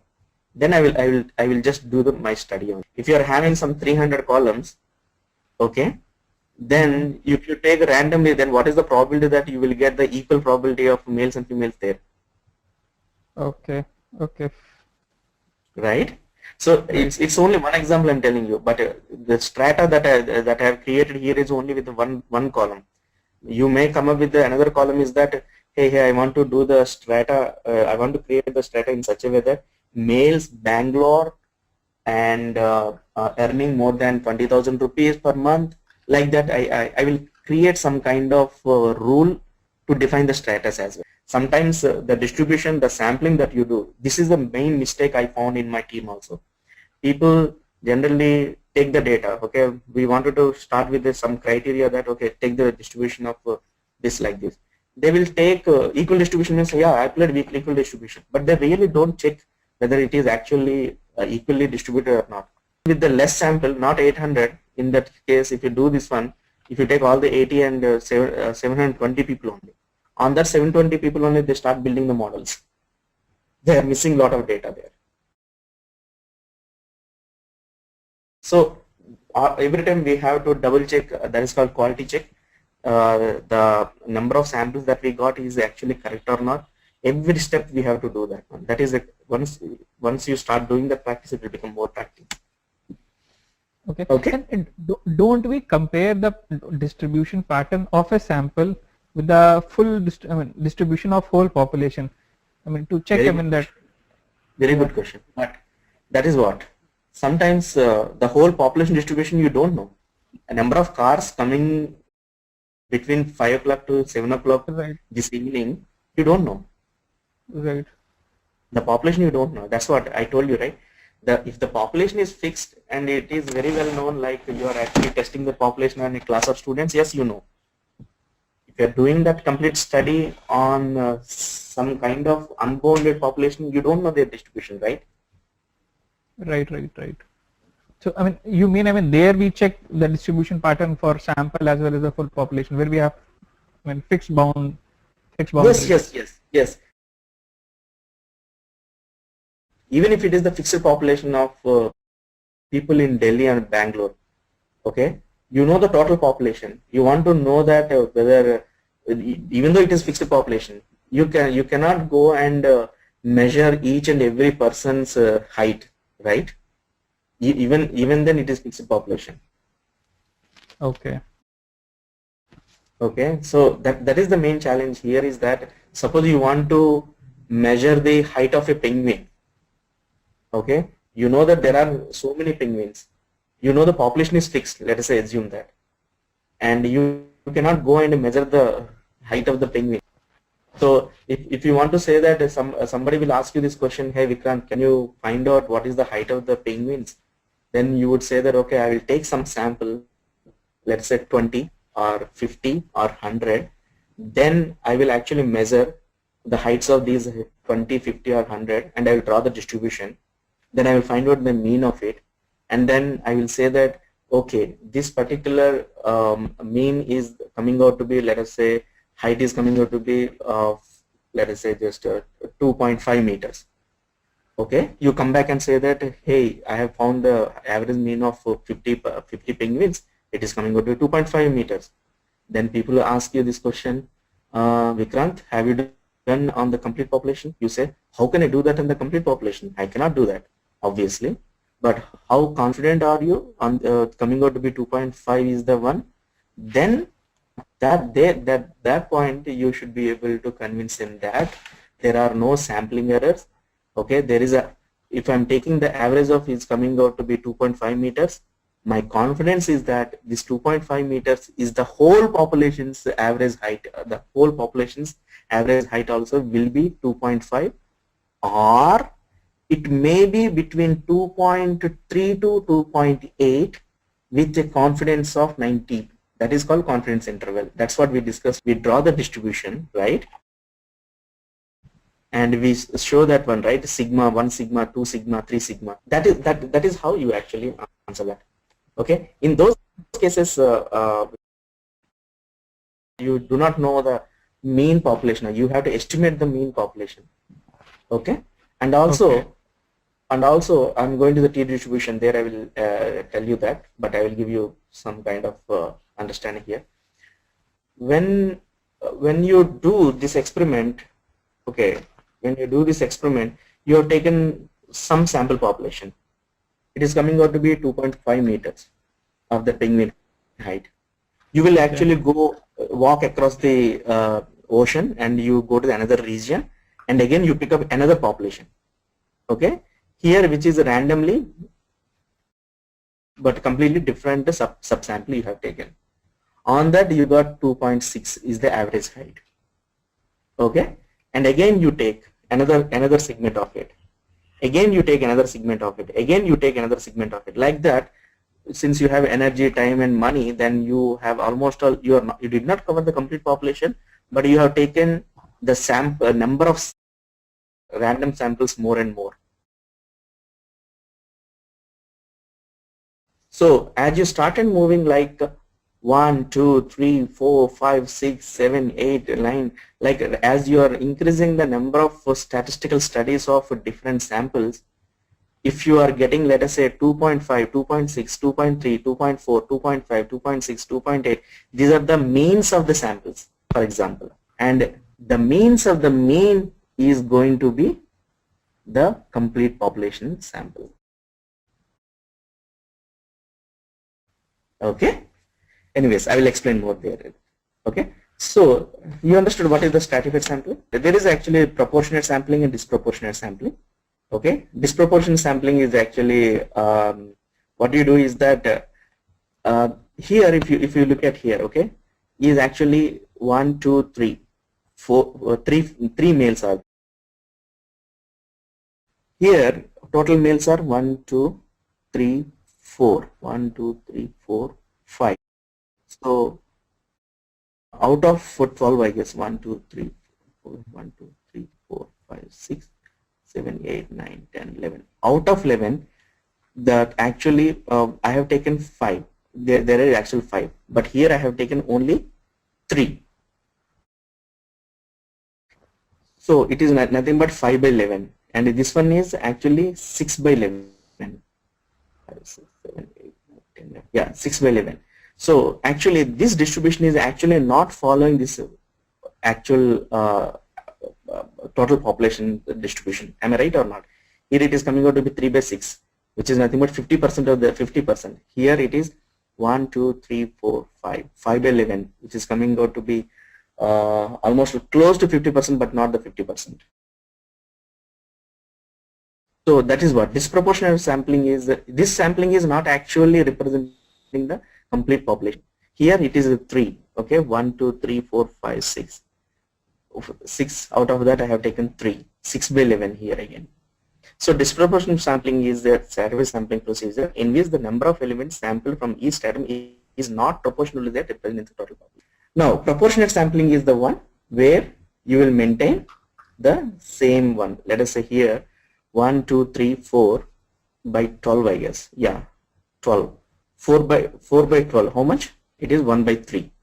Here 2 by 6, 1 by 3. Females I am talking about. Okay, this one males are 8 by 12. Okay, here 1, 2, 3, 4. 4 by, it is another 2 by 3. This is also 2 by 3. Proportion in the distribution, not count. Right. Whenever you are actually doing with the whole thing, then it will called as a probability, not the count. It is something like you are maintaining the same proportions here and there. So there is a high chance of your studies, whatever you are conducting, would actually reflect the same on the complete population also. You choose one sampling technique, Vikrant, that comes only based on your data and the problem. Systematic sampling.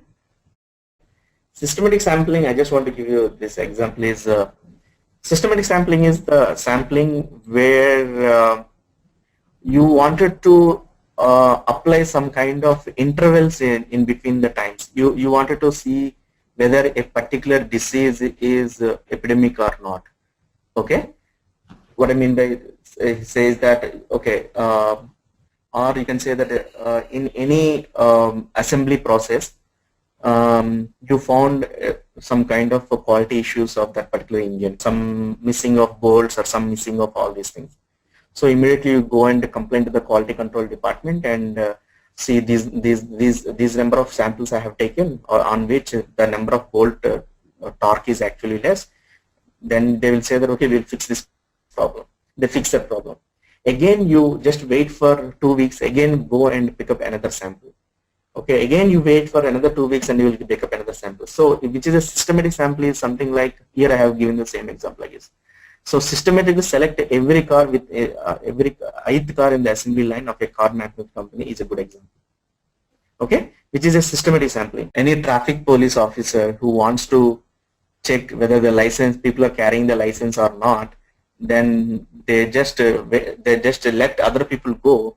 The moment one particular person is processed, then they will pick up another person. So that is called systematic sampling. So they cannot pick up all the population, but they will just pick up people in some kind of intervals. So this cluster sampling is generally cluster sampling. I told you, right? You asked me this question when you asked me, can we do this directly or so? Cluster sampling, what happens is that you have male, female, and different states and different salary ranges and different occupations and everything. You are having many columns. There, when you apply this criteria, let us say he should be male, he should be female, he should be male, coming from Bangalore, earning more than 20,000 rupees, having this kind of software job. I want to take that sample. But sometimes when you do your rule, it may not be true that it may not be possible to get a very good sample out of it. You may get 1 or 2 for sometimes if you apply a very big rule. So what do you do is that you apply this clustering. Clustering is a technique. What you do, it will group all the people based on some criteria. Let us say all the people coming from Bangalore, okay, but maybe having a different occupations may come into one cluster just because the criteria they are coming from Bangalore. Okay, maybe people who are coming from not coming from Bangalore but having ages, same ages and same salary criteria may come into one cluster. But so what I mean to say is that by clustering on some set of variables, you are trying to group the people at least meeting some certain criteria. Clustering is a technique that actually represented as 2 vectors of represented any 2 peoples or any 2 observations are represented as vectors. Whenever the distance between them is coming out to be 0, may not be all times 0. If it is 0, then it is overlapping, right? Any 2 points, if you take in the Euclidean space, the distance between them is 0, means they are overlapping. So they are not overlapping, but at a distance of 0 0.1, 0 0.01, 0.8, 0.2, like that. Then which is something like representing as okay, they are very close to each other but not the same. Okay, that is what this clustering. So this defines a cluster where okay, if everybody is matching to the everybody is actually same, altogether same, then it will be a point. It's not a group. Okay, so clustering is a technique where it will actually cluster group the people based on certain attributes. Okay, where the distance between those peoples almost all will be not zero, but at least at 0.1, 0.2, like that. So this is the one way of sampling also that people generally follow. Okay. Okay. And how will we measure the distance? Like if we have one criteria salary greater than 30,000 and we have another criteria like age greater than 30. So how will we able to measure the distance between these two criteria and group people? Okay. So let us say you are taking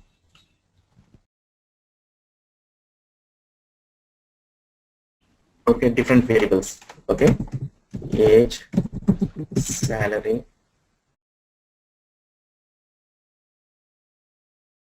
height, and location. Okay, occupation, something like this I have taken. Okay, so age is coming out to be 25, salary is coming out to be 20,000, height is 150 centimeters, location is Bangalore. Okay, occupation is software engineer. Let us say I will say Bangalore. His age is like 24, earning 15,000, and coming out to be 145, and he is a manager, something like this, something like 23, 20,000, 123, Gurgaon, and he is something like an analyst. For example, okay, when you want to do the clustering, let's just imagine that there are many data points like this. When you are having, just imagine that there are many data points like this. Okay, just I'm putting some like this.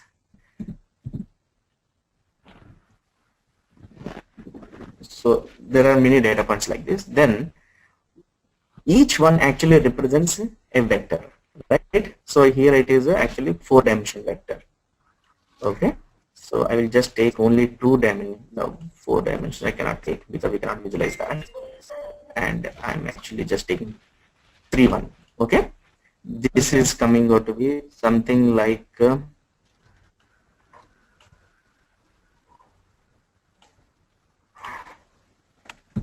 this is, oh shucks, this is something like age. This is something like salary. This is something like height.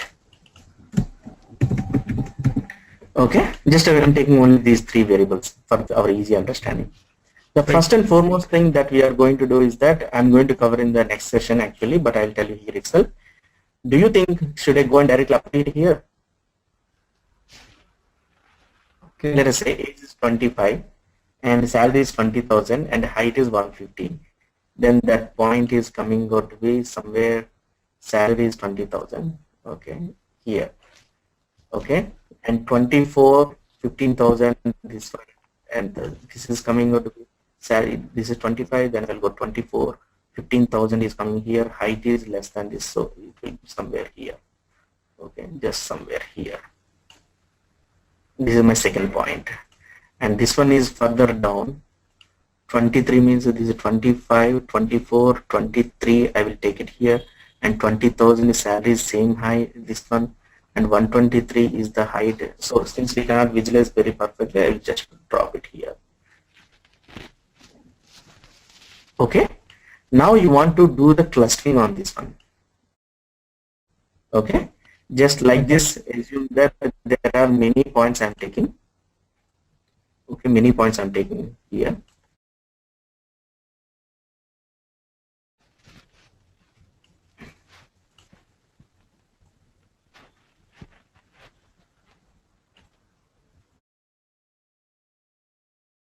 Now you want to do the clustering. What it will do is that you are not applying any rule or greater than or 20,000 or anything here. That you are doing only for the stratas. Okay. Here what you do is that you are trying to identify those rules out of here in terms of clusters. When you do the clusters, what it will do is that it will calculate the Euclidean distance between these two and between these two and between these things and between these two also. So it finds out, okay, the Euclidean distance is actually coming out to be very high here, okay, very large than these two things. Then it will disconnect this connection and it will make one particular cluster here. Similarly, it depends upon actually there are some parameters that you have to adjust in order to find out the best clusters or anything here. Okay, it will find out this cluster. So that is how you will find out the clusters and everything here. Okay, then this is out of these clusters, then you will take randomly one person from here, one person from here, one person from here. The best example is that take an India map and find out the clusters of different states and taking the people out of each particular state. Let us say V1 is 25 I plus 20,000 J plus, these are I, J and all these are all some unit vectors.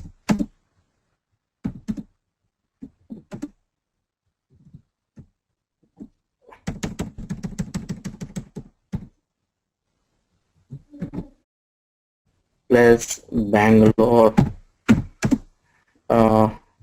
L, something like this. Okay, this is one vector. Got it. Okay, now I want to go back to the students T distribution. Okay, since you understood the complete this thing, okay, now student T distribution is a kind of distribution. When would we apply this one? Okay, whenever you are taking this sample, let us say, okay,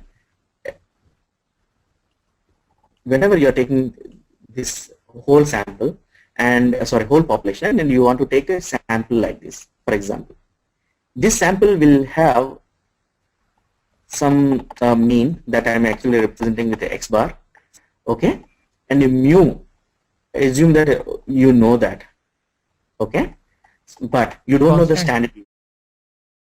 Mu is not constant. Mu is the right. complete population one. Complete population one, you know that, okay. Then, but only thing is that you apply this student T distribution. Okay, you can apply normal distribution also. When this T distribution is helpful is that this is the condition. When you are taking the number of samples is less than 30, okay, and the standard deviation is not known to you. Okay, the standard deviation of the complete population is not known to you, and comparing the distribution of any two samples. I will tell you about this one in the next slide. But so here, if you take ICC decided to select 20 cricketers out of 100 cricketers whose scores are distributed with an average runs of 45. So you know the x bar 45. You know the total sample n is equal to 20. You know this. Okay. So what is the probability that the selected sample would score at least 40 runs, okay, with the standard deviation of 10, okay, that means S is 10, okay, and at least 40 runs is nothing but probability of the event that you want to calculate. Okay. Okay. Earlier examples of the things, then I will go to that in just a minute. Earlier I was actually showing you these things. Okay, in the ICC World Cup, top batsman scores have been collected. You remember these things? So when we were doing this one, see here, this is the event. This is actually mean. Standard deviation is given. Okay, right? And you want to calculate this probability. But here, what the t distribution is actually doing here is that this one, you are taking 20 cricketers out of it. That means the sample size is 20. If 20 when it is out of these things. So whenever the sample size is less than 30, it is a rule. I don't know how it has come up, but generally I told you the student distribution is it is not anything related to student or anything, but this is the t distribution. This technique has come from Guinness brewery brewing company. They wanted to test the quality of the Guinness beer, so where they are actually going to take very less number of samples, and there may be some thousands or 10,000s or 1 lakhs of beer bottles, and they want to test it only 10 or 20 beer bottles only. So in those cases the sample is very less, and there is a problem as we discussed in normal distribution also. When not normal distribution, just quite 5 minutes ago, when you take the sample is very less, okay, the chances of that particular very small sample, let us say I'll go back to the same example of the measuring the heights of the penguins. There are almost all 200,000 penguins are there. You want to know that one, you have taken only some small sample of the penguins. If you are taking only 2 penguins, and if you are calculating the average height of that one, that is not actually representing the complete population. So you have to take the best sample out of it. There are cases that you cannot take those many samples. If you want to test any doctor's efficiency on some surgery, you cannot put many people's lives at risk by taking many samples, right? Where the number of samples can be 1 or 2, maybe even not 1 or 2 also sometimes. I'm just telling you. So in those cases, what happens is that the number of samples is very less, and standard deviation is not known, and you wanted to know how much this particular sample. Please, I'm going to talk about this. Whatever the value that you get some value for sure, t value, okay, from this. But how do you interpret that value? You are going to interpret that value in such a way that when you take this sample, let us say 20 cricketers you have taken. So cricket board will come and ask you, hey, why didn't you take 20? You should have taken 60. Then you would say, sir, I cannot take 60 because the chances of spending the money on their trips will be going to be very high. Then why are you taking exactly 20 only? So how do you think that this 20 is actually representing the 100 cricketers? This is the question comes to them. Then you will say, sir, I can take these 20, okay, I am sure that these 20 cricketers I am taking, the random sampling error I am going to get is very less. Then they will say, what is this random sampling error and all these things? Then you will say that the sample that I am taking is almost all representing the complete population. This is what you will say in simple English. Okay, in order to convince them, what you would use is that you will calculate this t value. Okay, once you calculating this t value, you will have to tell that with some confidence. That is called the confidence interval that we discussed in the distribution. So when you go and try to describe them, okay, you get some t value, let us say 0.3 or 0.2 or 1.2 or 1.3. So for every one this one, you will go to the t distribution curves. If you can Google it, you will get the t distribution curves. Okay, for each t value, there is a probability that those are actually defined in those tables. These are called statistical tables also. Okay, nowadays what happens is this, earlier in our schools or colleges, we used to calculate this value and go to that t tables. If you want to see those t tables, you can quickly see those things here. Okay, t statistic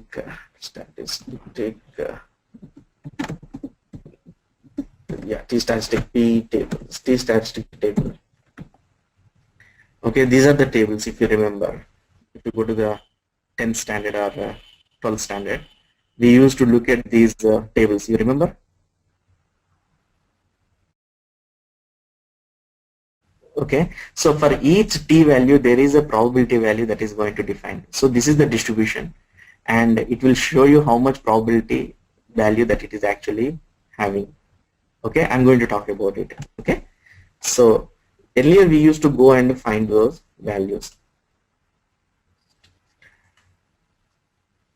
Okay, before going to that interpreting the t-value, I just give you one more example of where exactly shall we use.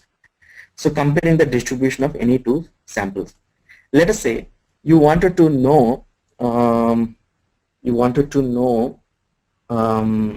IQ of people from Delhi and Bangalore.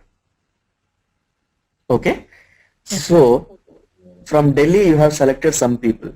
Okay, let us say this is the population, the complete population of India, and you have taken N1 samples from Delhi and N2 sample from Bangalore, let us, or Madras. And now you want to compare the distributions of these two samples.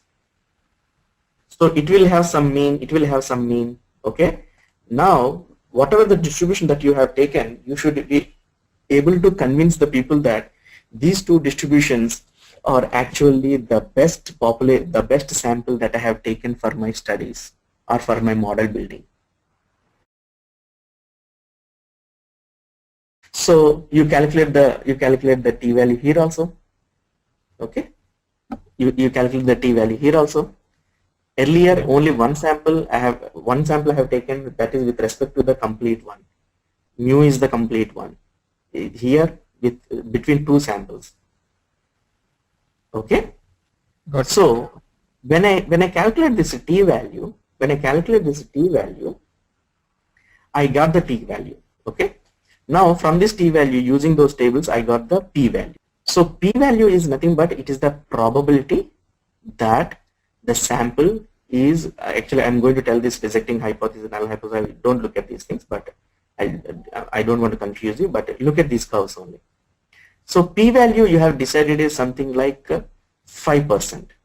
Okay, 5%, which means that this is the actual total distribution.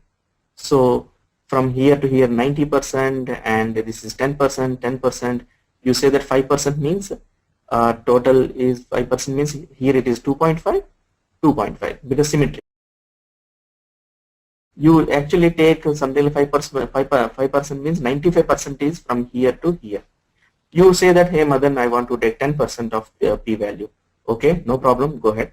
So when you take that p-value, okay, you take the p-value something like 10% you have taken. So this is the curve. The t-value from which you got the p-value is coming out to be, let us say, 0.01. Where exactly that will come? Somewhere here, 0.01. Because you have taken almost 10% means 0.1, right? It will come to the 0.01 here. So whenever this is actually coming in this region, means whatever the region here, then I'm telling you very simple English, okay, then you are confidently can say that the sample that I have taken is very good. The sample that I have taken is good and it represents the complete population. So everybody will agree. In case the t-statistic, I want you to calculate it by yourself, okay, the t-statistic you will get something like 0.8 out of this one, for example, from this same experiment. If you do this, okay, why don't we calculate right now? It's so x bar is what, the statistic one, how much is that? 20 is the n, and 100 who scores this is 45, then standard deviation of 10, at least 40 runs. What is the probability that they would score at least 40 runs? So I did not give you the x bar, I guess. Okay, I did not give you the x bar. Okay, I'll just consider at least. No, it is not at least. Score average 40 runs. So 40 minus 45, okay, which is minus 5 by s by this one, so root 20. Okay, anyways, can you calculate this one, okay, by yourself, and you will get, let us say, one t-statistic, okay. Okay. That t-statistic, just you go to any P and P calculator, P value calculator. I just want to show you how generally do. Okay, we can take this one. Pick P value from T-score calculator. So let us say, I don't know, yeah, your T-score is coming out to be, let us say, 0.3. Okay, and the significance level is you are telling is 5%. Okay, and it is a two-tiled. Then when you calculate this one, what is this? Oh, degrees of freedom, I did not give you. Okay, degrees of freedom is nothing but the sample n is there, right? Right. Okay, and minus 1 is the degrees of freedom. Which is Okay. coming 19. Okay, now let us calculate this. See, the p-value is coming, this is actually coming from the table that I had shown. Is coming out to be 0.767435. See, the result is not significant. Are you reading this one? Yeah. The yeah. result is not significant, which means that if the population that you have taken is not actually, in simple English I'm telling you, not in the statistical thing, is not actually the right sample for your test. So I'm taking something like 12, just very large number I'm taking. The p-value is coming out to be this result is very significant. Okay. Because the value is coming out to be like, I'm just taking some more value. Means if t statistics comes, t statistics is not a big deal, you can calculate from there. Even t statistics is coming out to be this one, the probability is coming out to this, and it is 0.05 two-tailed one because your curve is two-tailed one, and it is significant. Which means it is significant means that means the population that you are taking is very good. Okay, the population sample that you have taken very good with that particular mean of average. So that distribution is very good for your further studies and analysis.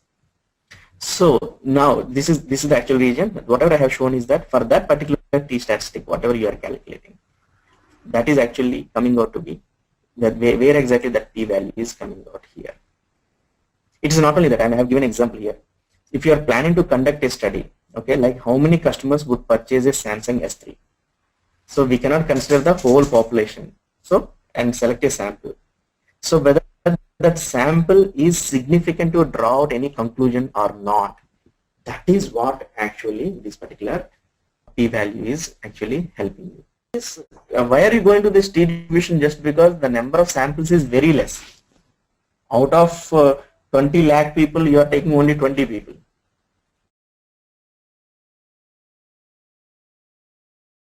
Because there are 20 lakh beer bottles are there. You cannot test all of them, right? Generally, Yeah.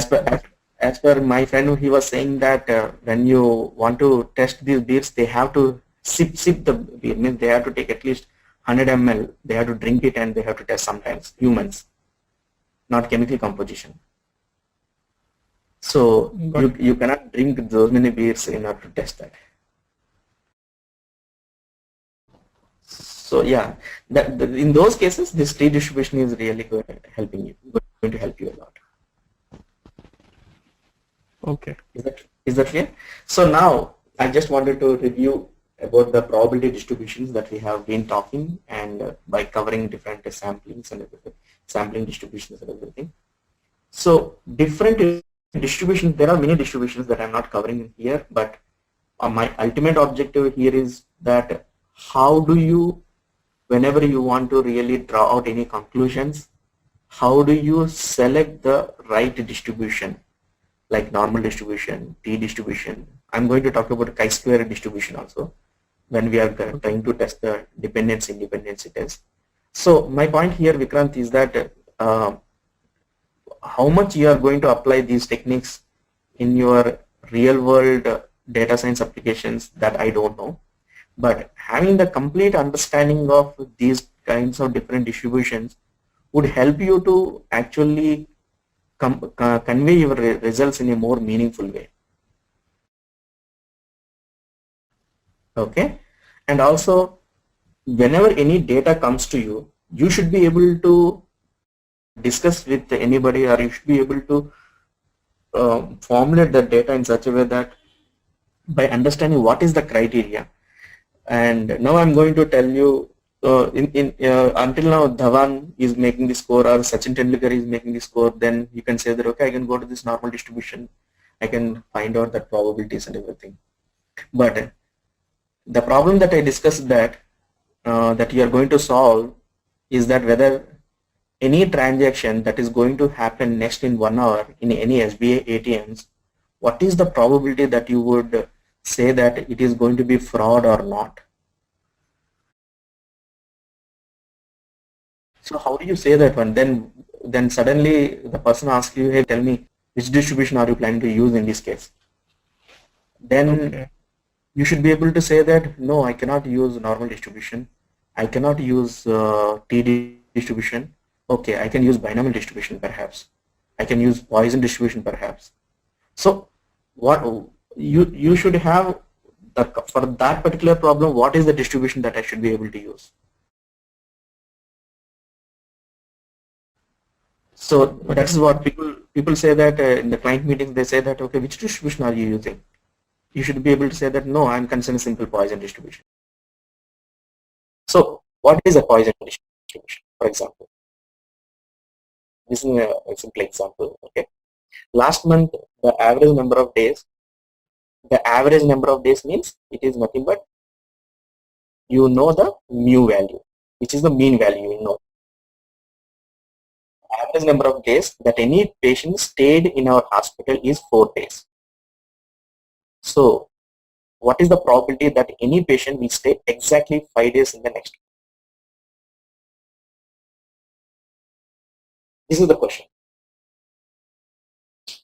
So here there is not actually, when you are actually going to build a model, it is more complex. I'm not going to do that, but if you have the intuition of which distribution should we use for this problem and how exactly can we calculate these probabilities, then we need only two values. One is that average number, that is called mu. Another is that the days that you are actually going to expect, which is something like somebody comes to you and knocks at your door and tells, Vikram, can you tell me how many number of accidents might happen tomorrow? Then you will ask, okay, can you tell me at least average number of accidents happened yesterday? That means you are using some time intervals here. Time intervals, and also you are talking about only success and failure, which is called binary, which is nothing but fraud is going to happen or not, or whether this customer is coming or not, going or not, giving or not, getting or not. These are all binary, success and failure. That's what people say. So somebody comes and knocks at your door, okay, what is the probability that Sachin will score a century tomorrow? You will definitely have some complete history of the Sachin's thing against Pakistan or against Bangladesh or against Sri Lanka. You will say that, hey, there is a high probability that he will make century because last time he almost hit 100 with Sri Lanka in those matches. So there is a probability that he would hit that one. So that is how this is actually going to help with Poisson distributions. So number of accidents are going to happen or not, whether number of customers are going to, number of customers are coming tomorrow to my shop. Yesterday there were 10 customers. What is the probability that, not yesterday, I would say average number of average mean. You should give the mean, not on a particular point estimate. So similarly, another example is that the average number of car accidents in national highway is 2. What is the probability that there will be no car accidents tomorrow? Okay, so which is this? If you want to calculate it, similar thing you can do here. Okay, Poisson calculator. You can use that one, or you can use it simple Excel also. Okay, Poisson distribution calculator.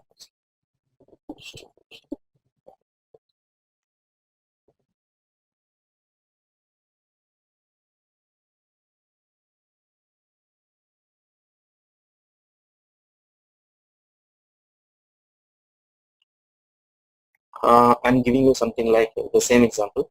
Mean is 4 and I want to know 5, right? 5 and this is 4. the poison probability is actually 15%. Exactly the number of days that a patient is going to stay in that hospital is 5 exactly, and is 0.15. If it is less than, cumulative probability is 62%. If it is less than or equal to 78%, if it is greater than, this is. Similarly, when I'm asking this question here, okay, national accidents is 2, and what is the probability that there will be no car accidents?